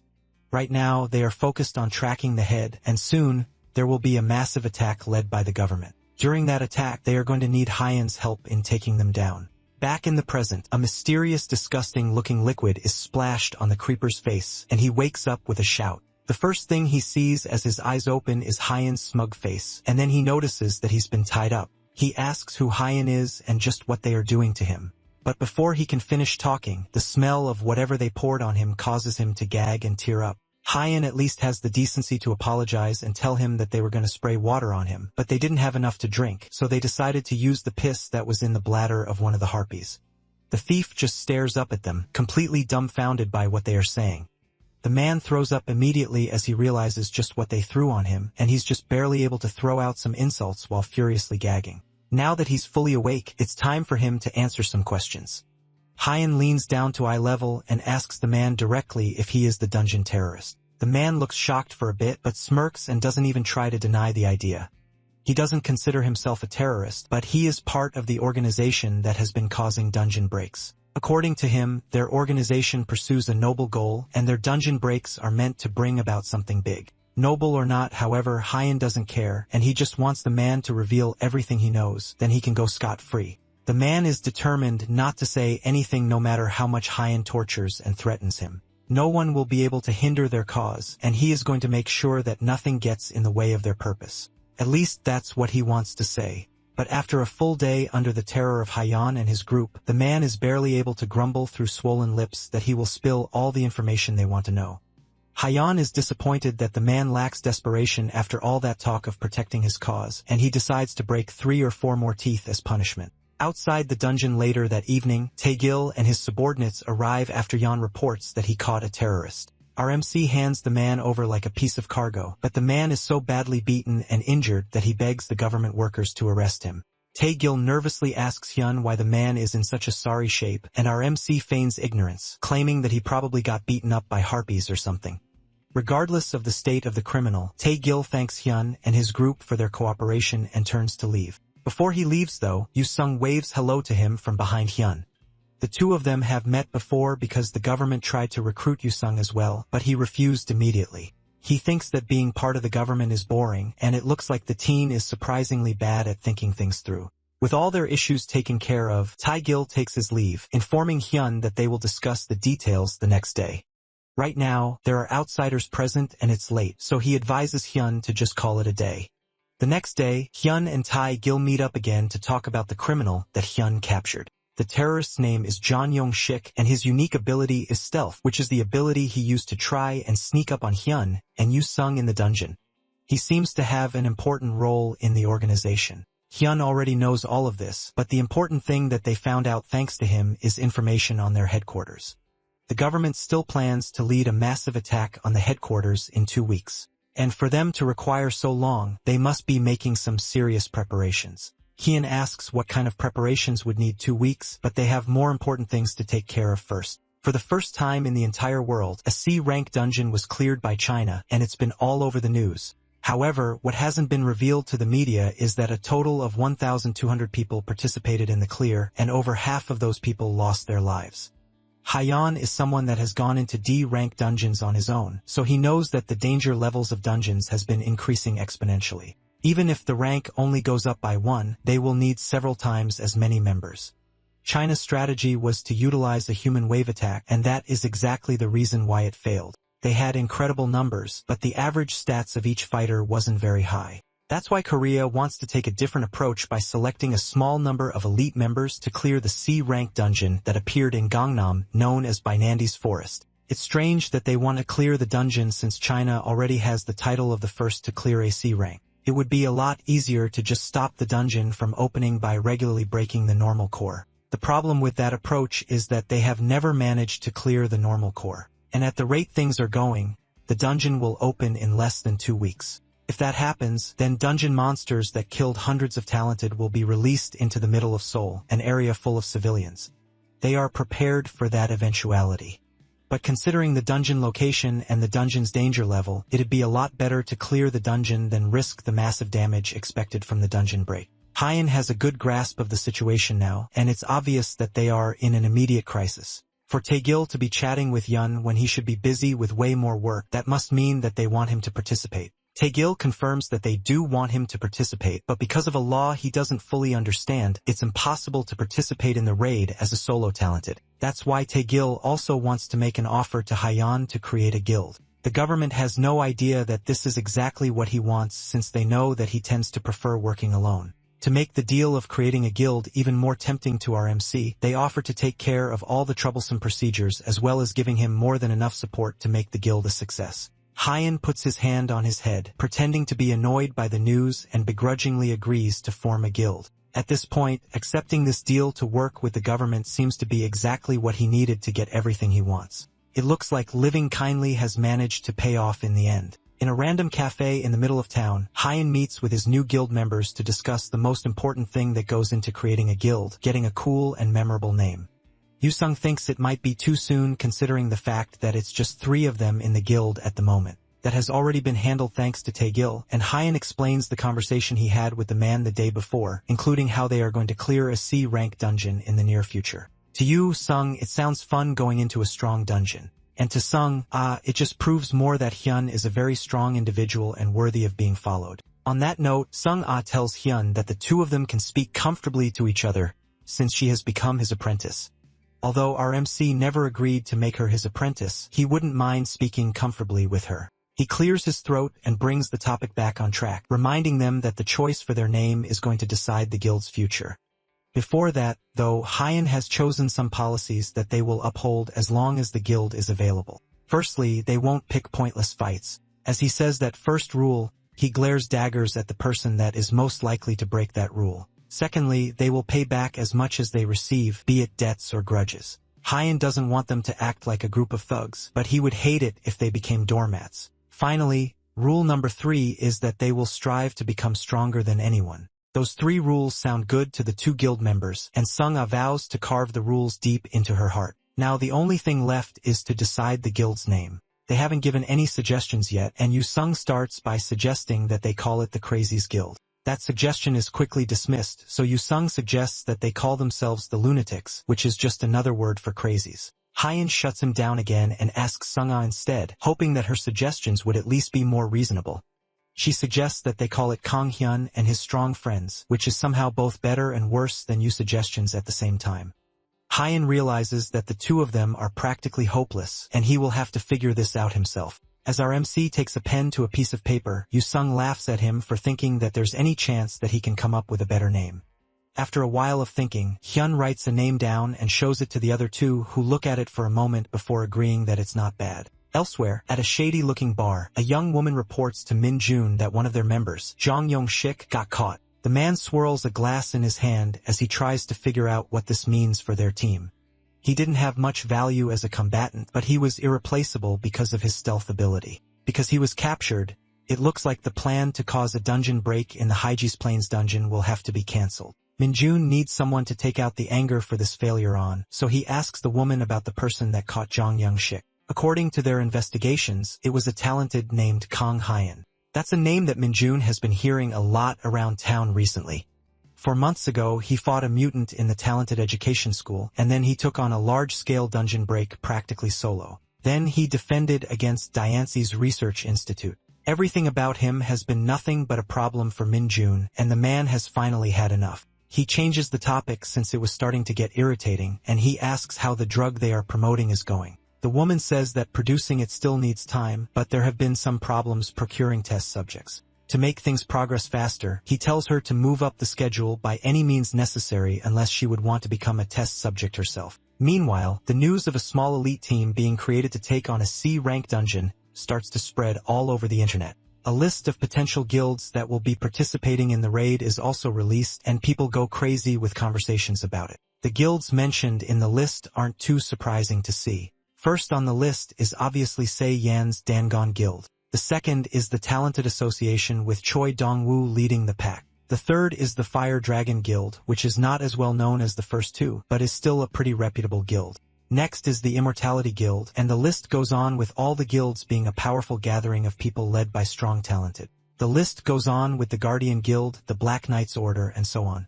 The lineup is legendary, but the real conversation spreads from guild number 7. It looks like a pretty new guild that was created recently. And looking at their numbers and reputation, they don't really fit among the group of much more powerful guilds. The next day, in a meeting room of the Ministry of the Interior and Safety, Hyeon walks in and waves a quick greeting to everyone in the room while apologizing for coming in a little late. Then he introduces himself as the guild master of the Badass Guild for a completely new guild. It's bold of them to be late to the first meeting.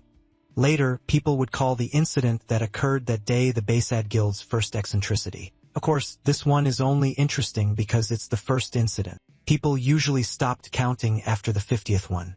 The world has come to be known as the Dungeon Society. About half a year ago, a cataclysm started from a shared dream of 7 billion humans kick-started a new age for Earth. While countless guilds fall and rise every day, another guild has taken up the chance to become the next big thing on the scene.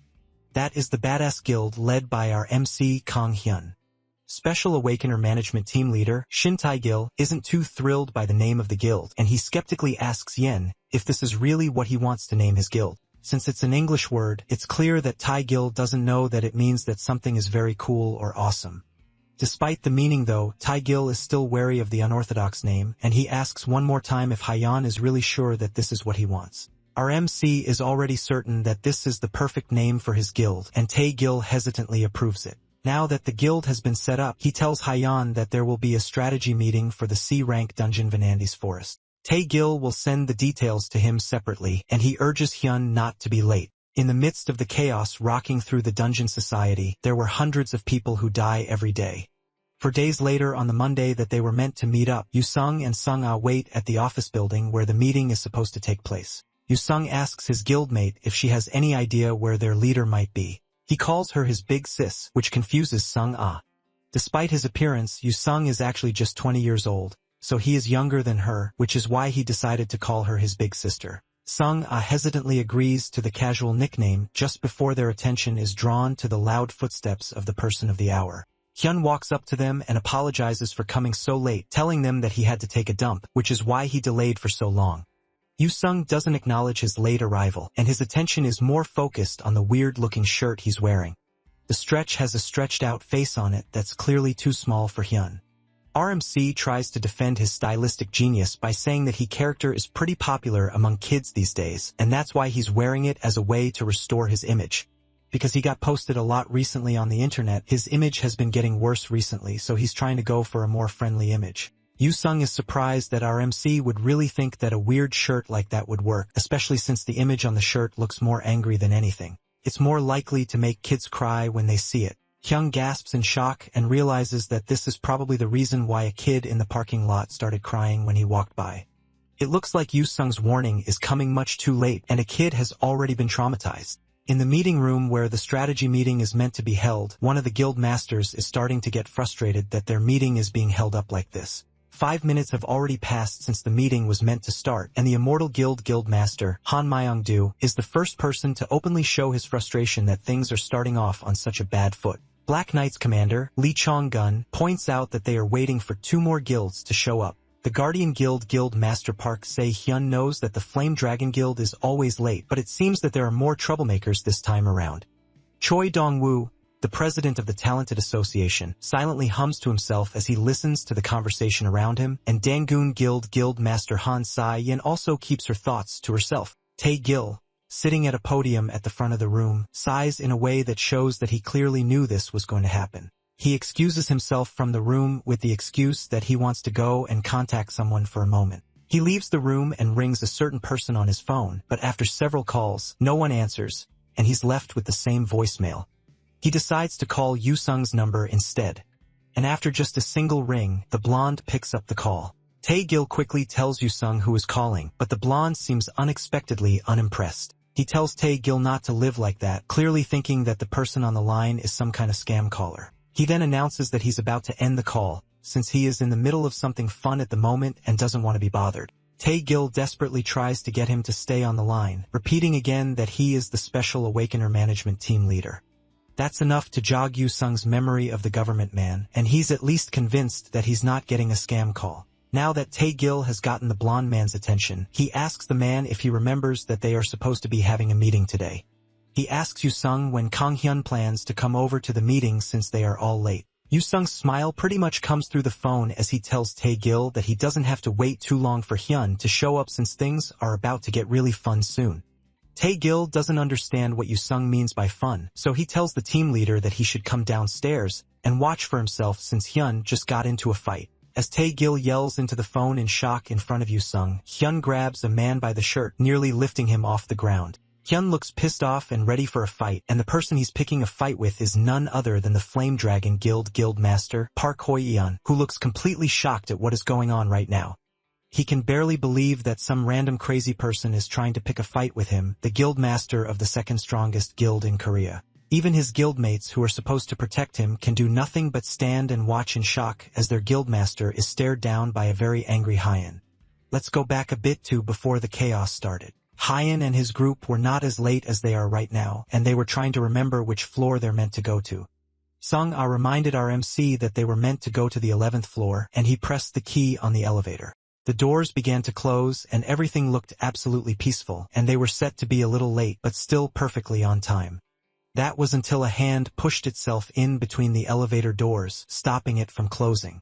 The doors pulled themselves open again to show Park Hoi-yeon and his group, who politely excused themselves as they tried to enter the elevator as well. The man noticed that they were also going to the 11th floor and correctly guessed that they were probably going to the strategy meeting as well. The two guild leaders shook hands as they introduced themselves, but the whole formality process was enough to start getting Hyun irritated. After all, they were already late because he had to take a dump, so talking to some random guildmaster in an elevator wasn't helping. As the last of the Flame Dragon Guild members entered the elevator, the metal creaked as it signaled that they were over capacity and suggested that the last person that boarded should exit the elevator. The cause of this is most likely the armor of the members of the Flame Dragon Guild, which was overwhelming the elevator. Hyun wondered why they would come in full armor in the first place when they are not going to enter the dungeon immediately. With no other option but for someone to step out, Park Hoi-yeon apologized to Hyun, and our MC politely told him that there's nothing for him to apologize for. Since Hyun said that Park Hoi-yeon made the suggestion that started the entire issue in the first place. He told Hoi-yeon that he and his guild members should come out of the elevator and let them go up first. Yu Sung and Sung-ah just froze at the audacity of that request, but Hyun was immediately pissed off. Park Hyun, clearly unable to read the room, continued and reminded Hyun that his guild is quite big, so it's likely that they will play an important role in this attack. Since that's the case, it would be more efficient for them to go up first while Haeon waits their turn and goes up after them. Haeon, the intellectual diplomat of an MC, decided to make sure that he was hearing correctly and asks Park Hoi-yeon if what he's saying is that his guild is some second-rate guild and they should give up their spot. Park Hyun wouldn't put it like that, but at the end of the day, he didn't think what Hyun said was wrong. Even Yu Sung and Sung-ah were getting frustrated, and they started getting ready for a fight, but there's no need for that at all. Hyun had all the rage in him to easily cover 3 people, and that's what led us to the incident at the ground floor that had 2 guild leaders fighting, or to be more specific, one group leader completely dazed by the audacity of another who wanted to fight. Tae-gil can't understand why that would lead to a fight, especially since he told both of them that this is an important meeting that they shouldn't be late for. Hyun at least has the presence of mind to apologize, and he tells Tae-gil that he has a truly unfortunate disease that causes him to beat up people to feel better. Park Hoi-yeon, who has also made it to the meeting finally, slams his hand on the table, already angry at Hyun. The team leader sighs as he tries to get the room back in order so they can begin the meeting. Han Myung-do cuts in before the meeting can start. Since they have some new faces on the team, it'd be better to let them introduce themselves first since they are about to enter a dungeon together. Tae-gil agrees and calls over to Kang Hyun to introduce himself and his team. Hyun feels like they are asking him to make him feel better about being here, and it's clear that the Immortal Guild leader has figured him out. Regardless, Hyun gets up and clears his throat as he prepares to introduce himself. He introduces himself as the guild master of the Badass Guild, which was just founded a few days ago. Currently, there are only 3 members in the team, including him. Park Hoyan cuts him off in shock and tells Hyan that the strategy meeting is not a joke and wonders how there can be only 3 people participating in a guild attack. As the Flame Dragon Guildmaster continues to complain, Hyan cuts him off and says that the man is seriously starting to annoy him, especially after what happened a while ago. Hyun came to the meeting because he was called, so there's nothing he can do in terms of participating. That makes Park Hoyan even angrier, and he stands up in his seat in outrage. Han Myong-do, meanwhile, just laughs at the whole thing, clearly finding something amusing. He tells our MC that he's the kind of person he likes to make friends with and acknowledges that a guild master should have the guts to say things like that unapologetically. Talented Association President Dong-woo also chimes in and tells Park Hoi-eon that this isn't the right place to start a fight, especially since the meeting has already been delayed. That shuts Park Hoi-eon up, and he has no choice but to sit down and keep his mouth shut now that all eyes are on him. Suddenly, Yu-sung calls out to Hyun and tells our MC to look at the seat directly beside him. In that seat is the guildmaster of the Guardian Guild, Park Si-hyu. Hyun asks what the problem is with the guy, causing Yu-sung to let out a devious smirk. He tells Hyan to just wait and see because he's going to kill the man. Yu-sung pulls out his mace from his inventory with a crazy look on his face and prepares to go and kill the man, but Hyan holds him back. He looks at the lunatic in a panic and asks him what in the world he thinks he's doing. No matter how crazy he is, there's no way he can possibly think that this is a good idea. Because of the past few days that they have spent together, Hyan almost forgot that this guy was like this from the start. Taegil notices Yu-sung standing up with his weapon and orders him to put it away, and the other guild members start to react as well, seeing Yu-young looking like he's about to attack. Park Hoi-eon doesn't waste a second and immediately points an accusing finger at the Badass Guild and accuses them of coming here to mess things up for everyone else. One of the guild members of the Guardian Guild pulls out his sword in defense and confronts Yu-sung, asking if they are trying to pick a fight in this meeting room of all places. He asks his guildmaster for permission to engage, but Park Se-hyu is unusually quiet. He calls out again for his guildmaster to give him permission, but when he turns around, he notices the dark look on the man's face. Suddenly, the man grits his teeth and starts to physically change. His eyes glow a dangerous red as the veins on his face start to bulge out, looking like they are about to explode. He lets out a feral roar, shocking everyone in the meeting room as all the talented immediately stand up and get on edge.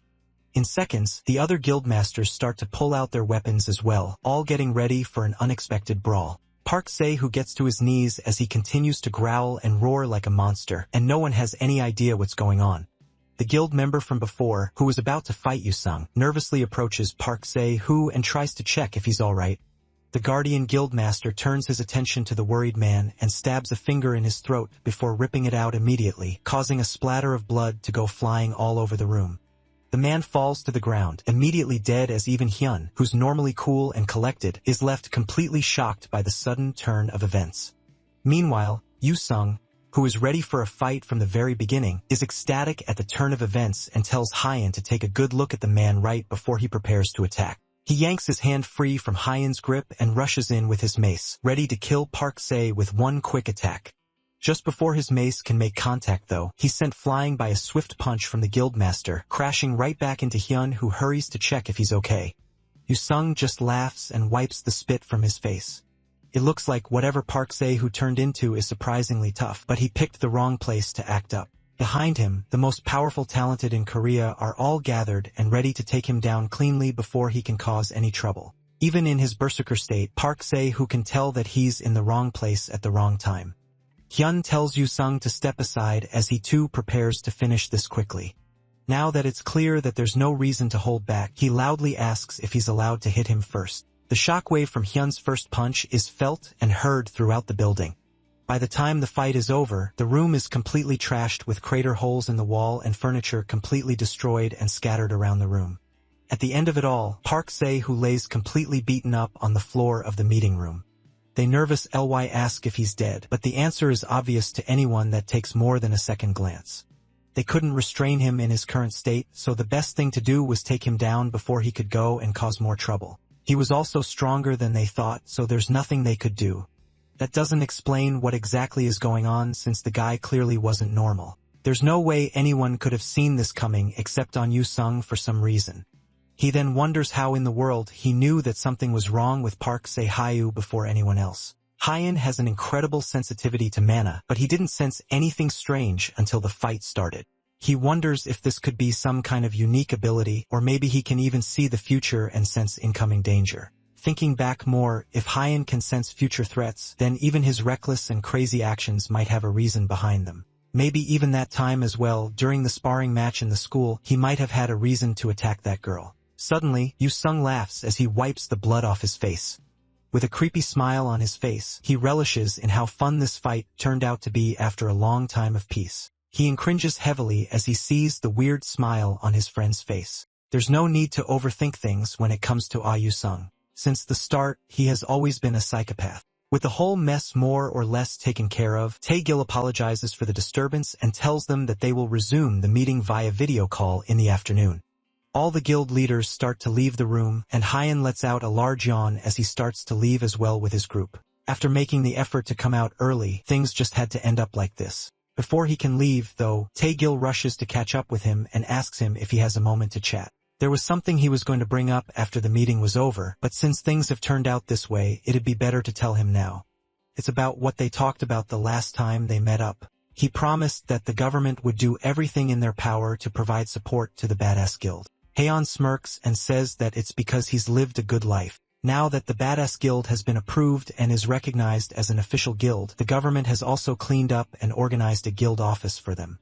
It's available to use starting from today, and Tae-gil offers for them to head over and check it out. Hyun is excited to see his new office and eagerly asks where he should go to check it out. Tae-gil directs them to a skyscraper. And on the 33rd floor, Hyun and his guild members walk into a large room that will become their new guild office. The place is clean and equipped with multiple things that will make starting a guild a lot easier. At the front of the office is a high-end PC equipped with the latest graphics card, and towards the side of the room is a cooking area with an expensive-looking espresso machine as well as a high-end double-door refrigerator. Even with all the expensive and fancy-looking stuff, the place still feels a bit empty, probably because of how large it is. Hyun wonders if the three of them are really expected to use a space this large. They will need to recruit more people, so this space will be needed eventually, and it will be fun for them to come together and try to decorate the place. Hyun already starts making plans of bringing in a sofa and maybe even a TV as well. While they are at it, he also starts making plans to add a shower and a bedroom too. It's starting to sound more like he wants to turn the place into an apartment instead, but it should be alright. Last but not least, they are going to fill the fridge completely with beer. Yu-sung tries to remind his guild leader that this space is supposed to be a workplace, but even after saying that, it's not like he doesn't like these changes. Before they can get too carried away with the preparations, Sung-ah reminds them that it's almost time for the meeting. They are supposed to have a video call with the other guild leaders at 2 o'clock. He quickly sits down at his new desktop and connects to the Ministry of Interior Safety's internal network. Hyun wonders if this place even has internet and how funny it would be if the internet didn't work. Meanwhile, Sung-ah says that she'll be stepping out for a moment. After a short delay, the connection starts, and Tae-gil immediately apologizes for the delay and thanks the guild leaders for gathering again on such short notice. He starts by asking if anyone has any questions, and the first to speak up is Se-yun, who asks about what exactly happened to Guildmaster Park Se-yu. The investigation is still ongoing, but Tae-gil promises to share details once the situation has been clarified. Hyun asks Sung-ah if Park Se-yu is really that famous of a person. The Guardian Guild is ranked 5th in the country, and just like the name suggests, it's a guild formed solely with the goal of protecting humanity.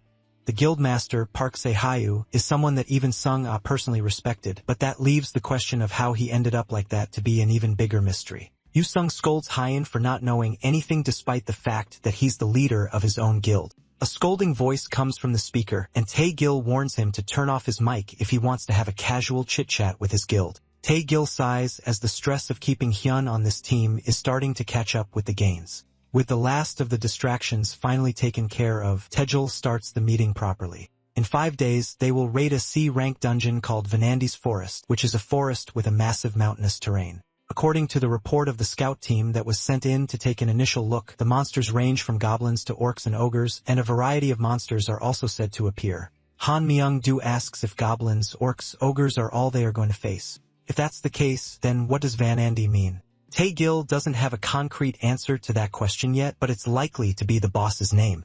The monsters that appear are basic types, but that doesn't mean that they can let their guard down. That's because the monsters in the forest are on a whole different level compared to the regular ones. If the usual monsters are like a militia, then the monsters in the forest can be considered a regular, well-trained army.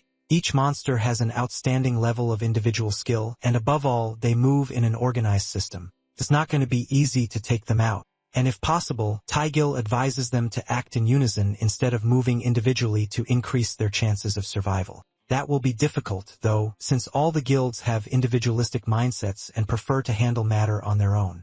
As they are talking, Taegil notices Hyun drinking something, and he immediately asks what it is. Hyun didn't even know that he was drinking something and desperately asks when the drink got into his hand. Even Yu-sung doesn't know when he went to buy it and how it suddenly appeared in his hand. The culprit, Sung-ah, appears and says that she went to buy some beer since he said that he wants to fill the fridge with it. She also hands him some dried squid while all the guild masters watch in shock that he can be so nonchalant and unprofessional in this situation. Then, as if nothing happened, he asks Taegil what exactly Vin Andy is, proving that he hasn't even been paying attention during this entire conversation. Taegil leans back in his chair with an exhausted expression and wonders if this dungeon raid will actually be alright. Various things happened after that, but the meeting ended smoothly. And the next day, a loud and excited voice barges into the badass guild office, excitedly proclaiming that he will be working with them starting from today. He introduces himself as Han Jaemon. Hyun stares at the newcomer in confusion and asks who he is. He's forgotten that Taegil told them that they hired someone to handle the guild's administrative work. They even received the guy's resume as an email, which Sung-ah already printed for him. The new worker is Han Jae-min, a 27-year-old with an average height and weight. He went to a good school and seems to have decent qualifications to work for their guild. As Hyun reads through the information on the resume, Jae-min can't help fanboying over the fact he's really standing in front of Kang Jae-min. From his face, he looks even more like a criminal in person, and Jae-min finds that to be incredibly cool. Our newcomer is an awkward nerd, and he admires people like our MC for their cool and brutish aesthetic. After reading through Jaemin's qualifications, Hyun can't tell if the man is qualified just by looking at him. But since Shin Tae-gil selected him after careful consideration, then he must really be qualified after all. With that, Hyun reaches out a hand to shake him and offers a starting salary of 1,000 per month. As for taxes and insurance and all that business stuff, Hyun tells him to ask Tae-gil about it since he doesn't really know much about it. Jae-mun, on the other hand, couldn't be bothered about any of that stuff since right now, he's more focused on the fact that he's about to shake hands with Hyun himself. He immediately screams out with conviction that he will work hard for them. After that, he gets to sit down in the office common area with the rest of the guild members. He still can't believe that he is also getting to meet Yu-sung and Shin Sung-ah. Their aura is no joke, and it's even more obvious how cool they are when he looks at them directly. Sung-ah glances at Hyun for a moment before announcing that she has something important to tell him. Since their guild is going to grow in scale from now on, she had the idea to make their guild have matching uniforms since unity is important when creating a team. The already excited Jaemon is almost at the point of losing his mind at the thought of getting official merch from them. Hyun, on the other hand, is more skeptical and takes more time to think over it while Jaemon mentally screams at him to accept the offer. But Sung-ah is already one step ahead of all of them, and she prepared the uniforms herself to show him. As soon as he sees the uniforms, Hyun immediately rejects it without a second thought. The logo is way too much, and it even has a skull on it. It looks like something a biker gang from the 80s would wear. That was actually Yu-sung's idea, and Hyun is not even surprised that Yu-sung had something to do with it. Regardless, the members of their guild already look scary enough, so adding crazy biker jackets will only make people more nervous to interact with them. He tells her to put the jacket away, but his words immediately die in his throat as he notices Sung-ah crying. She sadly starts to put the jacket away while tears steam down her face. These jackets weren't just something she created on a whim, and she actually worked really hard to get them made. She poured her heart and soul into preparing it. However, although it looks like she's actually crying, the truth is that she's using artificial tears to guilt-trip him. Even though she's faking her tears, she really did put in a lot of effort to get these uniforms made. When she went to look at potential options, the clerk told her that she hit the jackpot and started telling her about how valuable the items she's buying are. He tells her that his shop has been making guild uniforms for 100 years passed down through the generations. That's truly fantastic because it means that he has been making uniforms since before the tutorial began.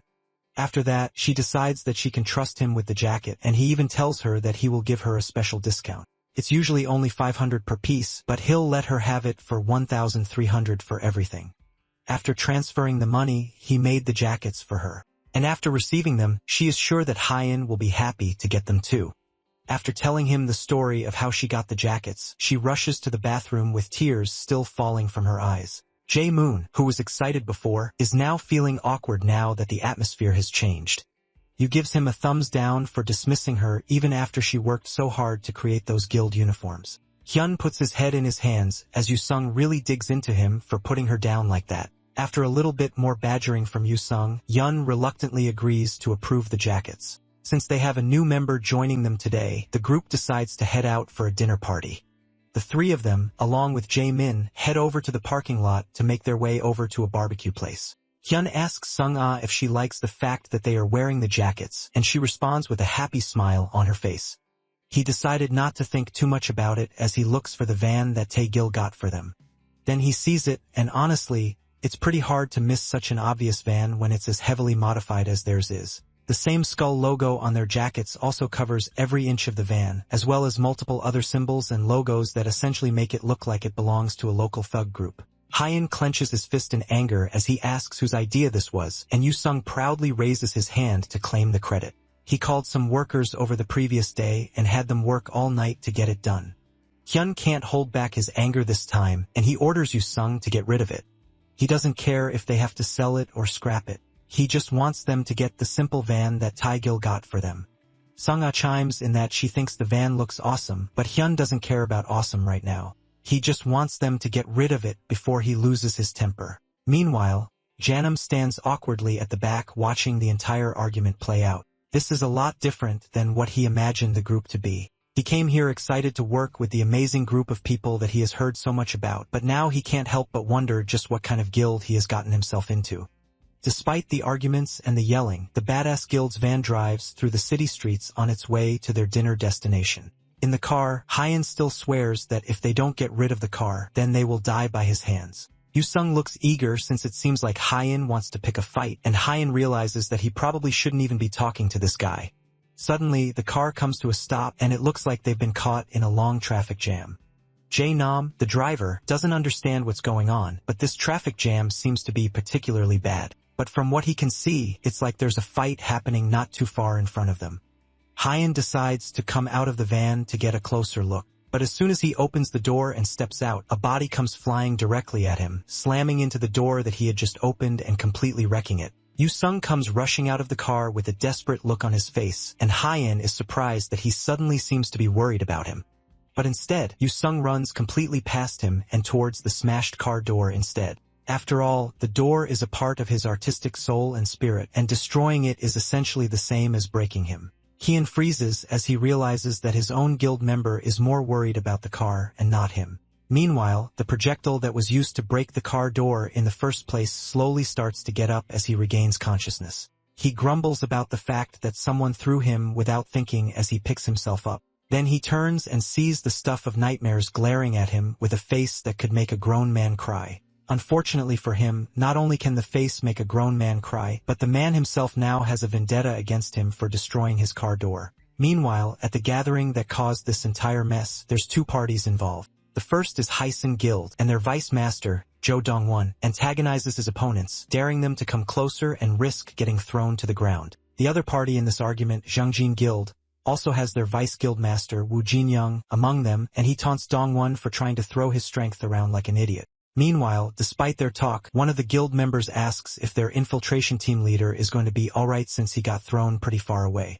The vice guild master is sure that they are fine since they are the best in the guild when it comes to durability. He probably didn't even get a scratch.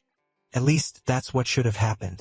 But, unfortunately, he did scratch something else, and the owners of that something else appear from the distance holding their very badly beaten infiltration team leader who is known for their durability. Hyen tosses the man back like a rag doll and steps on his face. Then he asks the guilds if the thing that wrecked his car is theirs. All the while, the infiltration team leader apologizes as begs for his life on the floor. The Jeongjin Guild, who looked so confident before, start to back away slowly as they realize an even bigger threat has arrived. Meanwhile, their fear is enough reason for Hyan to figure out that they are the reason his car got wrecked, and he starts to approach them with Sung, and Sung are not too far behind. He got most of the information he needed from the poor man that he beat up. This entire turf war is some kind of fight between guilds, but instead of sorting it out maturely, they are instead causing trouble in the middle of the street like a bunch of punks. And now, because of their fighting, they are stopping Hyun from going out to eat beef. One of the guild members is unlucky enough to know exactly who this very scary person is. He's Kong Hyan, and our MC has built up a reputation of being basically unstoppable when he loses his temper. And then seeing Sung and Sung Ah behind makes the man realize that all the members of the Badass Guild are present and accounted for. If you look at this situation closely, then even without knowing who they are, these people are clearly dangerous. Suddenly, Hyan calls out a price of 500 million. Because of their fighting, his van got wrecked and he got hurt a bit earlier as well from the blast. Because of that, and including emotional damages too, he wants them to pay out 500 million. Sung cuts in, showing off a nasty cut on his palm and saying that he also needs to receive damage compensation of 500 million as well. So Hyan increases the fee to 10 billion and orders for the payment immediately. The vice guildmaster, Jin Young, grits his teeth for a moment and then laughs at the ridiculous offer. And then in a split second, he launches himself at Hyan, but he's immediately met with a fist to the face before he can even land a single attack. In a matter of minutes, the rest of the guild gets a taste of the same fate, dropping like flies and eventually falling to the ground, completely defeated by the Badass Guild. As they are about to leave and continue on their way, Jo Dong-won approaches with the Hysan Guild to thank Hyan and his guild members for their help. Hyan tells them not to think too much about it since they didn't help on purpose. Then he tells them that he doesn't like the Hysan Guild either since they are equally to blame for causing chaos in the middle of the street. Because of them, Hyun isn't able to eat beef like he wanted, and his entire dinner plan is ruined. Dong-won sees an opportunity and offers to buy beef for Hyun instead. He offers a premium Korean beef that costs up to 100,000 won per person. After hearing that, Hyun's entire mood changes, and he declares that from now on, he and the Hysan Guild are allies by blood. Meanwhile, elsewhere, a woman receives news that the Hysan Guild managed to pull off a clean sweep, taking out the opposing Yongjin Guild. This woman is the guild master of the Yongjin Guild, Hong Chaeyeon, and she wonders if she should give them a little warning as payback. As soon as Yen and his group reach the beef shop that was previously advertised, Jo Dong-won introduces himself again as the vice guild master of the Hysan Guild. Hyan is barely paying attention as he stuffs his face with an entire cut of beef at once. Dong-won tries to take over the cooking, offering to prepare the meat so that Hyan can focus on enjoying his meal, but Hyan dons an unusually serious situation as he asks the man if he's confident in his cooking skills. The things our MC hates the most in the world are goblins, Sung, and people who can't grill meat. So Dong-won has to be very confident in his skills if he wants to take over preparing the meat. Realizing his place in the culinary hierarchy, Dong-won backs off and allows Hyan to continue cooking the meat while promising that he will just eat gratefully and not interfere. A little later, after meat has been eaten and all parties at the table have stuffed themselves silly with beer, Hyan slams his mug on the table with a satisfied smile. Thanks to Dong-won, he ended up having a good time. Now that the meal has been concluded, Hyan gets straight to the point and asks the man what he wants, catching Dong-won off guard. Hyan properly figures out that this is way too excessive to just be a simple token of appreciation, so he wants to know what Dong-won wants for him to be inviting them out so glamorously like this. Dong-won stays silent for a minute, but the cat is already out of the bag, so he decides to come clean.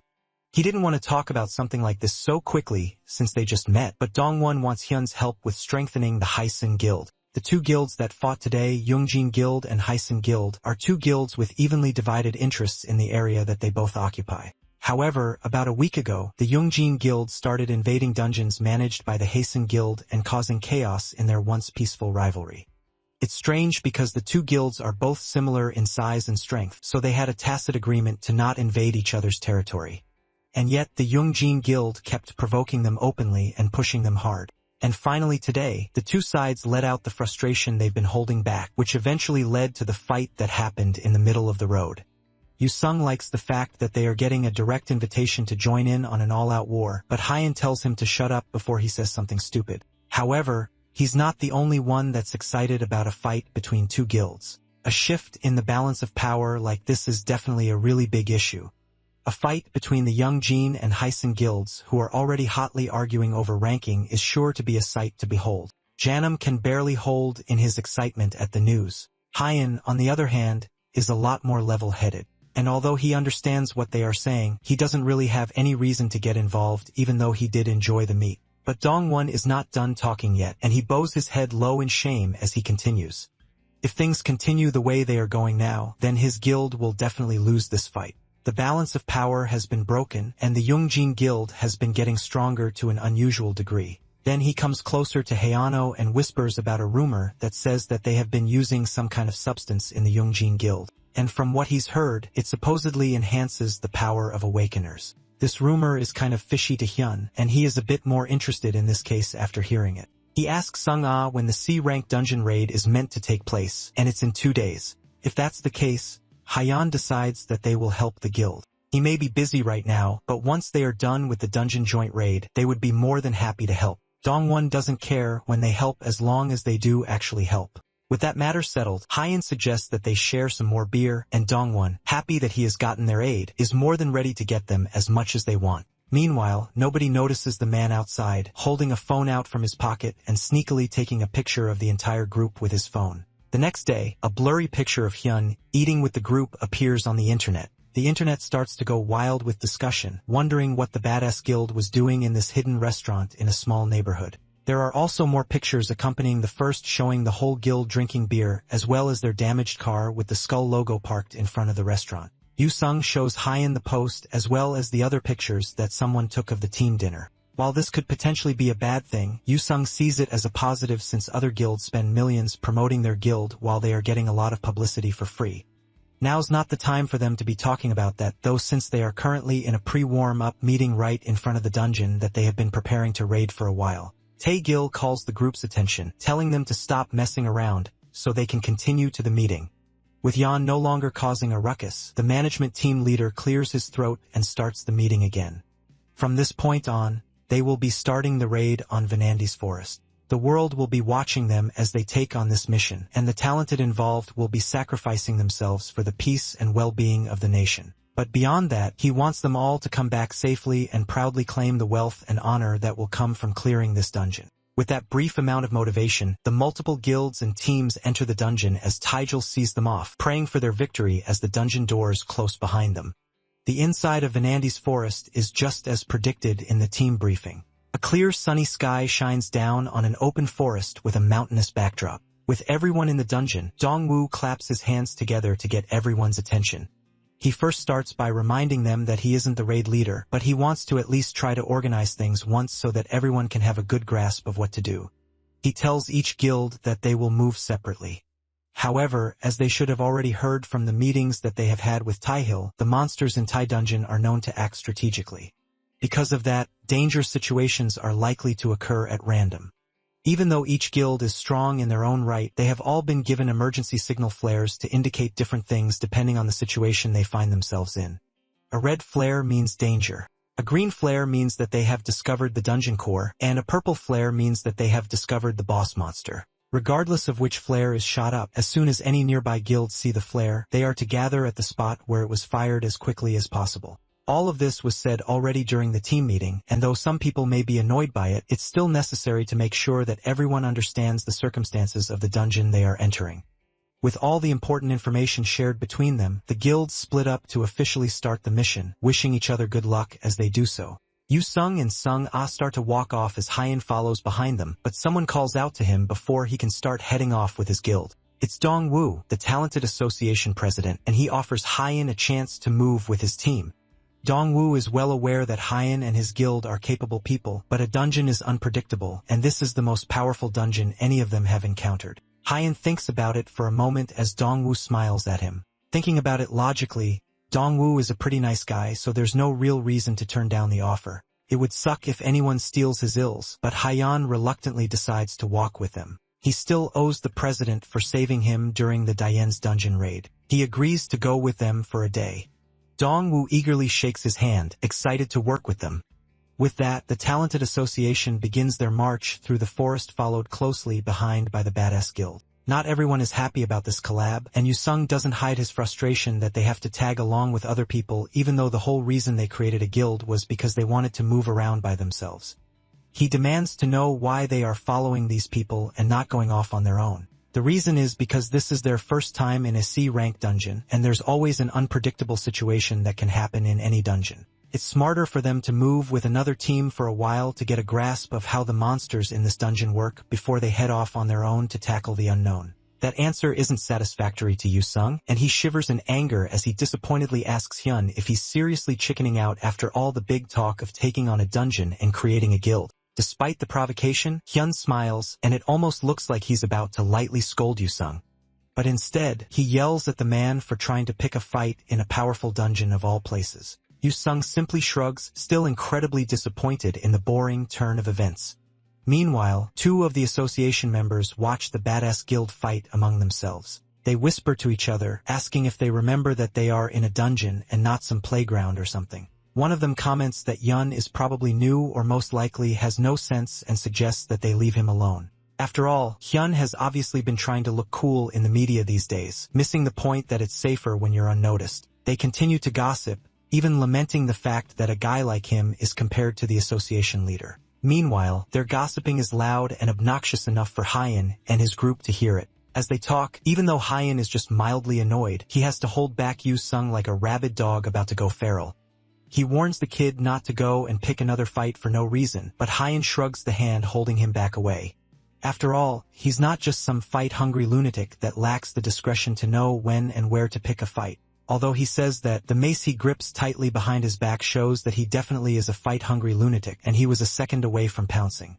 After Hyun calms him down, he tucks the weapon back in his inventory, claiming that he brought it out without realizing. Although Hyun is trying to keep a somewhat people environment here, it's not like he doesn't know how Yu-sung feels. After all, he also feels like beating the guys up would feel very satisfying. But there's more important things to worry about right now. And as if on cue, members of the team start to react as enemies flood in to attack them. This first wave of monsters is a goblin infantry, and they immediately rush in to attack as soon as they come out from between the trees. Within a matter of seconds, the group is surrounded by a massive number of goblins. And just like what was said in the meeting, the goblins all have strange and powerful movements that are on a whole different level than the other goblins that any of them have faced. Dongwoo immediately starts giving out commands, calling out for different teams to establish their formations and start moving with coordination while protecting and covering each other. Meanwhile, this is just like Dongwoo heard from all those meetings. If they don't work together to respond properly to this attack, then they are all going to get wiped out. At the back of the pack, however, a large mace crushes a goblin's head with no remorse whatsoever. The beast in Yu-sung has finally been released as he gets the chance to fight the strong monsters that he has been hearing about for weeks now. Hyun watches and cringes. Yu-sung gets an almost orgasmic look on his face from bashing the monster's skulls in. Watching that kind of scene play out and being in this situation further convinces Hyun of what he's always known. The things he hates the most in this world are, first of all, Yu-sung, people who can't grill meat, and finally, goblins. He slaps away a goblin that tries to sneak up behind him, then rushes towards another one that isn't fast enough to escape and grabs it by the face. Then, with a sadistic smile on his face, he activates his mana explosion, causing the goblin to explode in a wave of blood and guts. Just like Yu-sung, Hyun starts to genuinely enjoy the fight just because he gets to destroy goblins without holding back at all. The other association members, who were initially very dismissive of Hyun and Yu-sung, watch in fear as they realize that the two guys are nothing but lunatics. They realize that they probably shouldn't mess with those guys, but then they also realize that after the snarky comments they made earlier, they are definitely in trouble. Later that night, after a successful day of taking out the goblin infantry wave, the two guild leaders sit beside an open fire to discuss their strategies as well as what happened for the day. Dongwoo laughs heartily as he reminisces on the battle for the day. He had heard rumors that Hyun was a beast in battle, but seeing it in person is a whole different level than what he imagined. As the two offending guild members from earlier kneel and face punishment, Dongwoo apologizes for their rudeness and promises to punish them more for the harsh words. Then he asks Hyun if they would like to keep moving together the next day as well, while pouring a bowl of soup for them to eat. Hyun appreciates the offer, but it's time for his team to move solo going forward. Dongwoo asks if it's because of the bet, and Hyun acknowledges that it could have something to do with it while collecting his own bowl of food. The bet they are talking about happened a little earlier entrance while the team was still getting their briefing from Taegil.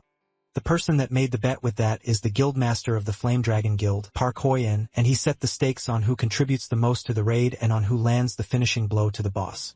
Hyun might be crazy, but even he knows a stupid bet when he sees one. He also knows that this is just Park Hoyan's twisted way of showing off, considering that they have much larger numbers than the Badass Guild. So that kind of bet is meaningless to Hyun. Park Hoyan relents and decides to up the stakes for Hyun if he wins. He presents Hyun with an Easter egg, which was made by someone who likes pranks.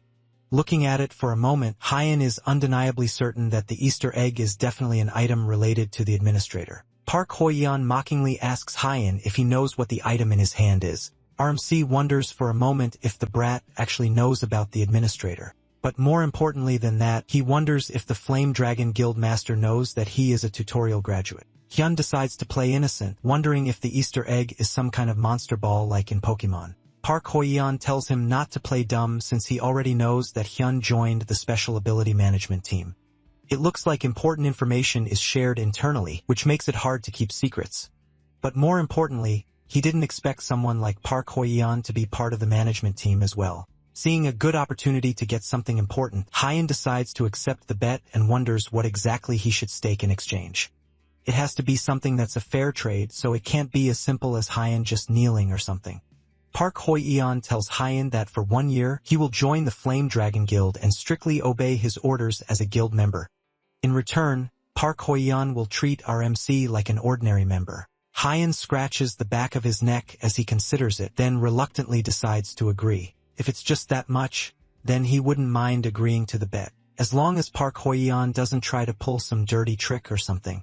The Flame Dragon Guildmaster promises that he doesn't do those kinds of things and raises his hand for a fist bump with Hyun. He wants to keep their match fair and square since that's his motto at the end of the day. Although even though he says that, it's still pretty unfair to make a bet like this against 3 people. Regardless, Hyun returns the fist bump and decides to give it a try. Back in the forest dungeon, a new day arrives as everyone wakes up and starts packing their things. Dongwoo is already set to leave with his team, and he asks Hyun if he's sure that he and his group will be safe on their own. Hyun assures him that they will be fine since they've already got a feel of the dungeon and its dangers. If something happens, then they also have a signal flare, so it's not like they will be truly alone. Dongwoo tells Hyun that the signal flare probably won't mean much since top-ranking guilds are usually very individualistic. Regardless, Dongwoo decides to respect our MC's confidence and wishes him good luck on the rest of his journey. The 2 teams part ways, and Hyun walks off with the rest of his guildmates to tackle the dungeon solo. Meanwhile, elsewhere in the dungeon, Park Hyun is not having as much of a good-natured time as Hyun. The situation is already looking dire with 3 of his guild members injured and 2 dead. The injured are being treated, but it's hard to engage with the enemies while defending them. Park Hoyan takes an arrow from a tree and breaks it. He has finally figured out what Vinandi means in the name Vinandi's Forest. It's not the name of the dungeon boss like they predicted, but it's instead the name of a species of monster that resides in the dungeon. They are arrogant creatures that look like they enjoy seeing the talented as prey. And from how well they fight, Park Hoyan can't see a good way to break through. One of the guild members suggests that the best thing for them to do is find their base and wipe them out, but that is a lot easier said than done. Right now, their team has done nothing but get ambushed and floundered around. There's no way they are going to be able to just casually find the base of these monsters. At this point, it's all or nothing for them, and they are going to have to take drastic measures to wipe this threat out. If the monsters are hiding in the forest, then all they have to do is get rid of the forest. Park Hoyan suggests that they burn the forest down and snuff the monsters out. The guild member from before is strongly against that idea, and he tries to warn his leader that if they burn down the forest, then there's a high chance that they will be in danger too. But at this point, Park Ho-yun doesn't think that there's any other solution.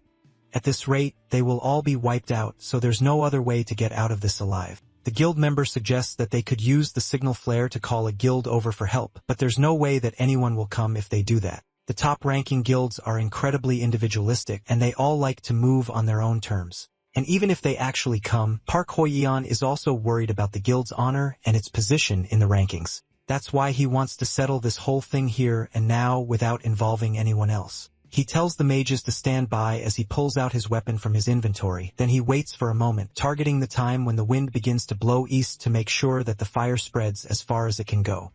Elsewhere, Yan has his first encounter with some Vanandi scouts. Despite how much they screech and shout, they don't attack immediately. It looks like they are waiting for Hyan and his guild to come close, and they don't want to make the first move in the attack. Regardless of the warning from Yusung's intuition, Yan prepares to charge, telling his guildmates that they'll make a run towards the monsters on the count of 3. After counting down to 3, the badass guild makes a charge for the scouts, rushing towards them for a quick fight. However, instead of fighting back, the group of scouts all leap up to the top of a tall tree before Haiyan can get any closer. On the surface, it looks like they have lost their will to fight because of Haiyan's fighting spirit, but Yusung just thinks that they are terrified of Haiyan's face. Regardless of the reason for them backing off, it's clear that this could be a trap. And the question now is if the 3 of them should follow the monsters or not. Yusung suggests that they should just keep going the way they were heading before. After all, the fact that these ones jumped away in hiding might be a sign that the core is getting close. And according to his intuition, Yusung thinks that something interesting will happen if they just keep heading the way they were going before. Hyun dismisses Yusung and his so-called intuition, and just like that, he ended up overlooking the interesting thing that Yusung mentioned, not realizing that it's be such a nuisance. The monsters in the trees don't let them go unbothered, and they fire arrows down at the group from the safety of the trees. What would be life-threatening to anyone else is just an annoyance to Haiyan as he yells for the monsters to come down from the trees and just fight. Having to go up against them like this is really starting to anger him, but their tactics are surprisingly effective. If they take one wrong step, then the Vanandi lures other monsters to attack. When you finally close the distance with them, it turns out to be a trap. However, even though they are annoying, none of them are particularly strong, so it's better to just let them wear their stamina down. That method is way too slow, though, and Yusung asks their leader if he has any other methods to take on these cunning monsters. Haiyan thinks the solution is simple. All they have to do is take hostages and torture them. He doesn't care if their claws are ripped out or if they are skinned alive. They won't be able to keep acting so cockily once Haiyan gets his hand on one of them. After a bit of work, Haiyan manages to capture one of the Vanandi and holds the monster down with a knife to its throat. He warns the others that if they don't listen, then their comrades' lives will be over. The remaining Vanandi just look at each other in confusion and then continue to attack with multiple arrows. It looks like taking hostages doesn't work on them after all. The group is forced to run for their lives while bantering with each other about how bad of an idea it was to think that taking monsters hostage was a good idea. After a while of running, the 3 of them managed to find a safe space to hide out. The monsters even killed the hostage while chasing them, showing just how ruthless and relentless they are. But they can't just keep running forever, and they are going to need to come up with a different plan. As the 3 of them try to figure out what to do, a signal flare shoots up from somewhere else in the forest. This one is red, signaling that another guild is in danger. Yusung asks if they are going to go, and Hyun doesn't mind going out to help. Staying in the forest won't solve anything for them anyways. At the location where the signal flare was shot, the Guardian Guild is facing off against an overwhelming amount of goblins at once. There are way too many of them, but the guildmaster orders for his subordinates to hold their ground for just a little longer. Thanks to the signal flare, reinforcements should be coming soon.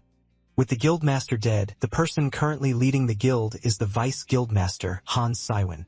And although he's telling his men to stay strong and fight on, the truth is that he knows that there won't be any reinforcements. As the monsters start their charge again, he wonders just where it went wrong for him. It could have been back when the guildmaster started acting strange. Once that happened, their guild should have given up the raid, but because of the talk about having to maintain their reputation, they pressed on despite the danger. The truth is, however, that they marched into battle purely because of Han Siwon's greed. Now he has dragged his guild members to their deaths, and he's about to go along with them. A loud thumping sound pulls him out of his daydreaming, and he looks up to see a massive monster approaching him. There are just more and more goblins coming in, and the numbers seem to be never-ending. As his guild members desperately put up their shields to protect themselves, Han Siwon falls to the ground, and a goblin manages to sneak past the wall of shields protecting him. The sharp knife heads towards his face, and he's not fast enough to stop it. However, just before the blade pierces his skin, an arrow soars through the air, stabbing the attacking goblin to the back of its neck. Then a figure jumps into the sky and takes a deep breath as it looks over all the goblins. Then with a massive yell, Heian activates his lion's roar, nullifying the skills of all enemies in the area and reducing their stats. Then he follows it up by activating Wayne's secret technique and Giant's power, boosting his strength while pulling out the giant hammer and smashing it into the first group of goblins he can find. Just like that, with a few skills and a comedically large warhammer, Haiyan appears and completely turns the tide of the battle, killing several dozen goblins in a matter of seconds. A large goblin approaches him from behind, but he's easily able to send it flying with a large smack from his hammer. Meanwhile, A rain of arrows fall from the sky, each one perfectly finding its way to a goblin's head, killing it instantly. At the same time, Yu Sung and his trusty mace smash into every non-human living thing in the area, killing mercilessly along his group. The badass guild has arrived as reinforcements, and just the 3 of them are enough to turn the entire battle on its head. However, Han Si-won's attention is focused on Hyun, who doesn't even seem human anymore at this point. He's on a whole other level entirely, but that doesn't mean that his hope has suddenly returned. Just because 3 more people joined in doesn't mean that they can overcome this massive wave of goblins. One of the guild members rushes over to the vice guildmaster, and he points over to the other side of the forest. There, the Dangon Guild has arrived, and they too are taking on goblins, heavily bringing down their numbers and providing ample support. Xian stretches out her hand, and a massive group of her guild members surge into the field, killing hundreds of goblins in a single coordinated effort and massively bringing down their numbers. The surviving Guardian Guild members start to celebrate, rejoicing in the fact that somehow they are actually being saved and they won't die pointless deaths. At the end of the showdown, there's not a single goblin left alive, and Haiyan sighs to himself as he allows himself to rest after taking care of such a crazy mess. Han Si-won takes a moment to look at the Dangun Guild that also came to answer the flare call. It's been quite a while since they entered the dungeon, but their numbers haven't decreased at all. To make matters worse, the Badass Guild looks completely fine even though it's just 3 people. On the other hand, the Guardian Guild has been nearly completely slaughtered. Dozens of his guild members lie lifeless on the floor, and it's clear that they weren't enough to take on this threat by themselves. Hung Si-won is pulled out from his trance by Hyun shouting out to him. RMC asks the man why he's standing so still in the middle of the field. Since he's in charge of the guild, he can't just sit down and be blank when there's still a lot left to do. Hyun tells him that they are about to have the next strategy meeting, so he should get himself together and come over so they can discuss things. Hung Si-won, still not fully recovered from the whole ordeal, shakily agrees and follows Hyun. Meanwhile, elsewhere, things are getting heated as Park's plan of lighting up the forest is going a bit too well. The wind is constantly changing direction, and they can't control the fire anymore. He orders his guild members to get down and try to get to safety. But looking at the burning inferno in front of him, Park Ho-hoi-eon doesn't know what to do anymore. With no other option left, he hurriedly tells his guildmates to fall back and retreat. As soon as the team meets up to have the strategy meeting, Hyan tells them directly that he wants them to go straight for the core. Xian points out that they don't know where the core is, and they will need to split up and search first. But Hyan is confident that the core is close by. He can feel the energy coming from it, and the distance doesn't seem too far away. Xian is shocked that Hyan can just causally feel the direction of the core, but Hyan is surprised that no one else can feel it. Based on his experience, if they start making their way to the core now, they should arrive there by midnight. If that's true, then it would definitely be better to move straight ahead without wasting any time. The other guild leaders also agree that they should get going as soon as possible, all except Hung Si-won, who is still shell-shocked by the whole thing. He nervously asks them to wait, pointing out that it might be too much for them to consider moving right away. After all, they just finished a big battle, so rushing off into an even bigger one sounds reckless. However, Se-yen points out that they don't know how Van Andy will move. They have all seen how the monsters act. They are smart and cunning, and giving them even a moment of time to prepare will be costly. However, Hung Si-won still thinks that they should take a short break since everyone is tired. However, Lee Hyan assures him that there's no need to worry about that since their guild has a healer who can recover fatigue. Hung Si-won is left speechless by how quickly they all want to get going. These strong people might be fine, but the Guardian Guild is already at their limit. Haeon has had enough of the man's constant whining and decides to speak to him directly. He asks Hung Si-won why he's so tense and if he really expects them to go out of their way to escort him out or something.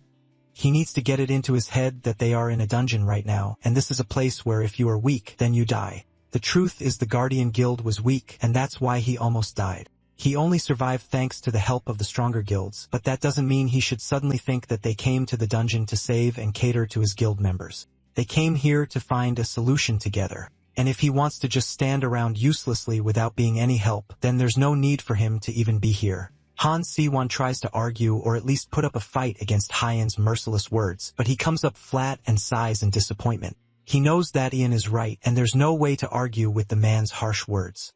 With nothing else to say, Hyun tells the rest of the talented to eat before they head out since all that talking made him hungry. Later that night, just as Hyun predicted, they make it to an area that is swamped with monsters of different types. There isn't much time left, and he orders his guild members to focus on clearing a path instead of just taking them down. The talented fight relentlessly to clear a path towards the monsters, and eventually, Hyen is able to see the core at the center of all the chaos. The talented all rush towards the core to destroy it while Cyan gives orders to use the fire signal and throw everything they've got. The sky lights up with multiple colored flares, all coming from the same location, alerting all the guilds in the area that they found the core. In a matter of minutes, all the different guilds come together to reinforce the main team and take out the core once and for all. This leads to a full-on war of monsters against Talented, and as things escalate, the boss monster finally appears. It's Vanandi's great warrior, and even just from the way it works, you can tell that it is much stronger than all the other monsters. Hyen doesn't waste a moment and leaps off one of the closest monsters, pulling out his great hammer and slamming it down on the boss as soon as it appears. The monster barely even has time to let out a shriek as the hammer smashes its head, killing it immediately. Even Hyen is surprised by how easily the boss monster fell. It looks like the dungeon's difficulty was due to the sheer number of monsters in Vanandi's intelligence. However, the boss itself isn't actually that strong, and the loot from the boss is the sword of Vanandis, the Great Warrior, which is a D-rank weapon that was used by the boss that Hyen just killed. It's light and sharp, making it easy to handle. Although holding it beside himself makes Hyen look tiny in comparison. He also gets a bow as a drop, and although he doesn't know about the bow, the sword is definitely too big for him to use. After a little while longer, the fight is finally over. It was to be expected, but they lost a lot of people. At least Dongwu feels grateful that it wasn't a total annihilation. He says a silent prayer for all the soldiers that have lost before he orders the rest of them to collect all the loot dropped by the monsters.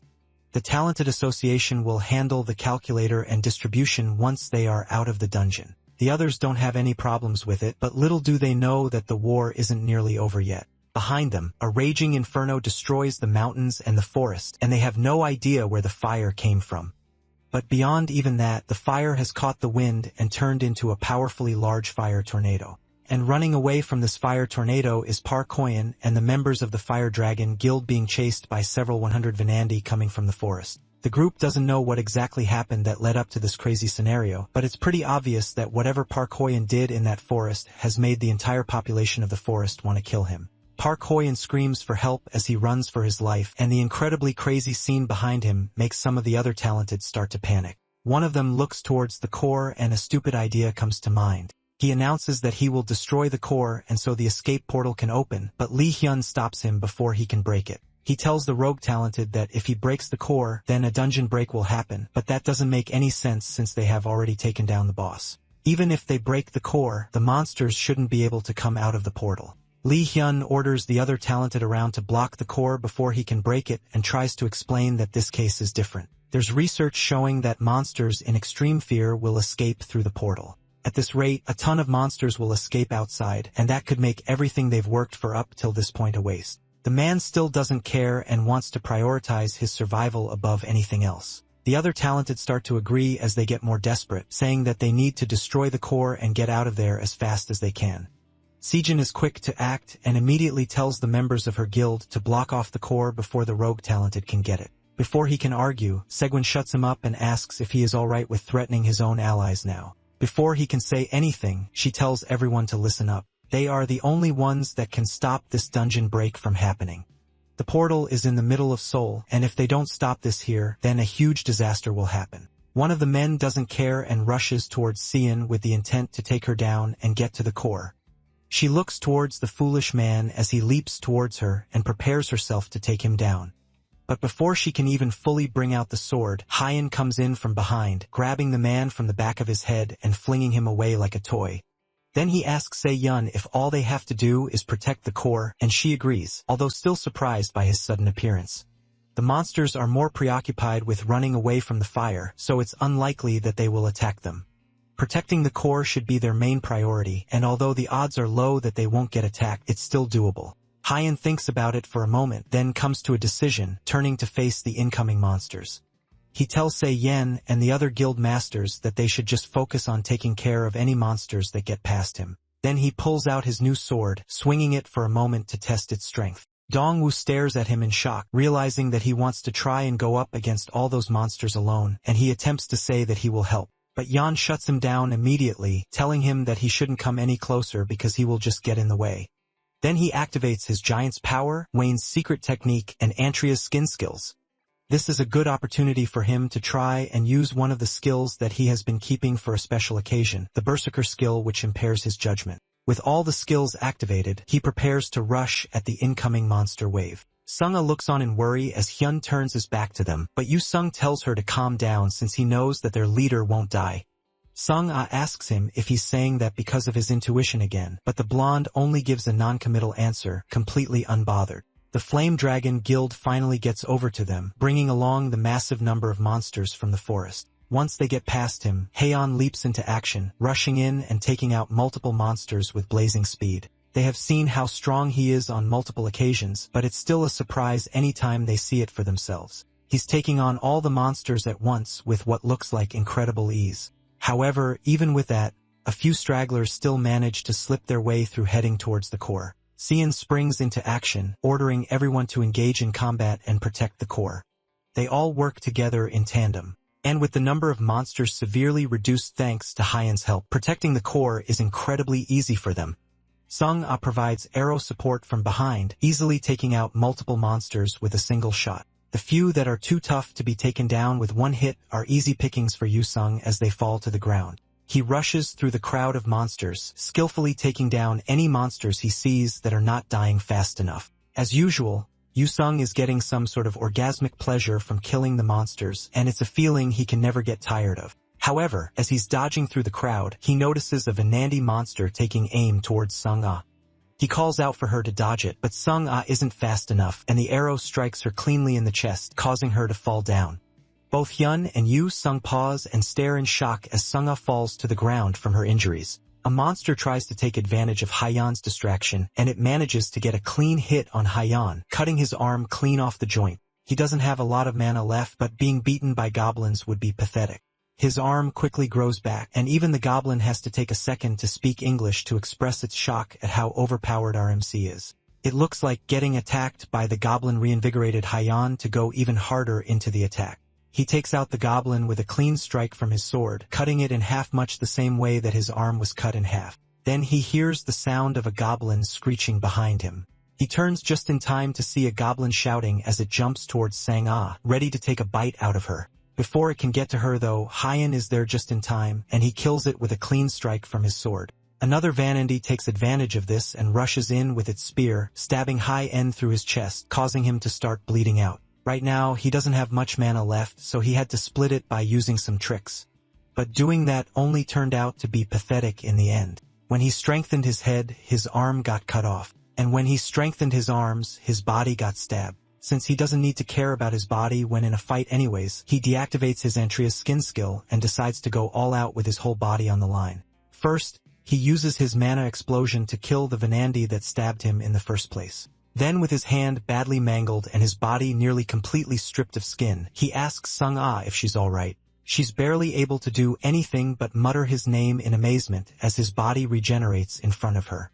He tells her to relax since they don't have time to be panicking yet. Once he makes sure that she's alright, he tells her to go ahead first and get out of the dungeon. Before that, he also tells her to go to the Dengun Guildmaster and the others and tell them to evacuate once they see his signal. She shakily asks him what will happen to him, and Hyen asks her if she really thinks that he's someone who is going to die. Sung-ah stares at him for a moment but understands what he's trying to say. She decides to follow his orders just like she always has and runs off to pass Hyen's message back to the others. Now that he's alone, Hyun charges up another mana explosion and rushes off to fight the monsters in the hope of buying them some time. The mana explosion is large enough to light up the entire area in blue. The ground is littered with monster corpses as the fight starts to come to a close. Hyen looks around and takes in just how much of a mess the entire place has become as the fires start to get high enough to cover the sky in smoke. Meanwhile, back at the core, they realize that the fire is about to take down the core. There's no other choice now but to destroy the core and get out of there. But the problem is that Kong Hyen is still deep in the mountain fighting monsters. As Se-young tries to convince them to wait a little longer, Sung-ah comes back with a message from Hyen. He tells them to wait for the signal and then start evacuating the dungeon. However, Se-young has no idea what that signal is. Suddenly, a large blast of mana comes flying over all their heads, destroying the core in one hit. The escape portal opens immediately, and Sayin turns to see Hyan giving her the signal to get out of there while they still can. She can't help but laugh at his actions, and with his assurance that things will be alright, she gives the order to everyone to start evacuating as fast as they can. With the message passed across, Sung-ah tries to go back to help Hyun, but she's stopped by Yu-sung before she does something crazy. He convinces her that Hyun will be alright while Sung-ah can barely stand in her current condition. All they can do now is trust Hyun like they always do and not get in his way. Sung-ah uncharacteristically looks like she wants to argue, but she knows he's right. It's best for them to get out of there and leave the rest of Hyun. And just like that, all the surviving talented make their way out of the dungeon and stand anxiously outside the doors, waiting for Hyun to come out as well. Sung-ah has gotten treated, and both she and Yu-sung wait along with the rest of them. Still, there's no sign of Hyun for several minutes, and people start to fear the worst. Then suddenly, a destroyed foot steps out of the dungeon. Is Kong Hyun alive, but certainly not well. The spear is still stabbed in his chest as he stands in front of all of them, and the talented waiting for him all call out to him, excited that he's alright. Sung-ah is about to run to check up on him, but she pauses as she notices something. Somehow, even though he made his way out of the dungeon, it looks like he passed out as soon as he stepped back on Earth while still standing. Yu-sung walks over to him and presses a finger to his forehead, and immediately, Hyun falls over without any resistance. The others ask him what he thinks he is doing, but Yu-sung just smiles down at Hyun. It looks like his gut was right again when he was so confident that Yong would survive. Time and time again, Hyun continues to prove that he really is the best, even now as he lays on the ground completely unconscious. Now that Hyun is back safe and sound, the immortal guild master, Han Myong-do, is the first to take out his anger on the person that caused that whole mess towards the end in the first place. He punches Park in the face and tackles him to the ground, reminding him that because of him they all almost died. Park Hoi-yeon tries to defend himself by saying that there really was nothing that he could do, but that doesn't matter to Han Myong-do. At the end of the day, Park Hoi-yeon is the guild master of his guild, and he shouldn't be saying such cowardly things as if anyone cares. As the two of them fight, Kong Hyun slowly starts to get up, much to the worry of everyone around him. Despite how much they try to keep him down so he can rest, Hyun gets up from his lying position with a smile and apologizes to the two men for interrupting their scuffle. Then he tells Park Hoi-yeon to hand over the items that were promised in the bet. However, despite how much of a brave face he's putting up, he's still heavily injured from the fight, and after speaking a few words, he immediately passes out. The next time he opens his eyes, he sees a smiling Yu-sung and a very worried-looking Sung-ah waiting for him in a bleak-looking hospital room. He gets up, now wrapped in hospital clothes, and holds his head in pain. Even with his impressive regeneration, every part of his body still hurts like hell, and he can barely move. The usually calm and collected Sung-ah can't hold back her tears as Hyun gets up, and she immediately tackles him in a tight hug, not a single care in the world about whether or not he's in pain. He tries to tell her that he's still sore and she should calm down. She doesn't care and continues to hug him tighter. That day, after the dungeon raid concluded, South Korea's first C-rank dungeon, Vanandi's Forest, was cleared at the cost of many sacrifices. The Guardian Guild suffered a great loss beyond just losing their guildmaster. After the raid concluded, the Guardian Guild suffered a near total annihilation. And more than just the loss of combat power, their actions also endangered the entire raid team. The Flame Dragon Guild also stood at the center of controversy since their actions also heavily endangered the entire raid and nearly cost everyone their lives. With just one raid, 2 guilds have fallen out of South Korea's top 10. And then Kong Hyun's heroism, who saved everyone from the brink of annihilation, received high praise from everyone involved. Thanks to their actions, the Badass Guild rose to South Korea's top 10 with just 3 members. Of course, not all the reactions were favorable. Maybe it was because his extreme image had drawn in a lot of haters. People took the opportunity to start hating and began pouring out malicious comments. Sung-ah takes a moment to scroll through the multiple comments hating Hyun. Yu-sung sees her typing furiously on her phone and asks her if she's on the internet again. She has been going online rather consistently, giving lessons to someone who clearly lacks online etiquette. Yu-sung scolds her for loving to stick her nose in anything, and as she starts to furiously get into online arguments, he offers her a drink to calm her down, but she doesn't want any more drinks. She's more worried about the fact that Hyun is late to their meeting. Sung-ah tells her not to worry about him, and it's likely that he is probably already fully recovered on the first day. His regeneration speed is insane. Yusung is sure that if they cut him in half, he'll probably be split in two. Instead of worrying about him, it's better to look for a way to not be bored with nothing to do in the office. He invites her to go and throw daggers at the board to pass the time. As the two of them walk over to the board, they pass by poor Janim's desk. The administrative officer is at his wit's end because there's so much to do and no one wants to help him. There's memberships to take care of, ad inquiries, sponsorships requests, and even dungeon raid scheduling. He's been working overnight for days, and it looks like his workload keeps growing. He was excited when he came to work in this guild, but now he's starting to feel like something is seriously wrong. As they talk, Kian walks into the office and waves at everyone. From what he's seeing, it looks like there's been total chaos without him. He heads over to Jaemon's desk and greets him, asking if he can drop the formalities and just be casual. After dropping the formalities, he tells Jaemon to clean up his desk and get back to work. He agrees with Hyan that his desk is messy, and he even thanks Hyan for pointing it out. But in his head, Jaemon is having a mental breakdown. He thinks that if Hyan should be nitpicking, then he should start from the table of the rest of the guild. In his head, Jaemon starts to wonder if he should just kill them. The killing intent is strong enough that Hyan feels like he'll die if he pushes things anymore. Then he goes over to Sung-ah and gives her the bow that he got from killing the Vin Endi Great Warrior. She takes the bow carefully, completely stunned that he would give her something like that. Among all of them, Hyan knows that she will make the best use of it. It needs a bit of mana, but it should be able to work even without arrows. Sung-ah squeals in joy and thanks him profusely. Meanwhile, Yusung gets excited, thinking that Hyan got something for him as well, but the only thing our MC got was a middle finger. Yusung feigns being hurt, but the two of them start bantering as usual. As they are talking, a call comes in from the intercom indicating that someone is at the door. The person at the door is Han Siwon from the Guardian Guild, and he introduces himself, but Hyan has no idea who that is. He even complains that they are attracting all kinds of weird people, and the other two come up with suggestions on who this scammer might be. Meanwhile, Siwon stands outside in complete shock, confused about how they have already forgotten about him, even though he was part of the raid, and they even ate together afterward. And that's all we have time for. Hyan and his group certainly have a lot more adventures ahead of them. And what does Han Siwon have in store for them?